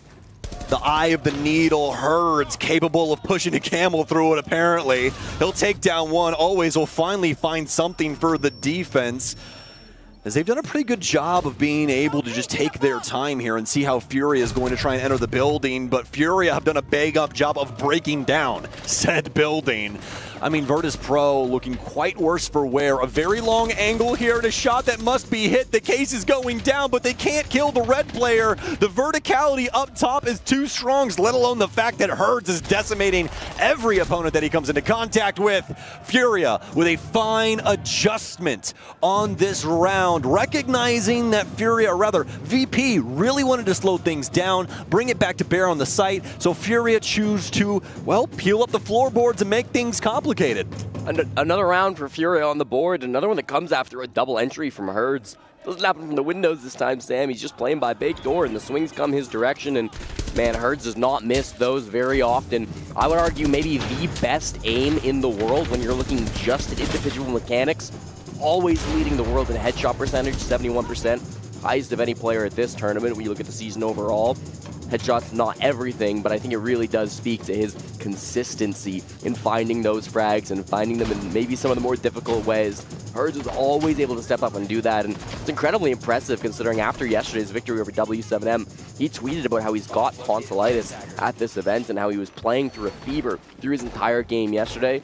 We certainly wish him well, and I hope he's feeling a little bit better today, but regardless of how he's feeling, it is not easy playing under those circumstances. Brother, are you telling me that we're going to have a Michael Jordan flu game right here live? We might be, Sam. We might be. Oh, man. Yeah, you guys better be paying attention to that ticker down there for Herds, because I don't know if you guys have had tonsillitis before, but it sucks. Yeah. It is not fun. So the fact that he is really even able to focus at this high of a level up against people like Pasha, Joystick, and Shepard, I mean, very, very impressive stuff. So hopefully he's able to channel as much of that energy as he can. We'll definitely be feeling for him for the rest of this series, but so far so good for them. Furia back out of the gates here for round 6, what will be their last offensive round unless we get to overtime.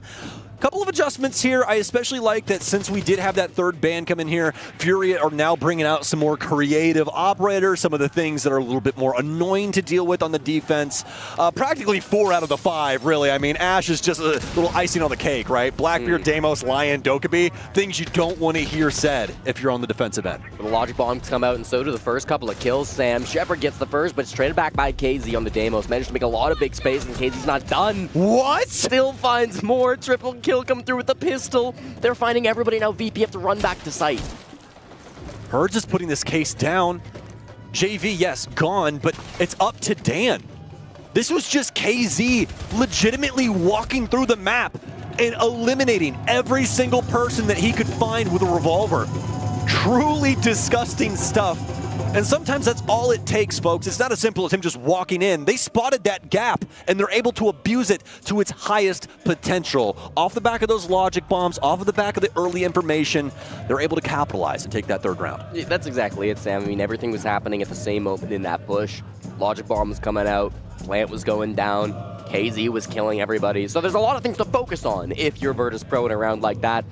Look at the 3-3 split, and I kind of mentioned earlier in this game, that's almost a bare minimum, right? You're really worried if this gets a little bit out of hand, how this might end up going for the team. You see a little bit of chat going on from the coaches too. I'm not sure if that was attack timeout or if they are actually allowed to converse a little bit at that halftime. I'll have to check on that and get back, but regardless, it does feel like these two teams are neck and neck in the server. The side swap might make a difference in that. Furia, as I mentioned, 70% defensive win rate through this season so far. They played it 8 times. Virtus.pro, only 1 play. And in that 1 play, they played 6 attacking rounds. They won 2 of them. So small sample size, but still going to be one where you're looking to see Furia probably come out on top. Unless Virtus.pro could do something really spectacular here on their offense. Well, it's as tight-knit as we would expect it to be between these two, especially given the circumstances of what we saw at SI 2024. Back when Furia was W7M and picked up their very first hammer. Yeah. Looks like we're getting the second part of the trilogy here. Pretty excited for this. No, this is really something special, Sam. I mean, teams of this high quality do not go against each other all the time, and certainly on LAN, I think it makes it all that more important.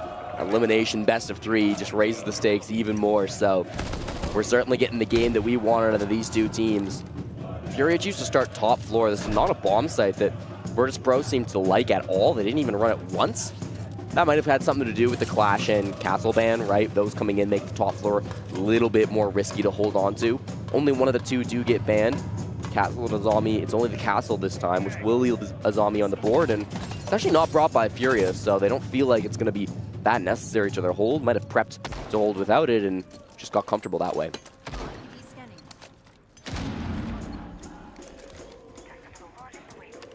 Early days here on Virtus.pro's very first Cafe offense.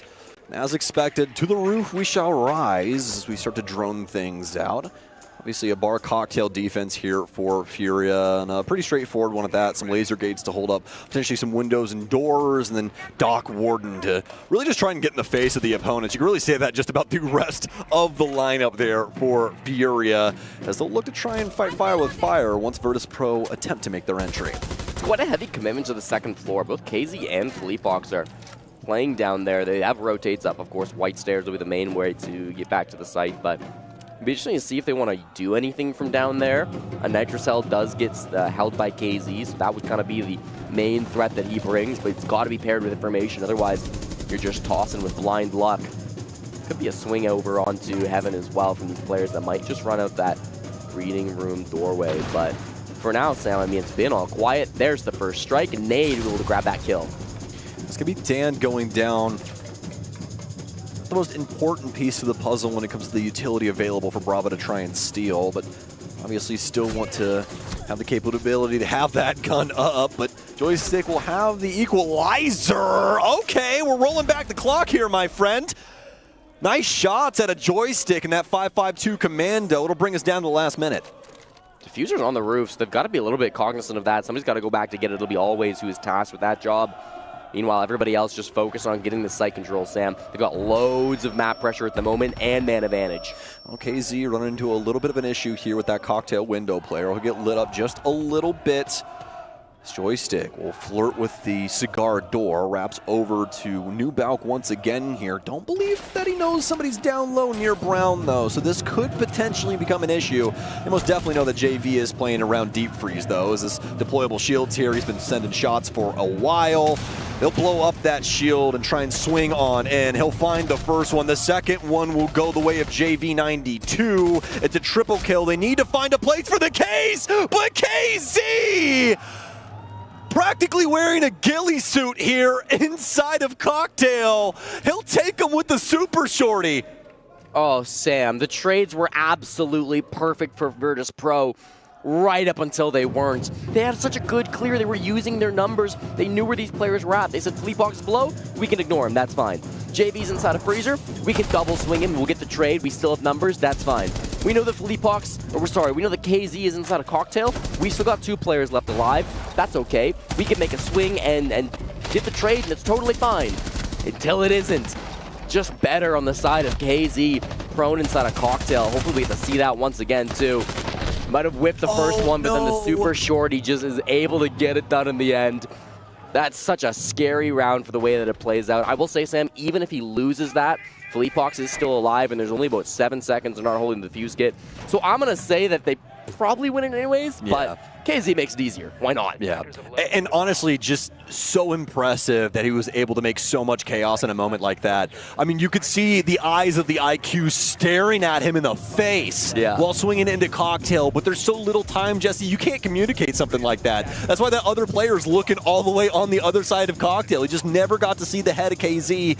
They're mismanaged, they're not on the same page, and KZ able to get 2 quick kills with that super shorty. Not something that you see every day, but that's why we love games like this. games because they bring some magical moments like what we just saw. Furia will take the lead now after quite some time. The only time we've seen it was when they won the very first round, and then it's been the VP show since then. Yeah, it was a conversation with Whip It 2 days ago where Dan kind of talked about how he thought their main thing that they needed to work on was that communication. Obviously, it's not easy in the high-pressure end-of-round moments, but that's where the best teams do shine the brightest. So Virtus.pro not able to lock that one down. Furia moved to the bottom floor this time, so VP really in love with the middle floor, really in love with dining. Furia not so much. Definitely a different take between these two squads. You also do notice, again, I just quickly want to go back to the bans, no shields being banned from Furia. They don't seem to respect VP as a shield team, as it's been a relatively new invention since they started bringing these operators. Shepard will be on the fuse, and I do believe that is fuse shields, so it'll be interesting to see what he gets done with that. I imagine he wants to use those cluster charges up inside of dining, up inside of train, start to clear out some of the floorboards to help out his teammates with this top-down play, because every other shield's available if he wanted it.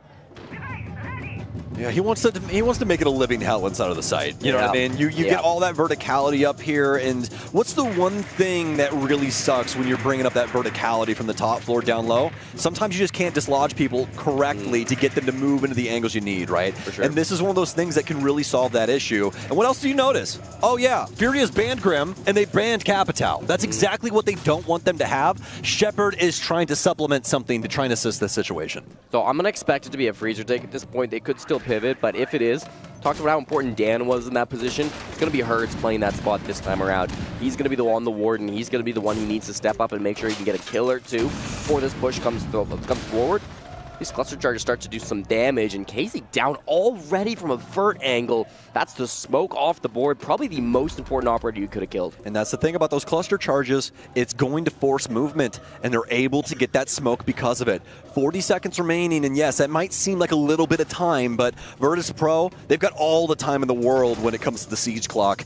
Pasha holding on to red. I don't know if he knows one's over near a bag, but he'll check it. A lot of barbed wire. There's people everywhere. Pasha just challenges it, but I think it's because we have some things going on in sight. The fuse is in just a bad way. Always will be able to assist. The fuse still alive, but JV92 will take one for himself, and all of a sudden this entire round is just so very discombobulated. They don't know where these players are pouring in from, but they're still finding the frags. Joystick with a nice find of his own. He'll be able to slip back into freezer, or Shepard will attempt to put this plant down. Nade finds Shepard and Joystick through the verticality. The shoe is on the other foot, as Virtus.pro simply don't have the bodies to try and assist themselves. Sam, that round was total chaos. I was watching the top-down feed, and it just looked like a Benny Hill moment where everybody was running around. Nobody knew what was going on. Shepard got into that plant spot so early in the round. He was there very confidently. He had always covering above, and then always died. He's like, okay, I can't plant. But then it's okay, he's got the horizontal coverage coming in instead from Joystick. And then Joystick died. He's like, I can't plant. And then eventually he gets pushed, he's got to get kills on his own. And at the end of the day, it's not enough. It really does come down to the wire. If Shepard could just have found a way to get that plant down, maybe if Joystick was on more than 1 HP, that could have been a bit more winnable, but Nade steps up in the end. That is a devastating round to lose if you're VP. Oh, Jesse, it's just one of those situations where they don't exactly know where that other player is, right? So they make that decision. They're going to plant closer to the front of bunker back there. It makes you really think, maybe if they plant a little bit closer to Coffee there at the back end of that same space, maybe they're able to get the plant down, but that's a big thing. Now we're nitpicking. You really never know which way those kind of situations are going to go, and lucky enough for the Furia fans, they're able to find the light at the end of the tunnel, so peel that one back in a pretty perplexing 2 versus 2 that seemed a little bit too easy for Philippox. Well, attack timeout gets called from VP. Needing a moment to slow this down, to readjust on the attacks. They get to find even one successful offensive operation. If they lose their 3rd straight, that's going to put Furia on match point. If they win their opponent's map pick, that puts VP in a horrendous situation in the series overall. This felt like a must-needed map, despite the fact that it's been good for Furia historically. Still one the Virtus.pro wanted to be able to take. They felt confident. There's a reason why they chose this, but they're going to have to reset a little bit. Talking with Karjeka, of course, coach of this team, get them back online, get them back in the server to focus up, because it's not going to get any easier when you're facing a team like Furia. Yep, Karjeka would know a lot about that. been a member of this squad for a very long time, a former player for Team Empire as well when they were underneath that organization. And quite a tenured history in Rainbow Six Siege, if I do say so myself. One of my most memorable moments with him would definitely be Milan in 2019, up against Evil Geniuses. A lot of North Americans have nightmares about that game. We'll take it as a showcasing of just how good the CIS region can potentially be. Virtus.pro, after that tactical timeout with Karjaka, will look to try and adjust some things. We've got some more execute utility pouring in here with Shepard. And the big thing about this Ying, if it starts to be a little bit too good in this round, that is an option for Furia for that third ban. Yeah, it's a super common target on Cafe, probably the most commonly banned operator other than the Shield, so its effectiveness this round will kind of determine how things go later on. Kiba Barrier is also going to be a threat and a target for that last defender ban. We're seeing how impactful those can be just to keep these top floor players alive. JV92 and Herds have both existed for so long in these aggressive positions. Not because Herds doesn't want to go for some picks, and he takes his opportunity but doesn't find it yet. He's so annoying in this spot, Sam. He is, and he's going to get aggressive because guess what? You're not playing ticket window, god damn it. You're not swinging. Furia take full advantage of that, and they will simply run amok. That's all they really needed to do at the end of the day. Virtus.pro are starting to fall into some trenches of too much respect right now. And Furia, they see the look on their faces, and they are out for blood. Pasha will go down. It's looking like a flawless round starting to build here in round 9. All right, well, you jinxed that one, Sam. Always good curse, one. baby. But Herds is not going to feel bad about going down there, okay? If there's one player in Siege that is never afraid to die, it's Herds, and so he's certainly gotten his kills getting ready for this round. Top floor usually at this point would be given up by the defense, but Furia feel themselves, and they're a team who do not give up ground if they're not forced to. So they will continue to play this top floor. There's a player inside a cocktail that's going to be Nade. That flash goes his direction, but unfortunately doesn't find much, and Shepard, little to do here, Sam. Yeah. If anything, if I'm Shepard, it's probably a pseudo timeout. Maybe go to the roof, but no, he's going to hold the angle. He'll get hopped out on from White, and Furia really starting to compete here on Cafe. I think when you go back to it, right, it's that initial push that comes out from Herds, from Pixel into Piano, obviously, right? Like, that's the big play that gets things going.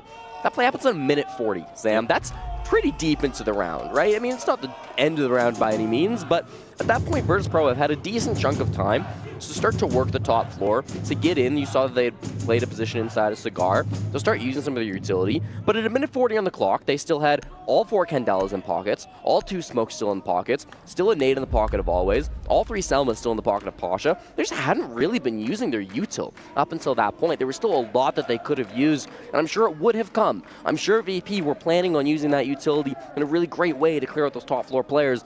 But if you give Fury the opportunity to stop you from setting up, to stop you from letting you go for that push, I mean, that is on Virtus.pro at the end of the day. You're the ones who are taking too long and are opening the door for Furia to make aggressive moves like that because you're not applying the pressure soon enough. It feels like we're seeing them just fall back to that old VP style that wasn't finding as much success internationally. That new fast-paced VP doesn't seem to be in the server right now. Yeah, because they'll take advantage of you as soon as it reaches critical mass, just like that. And the recognition there from Herds with that little fight that he had on the ticket window, and he goes, this guy's not going to peek me again, at least here for a couple of seconds. So this is my time to step up and eliminate anybody in Cigar. And of course, we find that player over there on New Balcony thinking that things are covered from that double, because why wouldn't they be? We have somebody repelled on the ticket window. Well, Herds found that moment in time. Sometimes that's all it takes. Even the best players in the world can make mistakes like this, and it's on full display there. Now Furia on to map point here on Cafe, and I mean, things are already very problematic for Virtus.pro. Yeah, this is really awkward because you've got to win back-to-back to back. See, Herds? No fear. Now he knows he's in their head, Sam. Now he knows that he's the one that they are fearful of, and so he's able to go for little plays like this. I can't believe this guy's sick right now. I know, right? He's sick in and out of the server. Yeah, he is. Operator bans did come through exactly as both you and I predicted, by the way, as Ami and Ying. So following the trends, the aggression is not stopping Furia every chance they get. Going to try to make a good play. That could be that these Claymores being brought will find some value. It's 4 being brought in the pockets of Dan and Pasha. All 4 being placed now at this point, so that's a nice little play. Not sure if there is one outside of Garage. If there is, They's about to be in trouble, but just a bait this time, not actually committing to it, make that noise, put even more fear into the hearts of Virtus.pro. Yeah, and I mean, it's a barren wasteland on the southern part of the map anyways. There's not a single person over there for Virtus.pro, so run out really not even necessary. There's more of a distraction if anybody is around that space. And now Virtus.pro, kind of the vast majority of these repels set up. We'll drop in towards Cigar again, but are we going to see the same somber song? What is this angle, KZ? He's got a nitro cell coming up through the Cigar hatch. Didn't end up committing to it, but I mean, still could go for the flank up the red stairs as well. There's track stingers, of course, and it looks like they're ready for it, but with proper timing, anything is possible. And KZ, he's a tricky bastard. Nitro does not land, unfortunately, and so he's going to have to do this the old-fashioned way or just fall back to site. Well, Virtus.pro, I know how difficult Cafe offenses can be, especially to get started, but now you're finally in the building. Now it's time to let that chopper sing.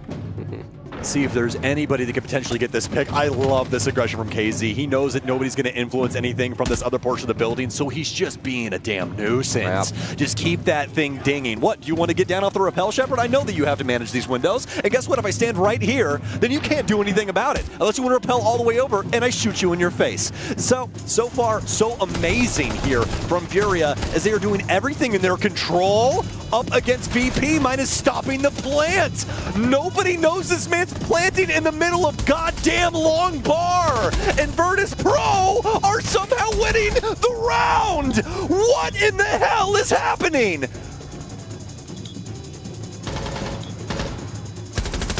No shot in the 1v4, surely, Sam. I mean, this has been ridiculous so far. There it goes.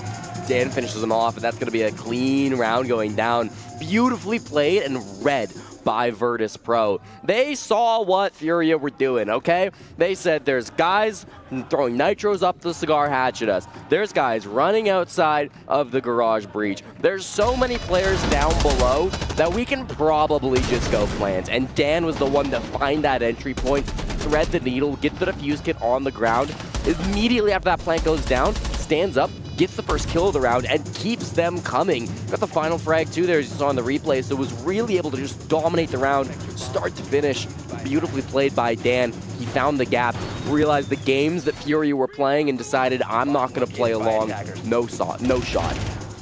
Truly incredible, especially with that plant spot as well, Jesse. You never see somebody plant practically out in the middle of Long Bar, just hugging things underneath the skylight, hoping nobody peeks him, and it works out. That player inside of Cocktail on the right-hand side instead of the left, not able to really swing out in any conducive fashion to find him. And instead, Dan is the one that delivers in that scenario. Truly mind-boggling, but what else would you expect between these two teams? Furia trying to, kick up a sandstorm on that second floor, constantly trying to get at the necks of Virtus.pro as they manage the windows outside, but the shoe's on the other foot as Virtus.pro get that plant and get the round to boot. Now, still a long road ahead of them. Need 2 rounds to guarantee overtime here, but a heck of a lot closer than they once were. Game's not over till it's over, Sam. We're seeing the late Valkyrie setup coming out from Herds. They tried to hide 2 operators there. Herds was hiding in Train the entirety of the prep phase. JV on the Kaid, was also trying to hide. He did get droned actually quite early on, so he wasn't successful in hiding out on the Kaid, and so Virtus.pro will be aware of that. They've only brought impact EMPs, and they don't have an IQ or anything, so a little bit scary on the side of VP. If you don't get that Electro Claw, if you don't guess correctly where it is, it could be a big issue for you. At the same time, you're playing Ace, so the Freezer Hatch can just be popped from the sides. Maybe not the biggest deal for them if they do end up losing that. Doesn't seem like they're too concerned with it right now, but that might start to become an issue here in a minute, as obviously Furia, practically every single body, yes, every single body downstairs on a full horizontal hold, meaning Virtus.pro have full access to the full breadth of what the middle floor has to offer.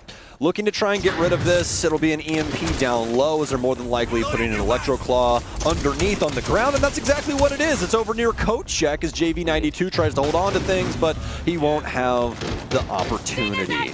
Track Singer's down to try and hold up the flank, and now this is when we get down to brass tacks. Yeah, I really like the usage so far from Virtus.pro. I mean, completely ignoring that Kaid Claw that didn't really do anything in this round because They saw it so early, they brought the correct tools, they didn't fumble the job. And the Valkyrie cameras are maybe a little scarier, but they've started to ping them out, so they're aware that they do exist, at least on the site. Not sure if they've still been found up above. There are yokais as well that'll be moving around the bomb site and providing a lot of information. One VIP and one still inside a freezer to watch the drop. First playing inside a VIP should be the first point of contact as the gunfight comes in. Joystick? Does he know this man's inside a VIP? This could change the entire round if he's able to find him with that Nitro cell in his hands. Herds is still ready. It seems like they've got a ping out over there. The Nitro will go out towards Shepard. The swing coming in from Herds. Joystick, it's a must win. They'll finally be able to get it. VP with 2 big picks. Yokai's in here, though. This could be a huge situation here, especially with KZ up close and personal. He runs in. He's trying to bully the round away from them, but how do you bully a mountain? He'll get knocked on his ass and murdered. 20 seconds remain for Nade and JV92 to try and pull this back across the line. Pull Cafe back into their favor. They've got some yokais. It's a double kill. He'll be able to hold on for just a split second. Oh my days. He's been discovered. Oh my heartbeat, Jesse. It hurts. As just for a split second there, you think Echo has an opportunity until he's executed inside of Bakery. Yeah, thank God they don't lose track of that one. Virtus.pro do manage to get it done. Stay alive in this game, most importantly, now 6-5. It was a really cool strat from Furia. They had all the setup around Freezer. They had the Yokai constantly spamming this Montaigne, and so that was supposed to provide an opportunity for somebody to make a move. First it was Herds who was trying to swing out from VIP, but was being watched by Joystick on the stairs. Then it was the smoke of KZ who just sprinted in with the shotgun, but he was too discombobulated, Sam. Didn't know where he was trying to shoot at. Couldn't find the Monty until it was too late. By the time he tried to back off and he was low HP anyways, just ended up falling. So it's good ideas, but it's just a little bit scrappy in the way it's being put together. It really feels like in these late rounds, Sam, Furia are starting to fall apart under the pressure. They got the 6, but the 7th is sometimes the hardest to find. I really think that you can chalk this up to Virtus.pro and their capability to kind of put a cage around Furia. You could see it in the highlights there. The positioning from VP punishing a lot of the different plays that Furia are going for. You think of the player moving in through Whiskey, trying to assist with that white hallway. We have Pasha over towards Brown Stairs just waiting on him. Situations like that popping up over and over again here is Virtus.pro starting to seem like they have a good semblance on what they need to go for up against Furia here. But the biggest deal is that this roster is known for their adaptations. They're known for being able to change things up on a dime and constantly find a solution that gives them success. For Furia, it comes down to this. Can you try and take this away in max regulation? Mining, dining, I mean, the setup is very similar from Furia. We're going to have that same 3-man hold up above, Herds, JV, and Nade, with Herds being the real front runner at the top of kind of Pixel and White. Then you see JV a little bit farther back inside the bar in the freezer. Then you're going to see Nade all the way back inside a Cocktail. These exact same 3 positions they were playing with earlier that ended up being such a huge problem for VP. This is where they need to be a little bit faster, Sam. I do not want to see them let just Furia go for those aggressive plays like they did last time. They have to get active with their utility and take these gunfights to Furia before Furia can take them to them. 100%. And not only in the gunfights, Jess, but in the utility. Look across the board here. Goyos, Fenrirs, Wubs, everything in the world to potentially slow you down, and Legion to boot. I mean, Virtus.pro have got to be on their timing. It's time to shift this thing into 5th gear and see what we can potentially do. Virtus.pro still doing a little bit of searching to try and find a really positive entry here. Fortunately enough, they've already gotten Joystick inside of Cigar, as he'll continue to try and search for this initial pick. Still some pressure. I mean, Herds has not left his position. Pixel, Nate's not left his position either. They are really hunting for this kill, but the time is starting to tick down, Sam. They haven't done it. They haven't gotten aggressive to find that. More Goyo cannons are just going to keep getting popped. Oh, Nade, what a shot! A perfect moment in time. A kill inside of a vacuum, as no one will be able to try and refrag him at all. Fortunately enough for them, Joystick, once again from Cigar, able to find some value as he'll down Herds. Pasha gets one as well. Virtus.pro starting to propel themselves forward. He sees the blood on the ground. He'll find the kill as he'll rotate over towards the white hallway. The top floor now in their control as Furia has abandoned ship, but they haven't abandoned the site. JV and KZ made the decision to run back down white. They think the 3v4 hold is going to be advantageous to them. Shepard in a very sneaky position up the red stairs. Could catch them off guard for a late round push. And this defuse kit's going to be dropping trains to go for one of the 2 different bomb sites they can push for. So really scary situation for VP. What? What a shot out of Philippox. Discovery work. It's Furia patiently awaiting any Virtus.pro threats, any threat at all. It doesn't matter what your name is. JV92 has your number. And Pasha with a lot to say and a little amount of time. JV92 shuts it down. Furia will take Cafe away from the Russian machine. Oh, 12-round 1v1 at the end, Sam. It doesn't get closer than that. JV92 stands up when they need him the most, gets the final kill to be able to shut that down. It really felt like Pasha had it in him to get the job done, to secure the 1v2. He knew the positioning, he had just enough time, but unfortunately, he's not better than JV92. Ridiculous play coming in from him.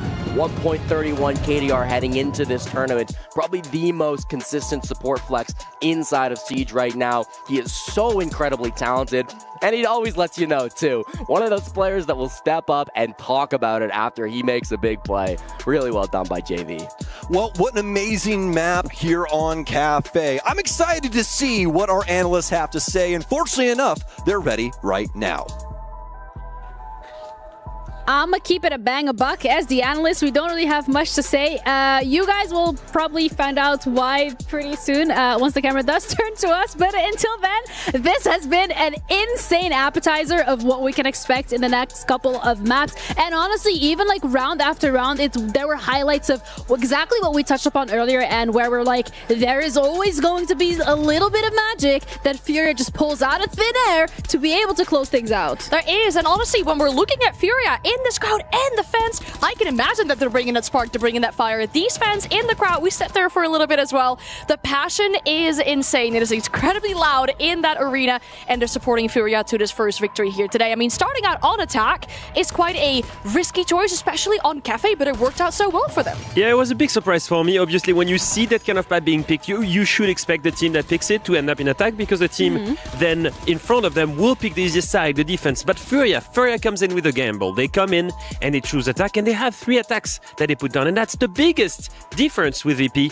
One single round that they won more than VP on that side, and the biggest difference is always in that little bit of magic in the gunplay. It is, and we have a little bit of, I don't know if this is like magic. I can hear myself twice. Okay, there we go. A little bit of magic as well on the analyst desk as we borrowed these. We promised that we will give them back. So we got in trouble asking for this. Yes, twice. You know, you actually said it's probably easier to sneak out with a trophy than to sneak out. Like, that is so true, but we'll bring them back. Either way, we sat in the crowd, we heard the fans, we've seen what Furia is able to do. The fans are bringing the magic, Furia is bringing the magic, but something that you also really have to touch upon is how close it was, because VP could have pushed this to OT, could have won this. It's consistent with these guys whenever they play each other. So much experience. One of the only 2 rosters in Siege that have not made changes in modern history. They always know their number, but one big difference, and every single time, is the skill set.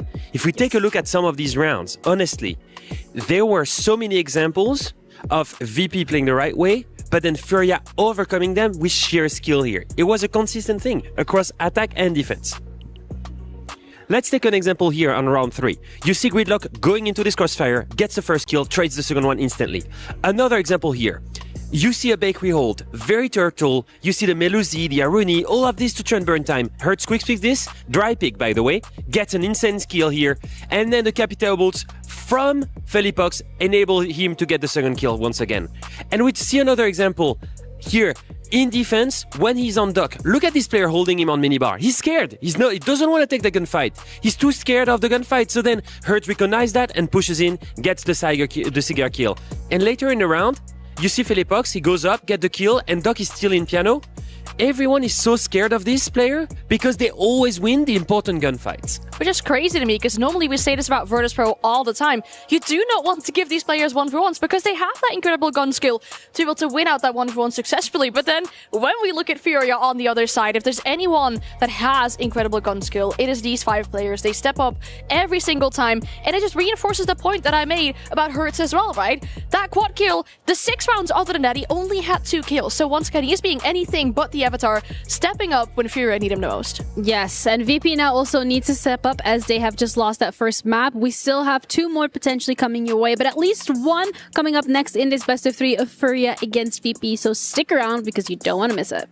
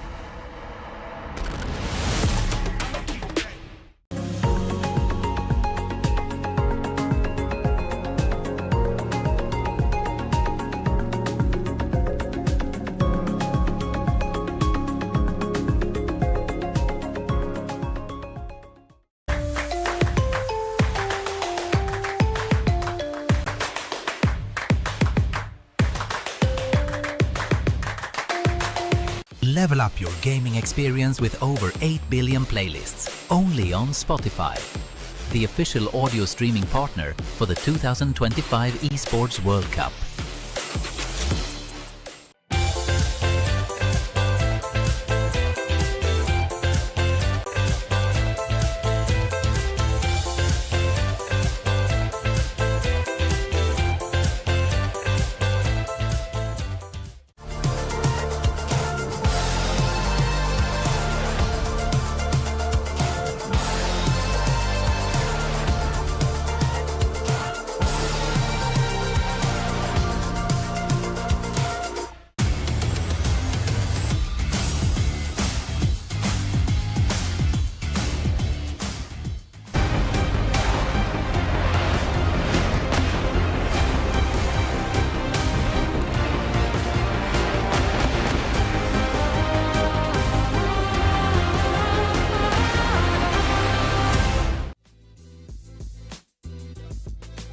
Pengu. Old man, I think is 8. Old man 2, 9. Good player. I think is the best eye in the siege. Top 3. Canadian old man 10. Old man 7. Elipox, my captain, top 1. Old man, no titles. I think is 11, but no possible, so 6. Hertz, top 2. Paulo, it's a good player, but not too good. 5. Alemão, my son. Alemão is a good player, but versus me, chokes, nervous. I think is 4. Pengu, I will put 5. 6. Shaiko, you ever heard of the guy? Nah, but I will put it 1. Canadian, I will put 7. Goga, 8. Felipox, 4. Nesk, 3. Herds, I can't put it 10, so 2. I have only 10. Did I did all the one not 10? Oh, 9 then. We'll give Pengu 8. Let's put him 5. Number 6. I'll put Shaiko on 3rd spot. Number 1. Chargos number 1. Goga number 10 for now. I had Shaiko on 3rd. Canadian on 1. I'm gonna put him on 3rd. Nesk 4th. I'm gonna put him in second right now. Paulo, number 5. Alamau, shared 4th. Who is my GOAT of all of these? Nostalgia, I think Penguin Canadian. Ladies and gentlemen, welcome back to the EWC stage here in Riyadh, Saudi Arabia. I hope you guys had a little bit of a break, were able to go do whatever you needed to do before we got back into this map and this series between Furia and Virtus.pro. If you missed our first map, it was on Cafe, and it was a pretty solid banger, I would say. Max regulation, Virtus.pro a 1v1 away from forcing overtime. And Jesse, now we're going to bank. Yeah, Sam, I mean, this is going to be a real test, I think, for Virtus.pro. They lose map 1, that was their own pick. Now they go to their opponent's pick of Bank, which is always going to be a scary prospect. And they're facing elimination. You lose on Bank, you're going to be going home out of the tournament. For Virtus.pro, it's their first time at Esports World Cup. They've never made it to this event before, despite being one of the best teams in Rainbow Six Siege. For Furia, they've shown up, not just with all of their teammates and support staff, but they brought an army of fans as well who have been supporting them throughout this battle, helped them secure that 1-0 lead that they now go into Bank with. So I'm going to be feeling confident about this. Furia have won every type of tournament throughout Rainbow Six Siege. They've won Majors, they've won the Six Invitational, they won Reload, but they've yet to win the Esports World Cup. This is the one event that they still need to check off the list, and so they are hungry to make sure that they get the job done, and this is the first opponent in their path as far as playoffs are concerned, Sam. Well, today is a day where we see if robots have feelings. As Bank is loading up, Virtus.pro is looking to force us onto border. 2 years ago, these teams faced off at SI 2024. Back when Furia was W7M. That last map in that series was Border, as now Furia were able to take it and take the hammer as well. Virtus.pro is looking to rewrite history, be able to walk the clock back a little bit, and be able to get a little revenge for what happened years ago. Virtus.pro and Furia are moments away from launching into Bank and Lynx, oh my gosh, dude. Wow. Jesse, I'm so very excited. They die very hard, brother. They die very, very hard. All right, well, and Taro, we've got a really good game coming up. Oh, that almost hurt more. Spoilers from the B stream, by the way, if you want to hear them. The winner of this will be playing against G2 in the semifinals, who beat NIP earlier today. Really exciting game that ended up going on. And that series, that was B stream, was a very close match that did end up going all the way to overtime. That third map was a really close one, so we'll see if this one manages to go the distance as well. You'd like to hope that it will, with, of course, these two caliber of teammates, but I really do think that for Virtus.pro, it's going to be about adaptation, right? It's going to be about forming into the meta that we're in right now, getting really involved with Furia's playstyle, and making sure that you are able to read into it and counter it hard. I think it's going to be about who has a ukulele player in the crowd, but that's just my personal, breakdown of things. And with 5 seconds remaining on the clock, it's time to get down to business. No more jokes, no more fun and games. It's Rainbow Six Siege between Furia and Virtus.pro. Bank loaded up. The players in the server, we're into the bans. Clash and Ace already gone. Probably going to see another hard breach go because, well, it's Bank, Jesse. Oh, we're not. It's going to be Capital. The Habana's going to stay up. Really interesting. Yeah, I was sure it was going to be Kaid and Hib. Kaid is by far the most banned operator here on Bank, so I was a little surprised it didn't go first, but pair it with the Clash, I think makes a lot of sense. Furia have been a really great Clash team so far this stage. I have to say it. If I can put an opinion out into the void, I would say that Nate is the best Clash player that we saw throughout Stage 1. He really did use that operator well. We saw a couple times for Philippe Fox and hers as well, but I thought that he used it really exceptionally at a high level. Yeah. So it gets banned out by Virtus.pro alongside the Kaid, and then the Capital ban targeting now down onto Virtus.pro. It's an operator that they do tend to play sometimes. It'll be interesting to see kind of who that ends up targeting down. I know that that's an operator that we do see quite a lot from Shepard throughout the regular season. He brought that quite a few times. Pasha as well brought it 7 times for his buddy. So a couple of these players will like to play that operator when it's available, but not available today, as it does get banned out. Well, now as we load things up for the very first time here on Bank, into round 1 we go between these two. Prep phase done. No more crossing of T's or dotting of I's. It's down to blood, sweat, and tears to see who can potentially win things out here on Bank. And quite a conducive strategy for success for Furia on this basement. You can see it all across this op lineup, what the name of the game is, and it's all deny, deny, deny. They want to make sure that Virtus.pro are not going to be able to work their way in here and get a plant down successfully. Now, will there be some more aggressive tendencies? That's really the only question on my mind, because a lot of these ops do need to stay alive to be able to use their utility. You're thinking Herds, Felipox, and Nade more than likely will be the safety net later on down the line. Yeah, light roam, and I mean, it's mostly JV92 playing inside of open area. Don't think that we're going to see him go for anything too crazy. Starts feeling some pressure, probably just looking to shoot some drones. Herds top server stairs, playing very passive position as well, and you do have Nade technically, who was on that top floor, but drops the elevator hatch as I speak. That 2-minute mark, Sam, it's going to prompt all of these players to fall on off. Herds taking a little bit of damage, but other than that, everybody else in their own game decides we're going to fall back, we're going to concede that space. We need to have all 5 alive for the push. One of the better things to do, not only on Bank, but a multitude of maps where you can get away with a smaller own game. Show a little face, Jesse. Shake a little leg. Get some drones in there and be able to take those things out. Beauty of that is the offense then has to respect you and whatever the heck you got going on from where they last saw you. So they'll do their due diligence and start to clear things out. Herds will get marked by one of those death mark trackers from Dan. So continue to sit here at the bottom of blue stairs. This is a pretty tasty prospect for him, especially with that M590, the fact that they've got so much utility to pour into this situation. He just put his first smoke down. Now here's the one thing though, just a little caveat. There's 2 ways that this can go down. He can swing off this smoke right here and just push his way through, and that's exactly what Always will do.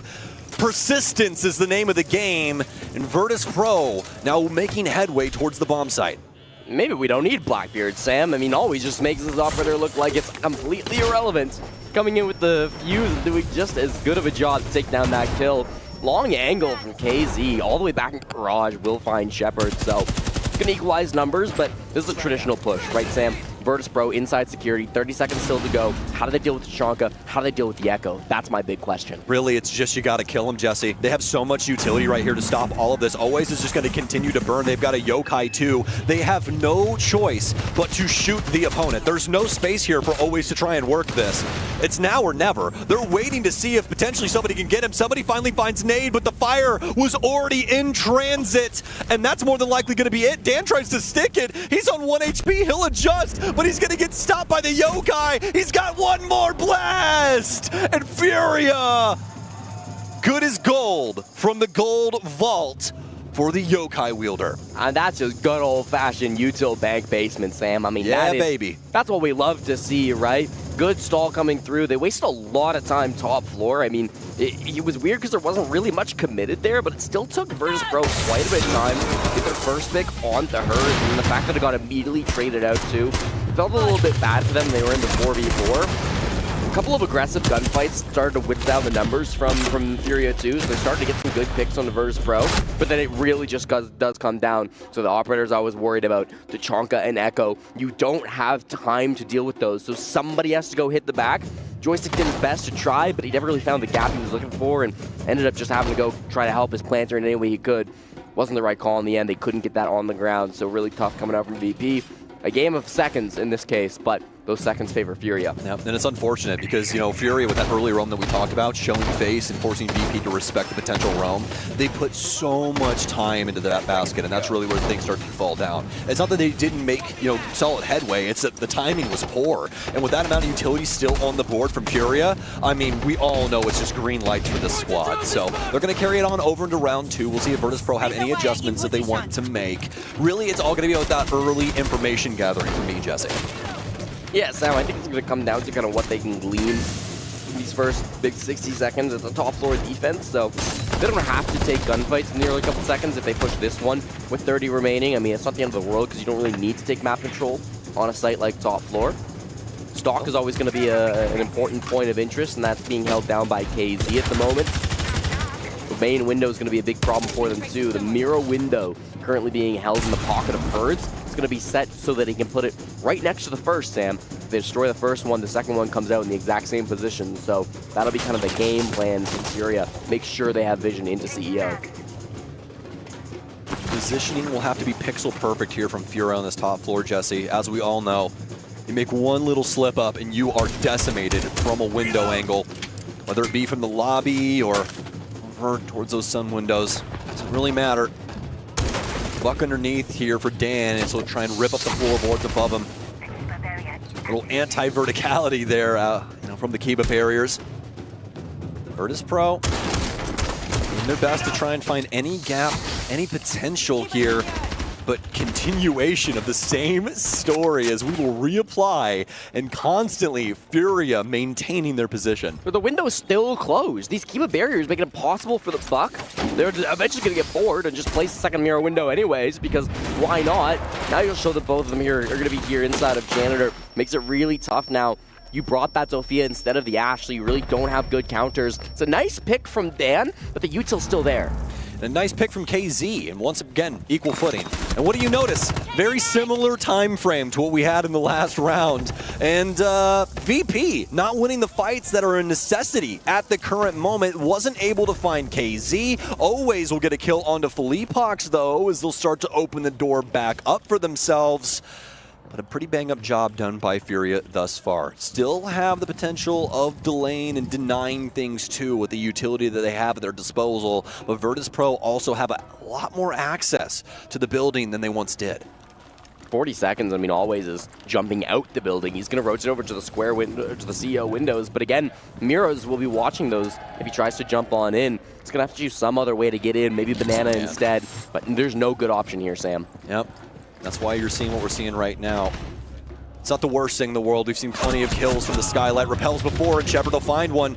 That's the thing. Sometimes the angles just get awkward, and you'll never even consider it. A nice little find here, 10 seconds remaining, and a chance that Furia are able to make this a 2-0. KZ trying to take his time. He'll swing in, but not this time. Joystick will be able to find his mark with Zofia. One of the greatest fraggers in the world versus one of the greatest fraggers in the world just a couple of years ago, head-to-head at the end there, Sam. That was really scary from Virtus.pro. They, yes, had the man advantage. They got a couple of good picks from the Repel, but KZ had the defuse kit. 1v2, but Kid is down. There's less than 10 seconds to go. KZ doesn't lose that very often. This time does end up going down. It's a good kill from Joystick. He doesn't panic. He doesn't face the pressure.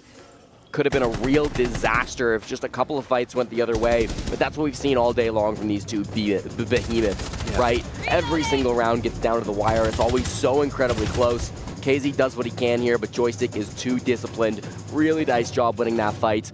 They will secure their first round on Bang. Yeah. Sometimes you just get so pissed off with Virtus.pro about their patience, and then other times you're just like, wow, this is truly incredible what you're able to accomplish. Just working things around that lobby space, finding new angles, waiting to see what Furia want to try and kick up, and they discover some very nice kills to once again open that door back up for themselves. And Furia just getting a little too aggressive at some moments in time there. Those discovery moments from VP coming back to bite them. We'll see what Furia's adjustments are. Now, it is going to be a top floor hold once again, but the bombs aren't there, folks. It's going to be open area kitchen. Yeah, top floor is actually not super heavily defended. It's Nade playing in checkers at the moment, so we'll see if he stays playing on the Echo. And then Herds, of course, playing that same mirror window setup that he loves so much inside of Janitor. Doing what he can to try to lock down that part of the map and make these windows just impossible to enter, right? If you jump in, it's going to be a problem for you. And if you try to drone in, there's problems for you as well. KZ with that nice little pass will catch the drone. Doesn't stay alive for very long, but still denying that information is incredibly valuable for Furia.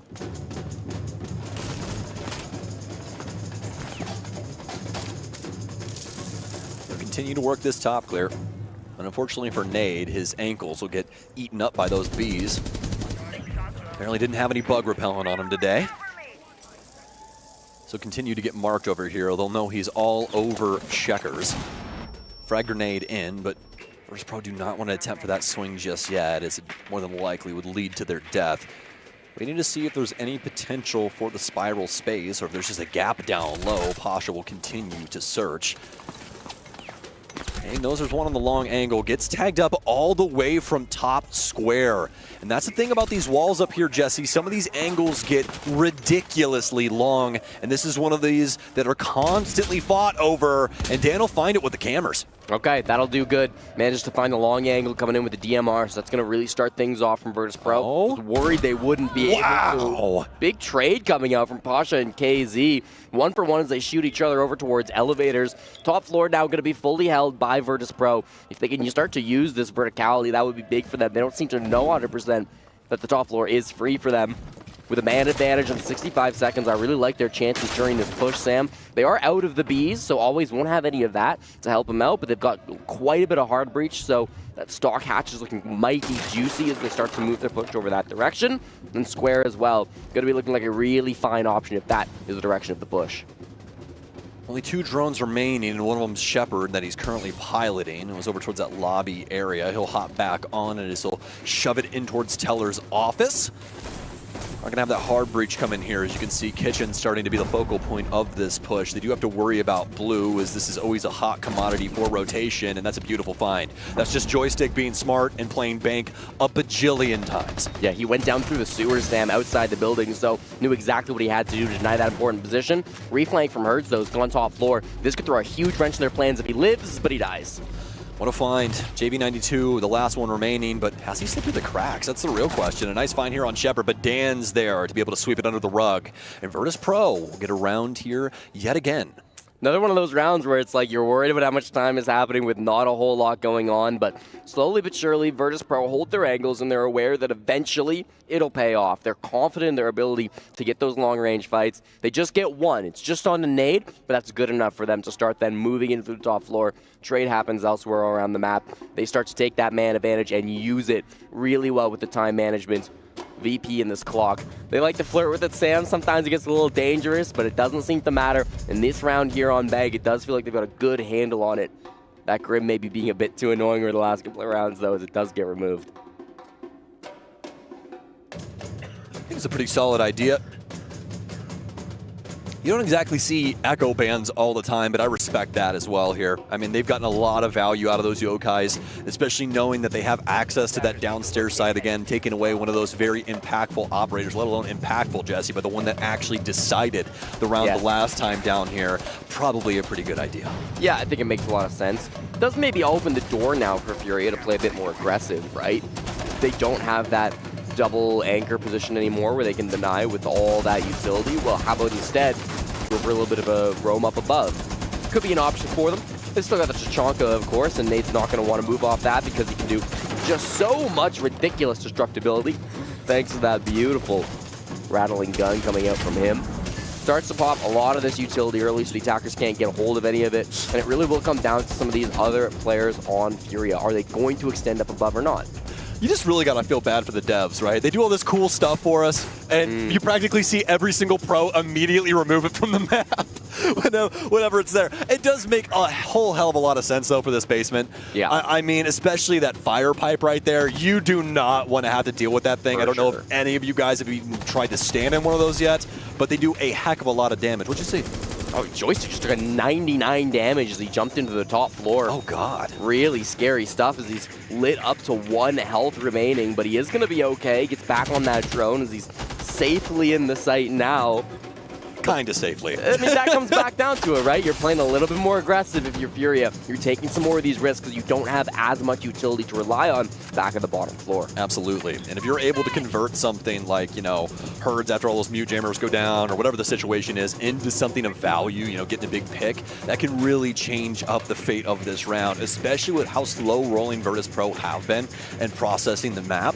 That will just cause a massive issue in their clear if you are able to get a clean pick, such as what we almost saw on Joystick. It's going to be Ying, but it's going to be like a cluster charge. They'll put it through the floor and try and get rid of the player in open area. Everybody's happy to fall back on the side of Furia, so if they don't actually commit to taking any fights up above, the one Nitro from Herds was going to be enough to tickle Joystick down to a sneeze away from death, so you'll be happy with that. 90 seconds to go now, and you're going to have to deal with this barrage of fused cluster charges coming down on you if you're on the side of Furia, but pretty easy to dodge, pretty easy to hear where they're going to come from and get out of the way. So they aren't going to worry about their lives as much. More the utility, right? You're going to have maybe some of those mute jammers in sight, some Fenrir gadgets in sight. That's not going to be a problem anymore once the Fuse kind of gets done with his job.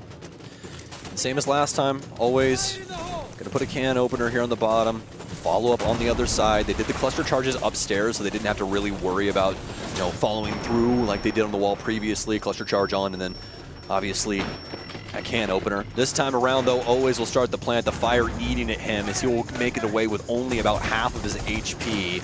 They do have plenty of time here, but here's the issue with a position like this.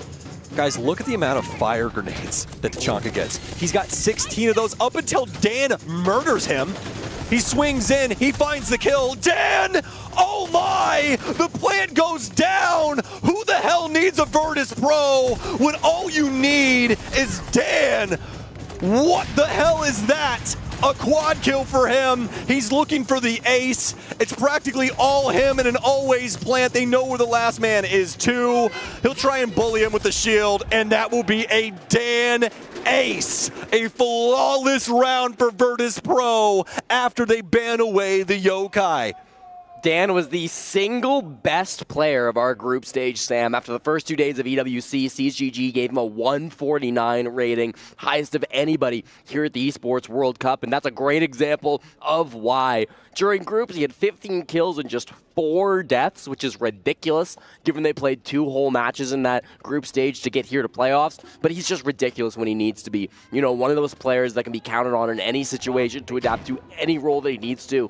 Can be an aggressive player sometimes, can get into those entry positions when he has to, but really is still reliable in the late round too. That first pick on a nade was really the only one he needed to make sure the plant could go down. After that, everybody on Furia tried to collapse in, but everybody fell to the gun of Dan. Really pretty stuff.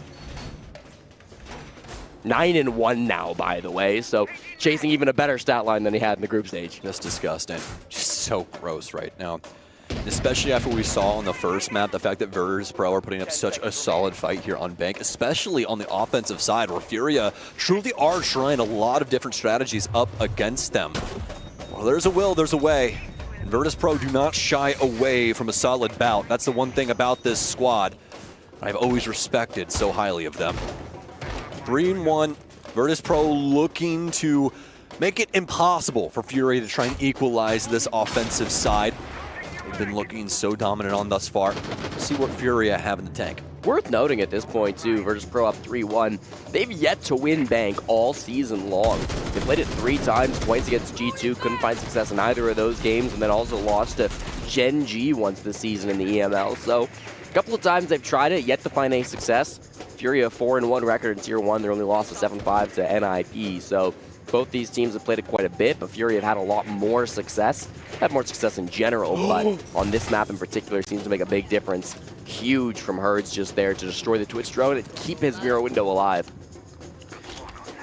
Well, usually they say that sports are a game of inches. We play a game of pixels. This Pasha will miss by a pixel. Able to finally find that, and he'll try and slip away, but he already knows that that drone is getting thrown into the ether.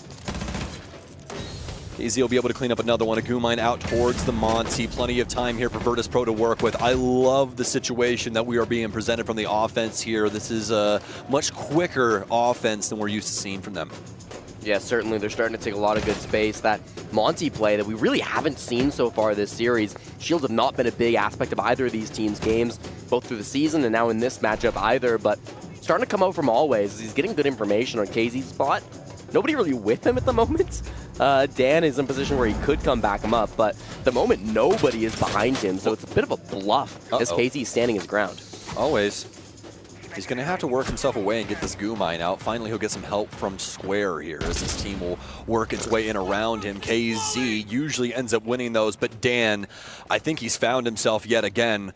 We've seen it time and time again with him. Some of these events, he will just light the world on fire. And this seems to be one of them. 10-1 right now, truly indomitable. And not even a thorn, a true dagger in the side of Furia as they simply cannot shut him down at this moment in time. Joystick knows that somebody's just run back to side, but he couldn't quite find the player before he would skate back into safety. Purge starts to get some sights set up now. It'll be a square push. Monty's already deep, but doesn't mean he can safely plant without the cover of his team. Well, that square sledgehammer starting to work its way in from Virtus.pro. The Russian machine eating at Furia. This mirror window might be the saving grace if they can prevent this plant. Pasha will take down one, JV92 with one of his own. The Nitro Cell will down always, and this is where things can reach critical mass. The case on Dan. He knows that there's somebody in behind him, but too many bodies will eat up Furia. The Polar Bears dominant on the offensive side. Beautiful stuff coming through for that push. Again, it's Dan who makes that entry point. When there's a player who's just having this good of a game, there's very little that you can do to stop a player like that. And actually, it will prompt a tack timeout, Sam, as Furia decides that the heat is too high in Riyadh. Need to cool things down a little bit, bring things back down to earth. Really does feel like they're just getting overrun by good util work coming through from Virtus.pro. They're having a good use of their time to try to work picks around the map, and then when that execute comes through, everyone's there at the same time. As long as they're not getting denied on the plant by the Yokai camp with 5 seconds to go, they're in a really strong spot. Bleeding numbers out of Furia, making sure they have that man advantage, and then the push just comes easily. Yeah, I mean, it's really crazy how much that ban actually affected Furia, because it played right into the hand that you said it was going to, Jesse. They banned that Echo. Furia's like, okay, well, we don't have that utility anymore. We're going to get a little bit more aggressive. And right when they do that, VP put the collar on them. They're like, oh, yeah, that's fantastic. Thank you for doing that. That's fantastic. Exactly what I wanted from you. And even that, I mean, Virtus.pro just really aren't taking any gambles right now. They're keeping their chips close to their chest and seeing how Furia operate around these situations that they're presenting. I especially loved what we saw from the Monty there. I know it was a little just, you know, fun play back and forth. He accidentally hits a Gumon, yada, yada, yada. But, I mean, even then, Virtus.pro aren't risking anything that, you know, isn't insane at that moment in time. The shield can just stay up. He can back up, get that assistance from the player over on Square. It was very clean cut from VP. And Furia just not really able to do anything with that top floor hold. There was a great interview done with Igor, the coach of Furia, back in late July, where he talked about his philosophy when it comes to those tack timeouts, right? And he said he only pauses the game when his team doesn't think how he thinks. Right? When his team has got a different read on the situation than what he has, that's when he calls the tack timeout. There'll be times where you're watching Furia and things are quite drastically bad, and they won't call a tack timeout. In those situations, he feels his team has the right read. Maybe they're just not able to put it into practice. This time, the fact that he does call that tack timeout speaks to me that he sees something his teammates maybe don't. He's aware of some sort of situation, maybe the way VP are playing, maybe just the way that they're taking their time and finding some of these aggressive players on Furia that are really punishing the guys from Brazil. That's something he can instill into his boys, help them maybe understand how the best way to counter that could make all the difference, but even if it does, only one round remains in this first half, so they won't get a lot of value out of it. They need this round to at least ensure they get something. Well, I'll give Igor this. Look at the adjustment he's made on this basement site. Yeah. The operator lineups, the mirror window break that we saw over towards servers. It's all conducive towards what Virtus.pro's strategy has been for that entire basement setup. They've been constantly working their way into server, getting the single panel, and attempting to put a plant down on default. Furia have completely designed this strategy to stop exactly that. So now this is where the fun times come. This is where chess is played in Rainbow Six Siege. Have Virtus.pro thought far enough down the line to be aware of what Furia are going for, or are they going to fall back into the same tracks? Yeah, I'm worried we're going to see the same push from Virtus.pro, which is going to be get inside a server, plant with the cluster with the shield on your back, and pray that nothing stops you. And that can be a good strategy on Bank. Don't get me wrong, it's a good pushing strategy. It's meta for a reason. But with all of these tools in the pocket of Furia, I almost wonder if just dropping down gold, going main stairs, going elevator might be the better call. It's not the one that they opt for. They are positioned in server, so they're pretty much committed at this point. Unless they go for a crazy late round rotation, the mirror window still needs to be opened up. This wall's going to be awkward to get through, and even now, they're fighting against this Tachanka fire, and it's not easy to open up these walls. It's going to require a Virtus.pro masterclass. Fire on fire from Furia. Speaking of which, Nade still has 15 of those nades on him. So, it's going to be Quite an interesting result to this. As always, he's burning up. He can't get around the sheet as the grenade bounced through the mirror window. Actually, no, off the door frame, and he's able to find one.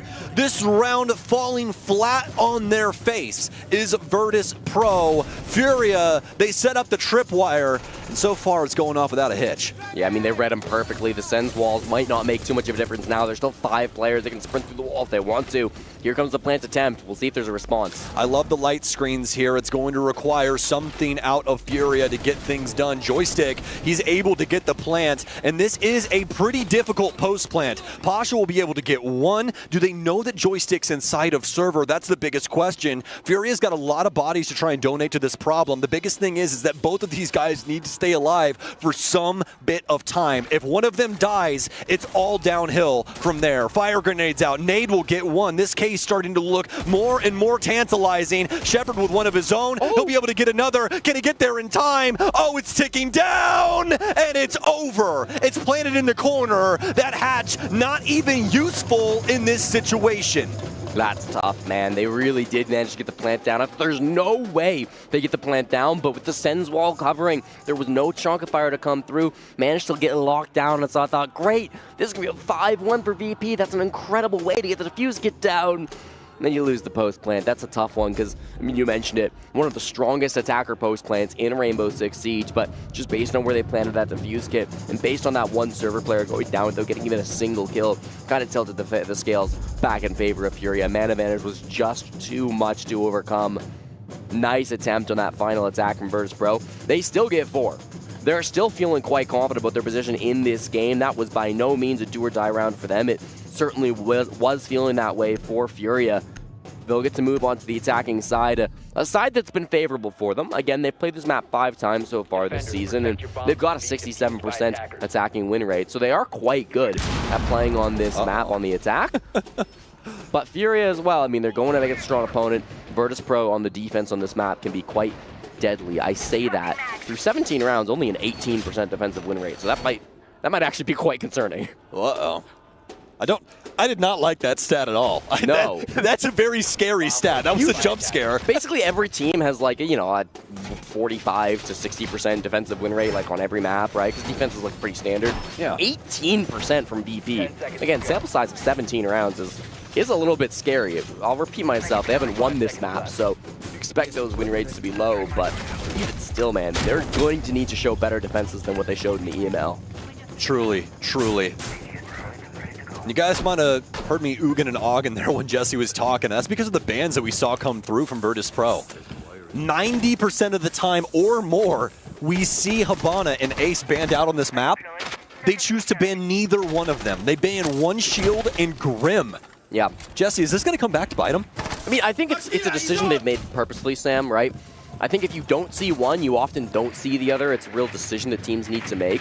Do they feel like that range hard breach is the be-all, end-all, or is there something that they're more concerned about? I think VP are just a little bit more concerned about that Monty. They have for years and years despised playing against shields, and so if anybody was going to choose to not ban hard breachers on Bank, it makes sense that it's a team like VP. The Grim as well can just provide so many opportunities to work your way into that top floor with how many different ways there are to get the bees into the site. So I think it makes sense. I don't think it's a troll, but it certainly will allow so many more opportunities now for Furia. They're working some of the hatches and working some of the long-range hard breach.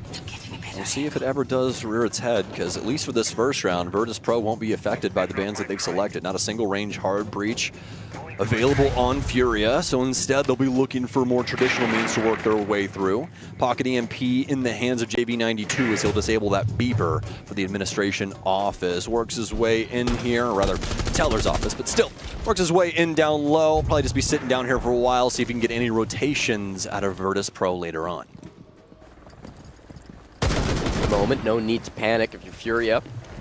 Still plenty of opportunities to win rounds in this game. They've got Chafee below on the Nook, already inside of Tellers. There's nobody roaming below for him to find, but a cheeky walk up the main stairs could be threatening. There's barbed wire, so that'll be a problem to solve, but certainly an option for him. Spiral stairs looking a juicy target for him as well.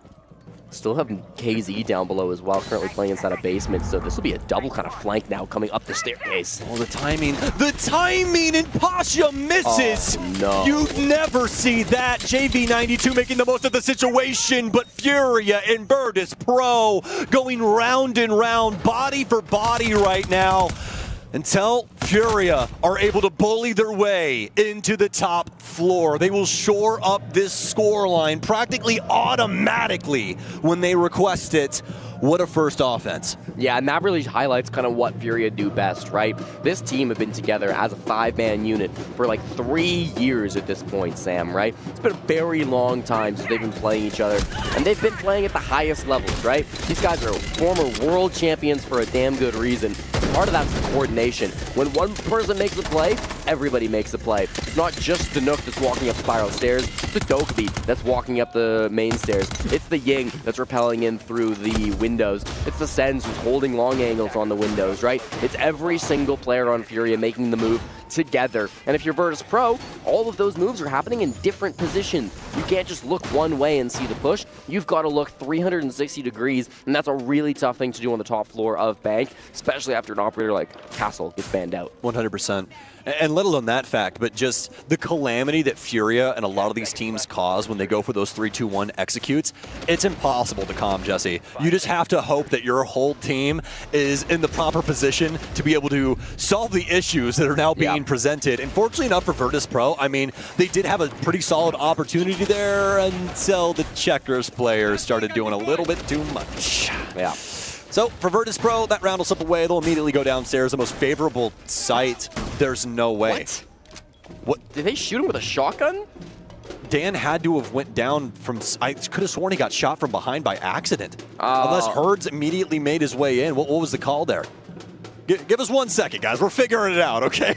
Dan is still down. Nobody's picked him up. Yeah, we're gonna let Jesse do a little discovery here and figure out what the hell just happened there, because I was looking Jesse dead in his eyes when that happened, so I genuinely am at a loss for words. Furia are operating decently quickly, though. Joystick's going to take some damage as he'll start to back off on the mid-floor.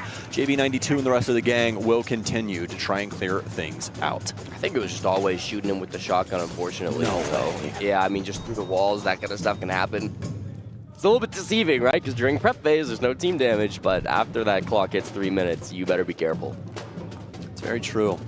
Now, not only is Dan on a very low amount of HP, but Joystick got lit up as well by Furia on their entry. They're going to try and dedicate themselves to this roam. Hopefully, they're able to find some sort of value. We do have a player here on Marble. Did the drone find him? It did, and he shoots, but KZ, he's too damn clean, Jesse. He only needed 1 shot out of the 6-cylinder. That's it, man. Helps when Joystick's on 1 HP, but still a nice shot regardless. Take down the Wanazami player, and you can see VP, they're a little bit desperate. That's why Pasha's choosing not to fall off. He needs to get a kill before he does so, but as he misses his shots, he just has to drop, or otherwise he will get collapsed on from other angles.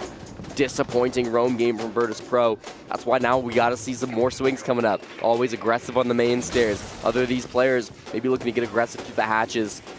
If they just sit and let this happen, I mean, they do have good util in terms of the Goyos and the Echo Cam as well, but will it be enough to stop a 5-man push from Furia? I don't think so. KZ with a double kill now, the only 2 kills to Furia's name as he continues to be able to find these moments in time to take away the VP players. Pasha tagged up a little bit, but really down the one that's worse for wear due to the situations that we saw earlier on. Furia have done a pretty solid job of being able to work their way into the map, but with 30 seconds remaining, they need a home for this case, or at least the capability to work their way into the side and start doing irreparable damage to the remaining players. And now, this is the time. How will they strike? JV92 working his way down Marble. Nade over here on the red drop. All the crosses working their way in. A beeper will signify the player is on Marble. A flash out will blind the hell out of that player in the main office. Furia flying into the bomb site. Nade will confirm things with a potential plant. The yokai will come through, and he doesn't get it! Shepard, for the first time in my goddamn life, I see him shake!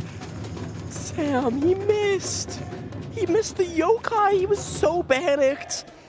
Oh, man. He had time, too. He could have taken a second to steady his aim. They weren't going to shoot the cam that fast. I don't think they realized he was in the sight already.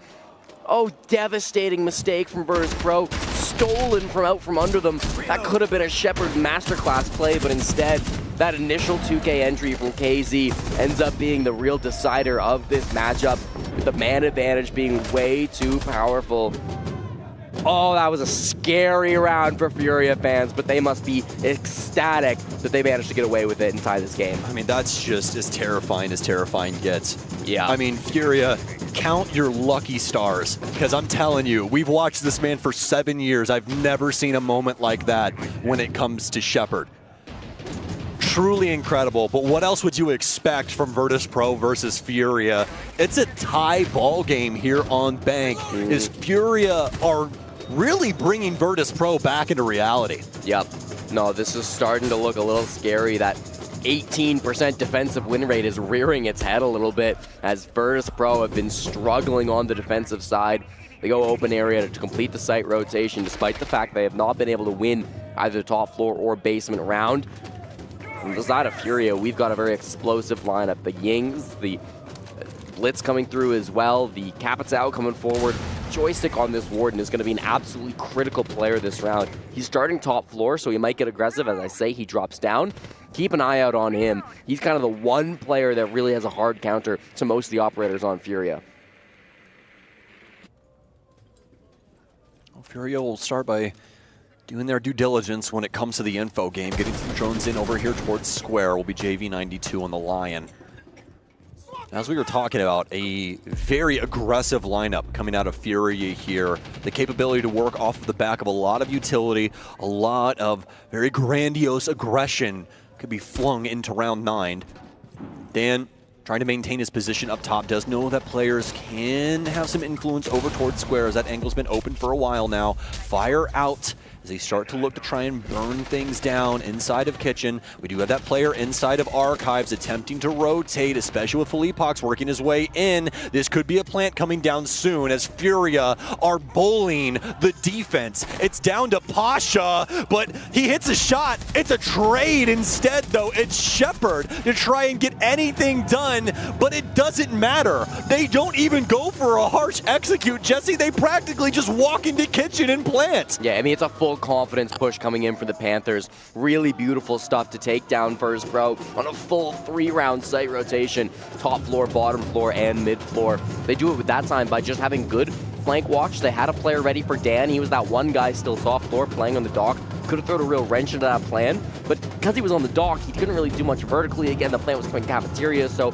your only real option at that point is to flank up through top square, and as he does that, shut down by the flank watch at JV92.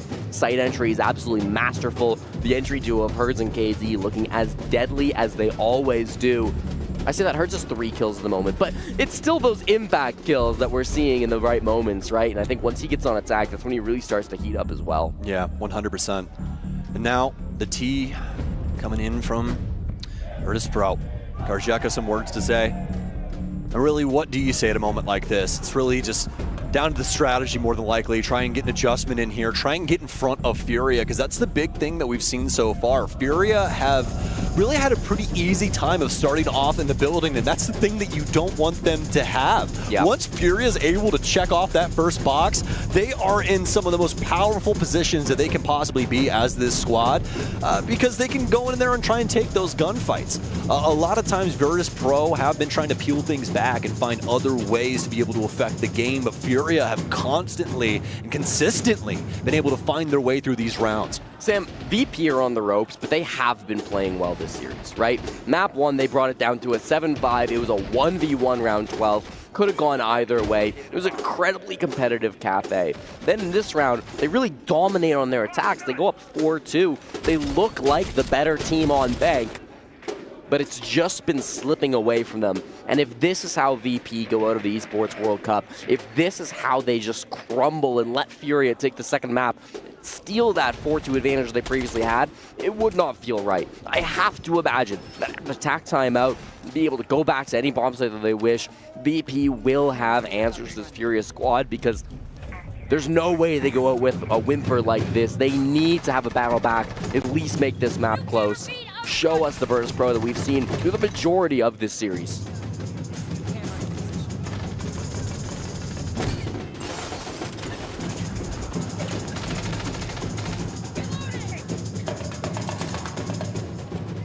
Virtus.pro waiting inside of the building, seeing how Furia want to try and act. Herds quickly into the mid floor. Has that IQ scanner. Doesn't have the suppressor though in the pistol, so they'll definitely at least see these shots coming through. He might be able to find this guy. No. Oh man.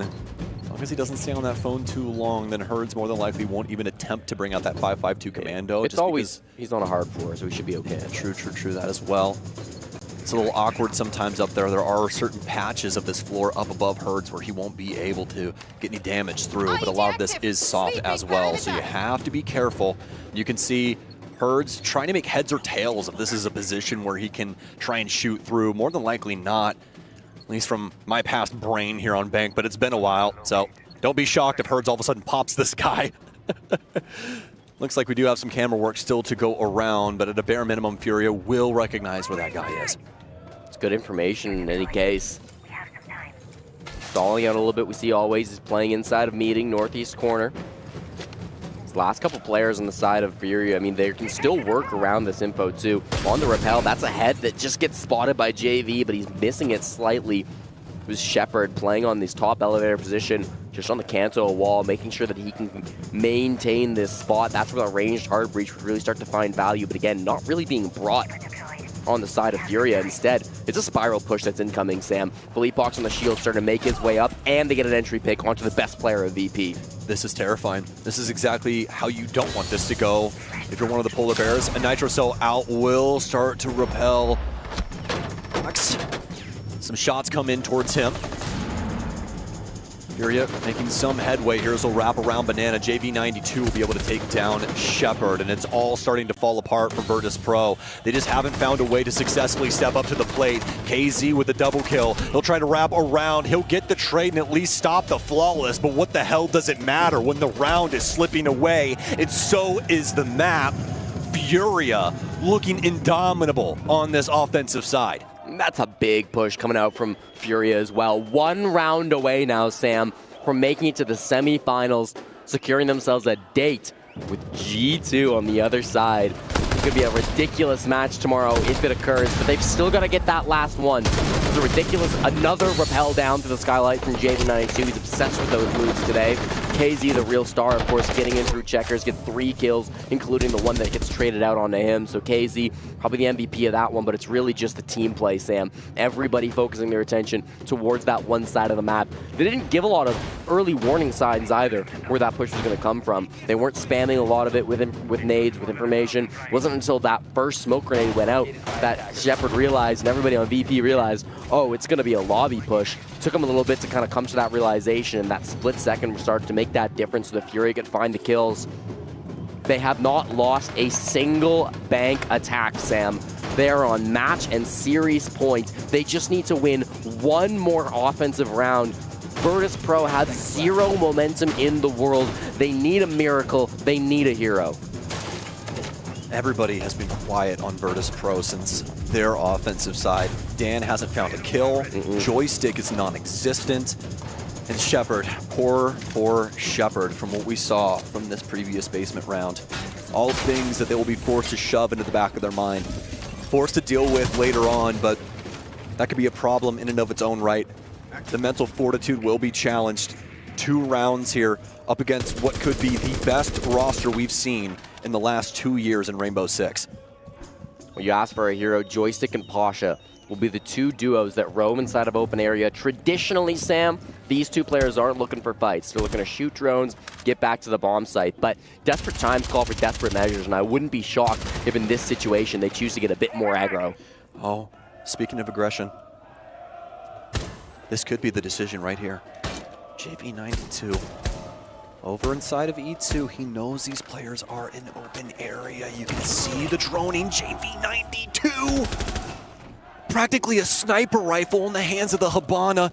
He'll eliminate Pasha immediately, as he'll have to wait on the bench to see what the result of this round is. He might not have another opportunity to play Siege here in the desert.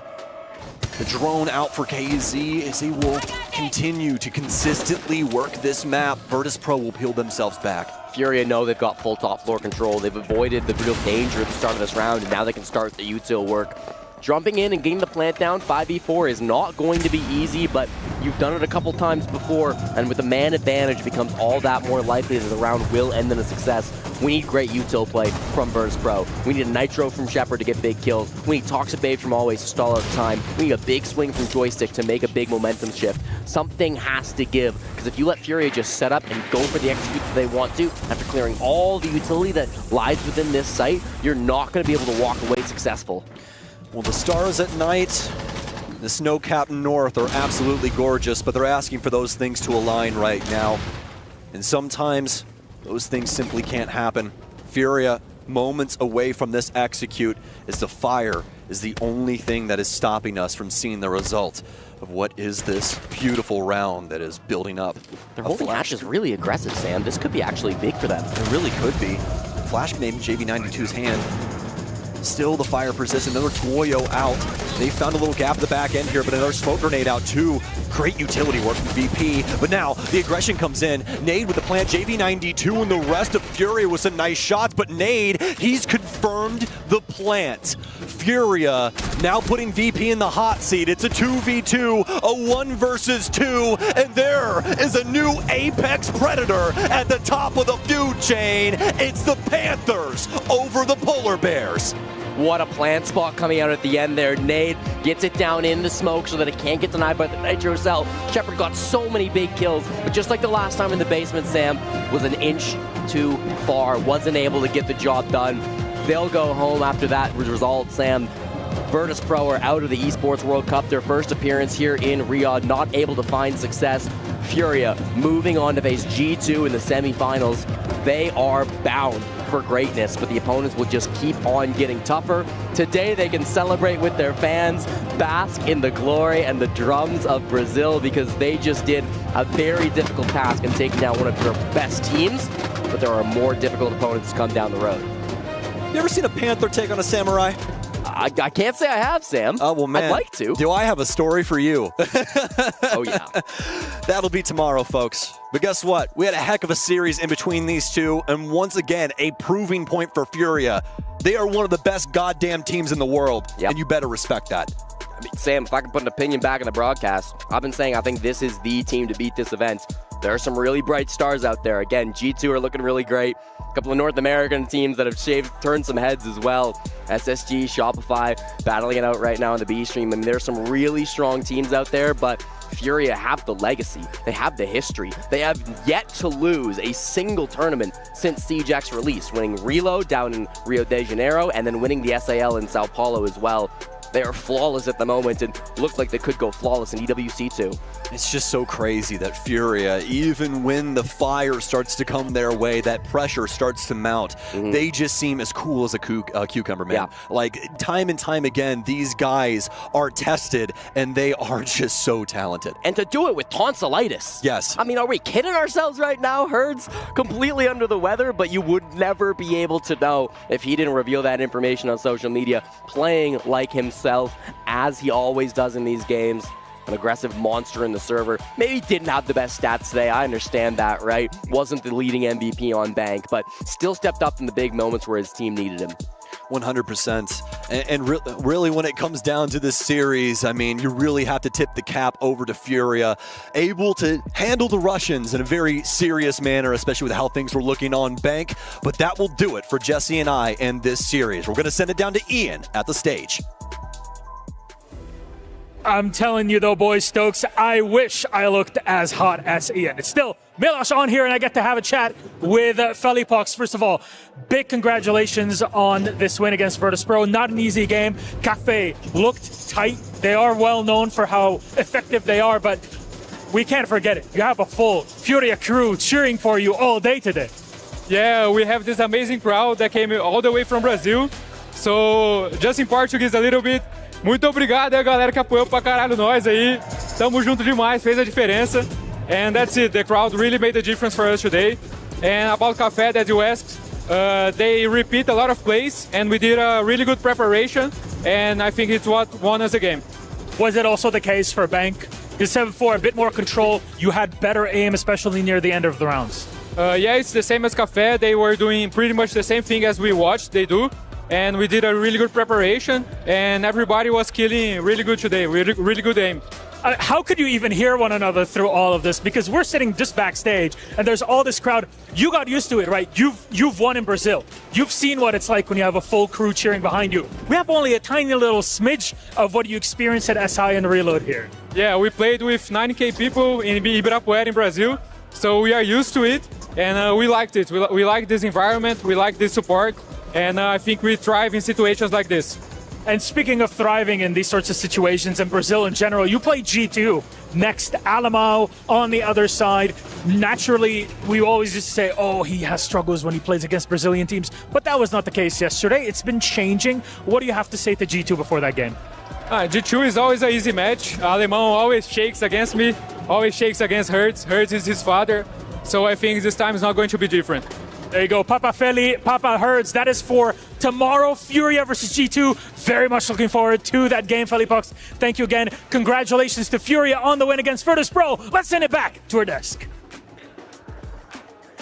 Thank you, Milosh. All right, Felipox, tell him G2 is always an easy match. Alemão is always shaky. Oh, tomorrow is going to be so good. But today was just as incredible. What we thought was going to be the clash of the Titans was a one-sided match from the side of Furia. And we have Felipox taking away the AWS post-match as well. I mean, everybody on this roster, again, making that magic happen. Yeah, and I just think for tomorrow, I mean, we're going to have to use our translator again. Alemão's going to have to step up his trash talking because what we just heard, they will put that fire to G2. And we're looking at this matchup in particular. We talked about it in the pre-show. Picking Bank when we know historically how good Virtus.pro on it is a risky thing to do. It looked in the beginning like it was going to lead Virtus.pro's favor, but on the attack for Furia, they just seem to be so much better. They're making use of those crowd control operators we talked about in the green room. Like, it was so impressive to see how they were taking these rounds on attack. Oh, absolutely. I think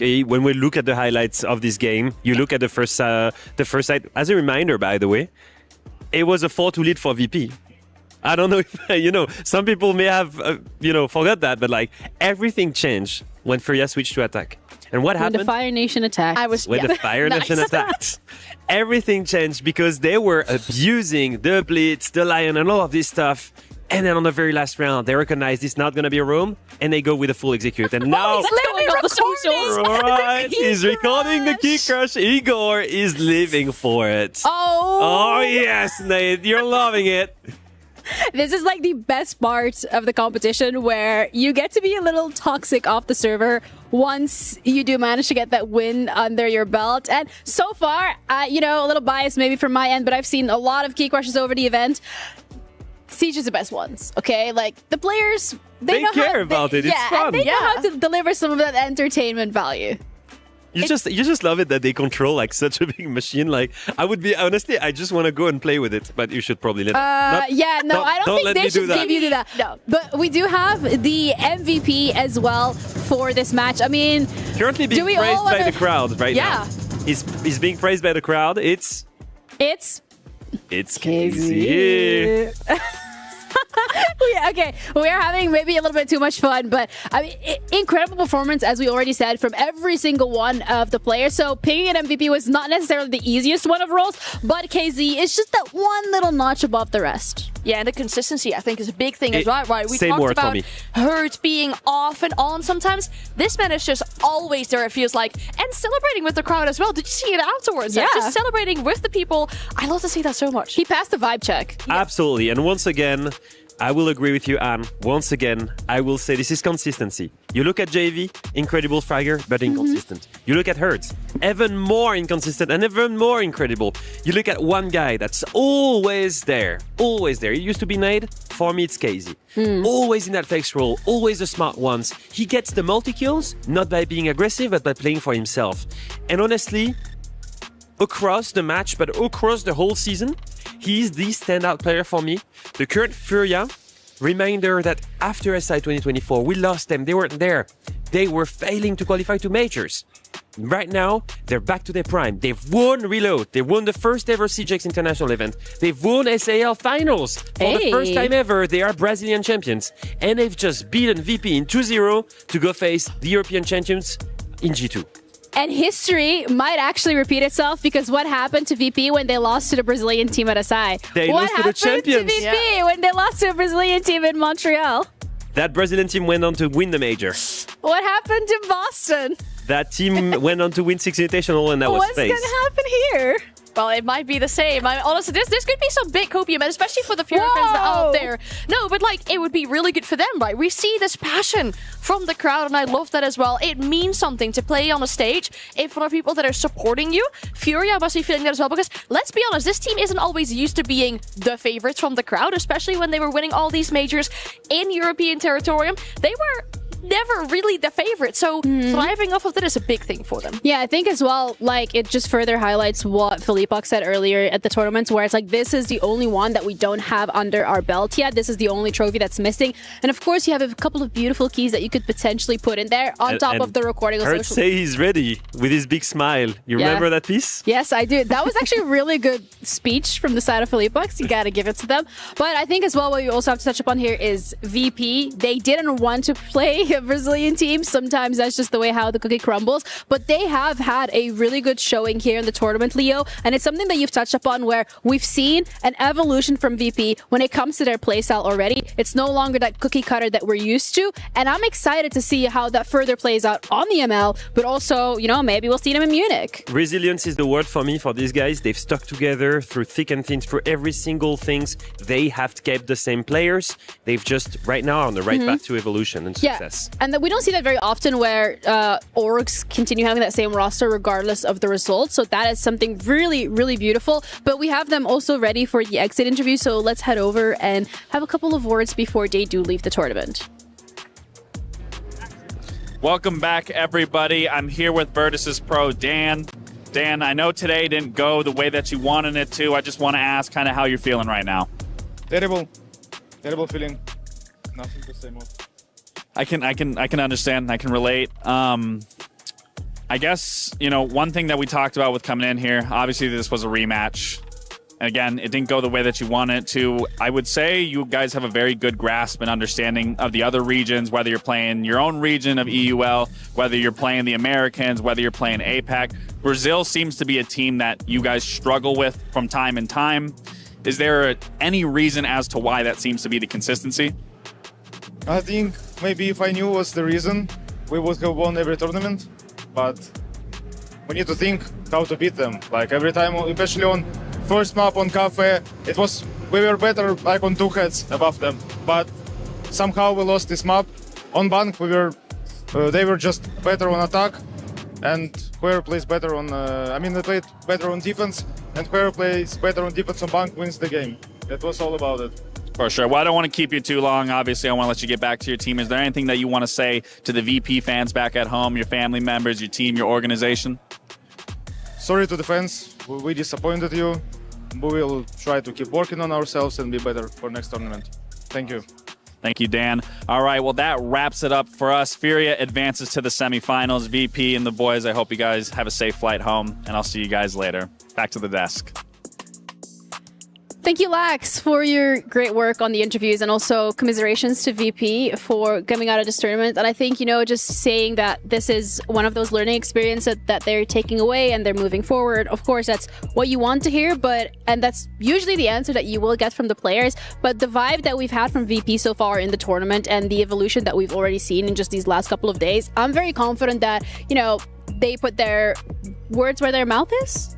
Is that how you say it? I guess it is, yeah. I'm asking the non-native English speakers, like, we're Don't so ask me. Don't look at me, please. I'm the word at English on this desk. Don't I ask have me. You make no your idea. Yes, I can turn down the French accent, and I can turn it off whenever you want.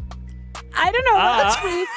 See? Nice. See? Let's have a look at the bracket, because I'm not going to comment on your accent, because that is rude. Instead, we're going to be looking at the games that we have a look at tomorrow specifically. G2 is going to be going up against Furia. That is already locked in and loaded. For me, this could have been, should have been, a It final, should have been a final. but you know it's not. And then we have Secret that is going to be going up against either SSG or Shopify. Considering how the first map went, and I'm thinking it might actually be SSG. And here's the big thing with that. We've just seen our first team that qualified through the upper bracket with just 2 best of ones be eliminated from the tournament. Now we're going to potentially see the same with Shopify Rebellion. They also made it through with just the best of ones, playing that best of 3 against SSG, having that really tough matchup to begin with. It might see them being eliminated from the tournament. I mean, Secret in that case is just built diff. But can you guys imagine there is a world where we actually will have an EU final? And that would be crazy, Yes, but that also would be insane. that would be very deserved with the level that they've showed so far. As a Correct. reminder, right now, we still don't know who Secret is playing. That game is being played right now on The B-Stream. B-Stream. Yeah. That Go game check has it been out. very close, very, very close. Space Station barely beat Shopify Rebellion on the first map. The first game was crazy. I can't wait to go out of camera right now and go watch the rest. Yes. Honestly, that's a mood. Yeah. I want to know who's going into No, the finals. I think everybody wants to know who's going to the finals because we are here on the A stream are done and dusted. Like Leo said, we are going to go and watch that game instead on the B stream. And you guys should be doing the exact same thing because you don't want to miss this one. I hope you guys had some fun with us here on the desk. We're going to be back again tomorrow, same time, same place. So make sure that you take care of yourselves and we'll leave you with the Kyria highlights of the day. See you tomorrow. The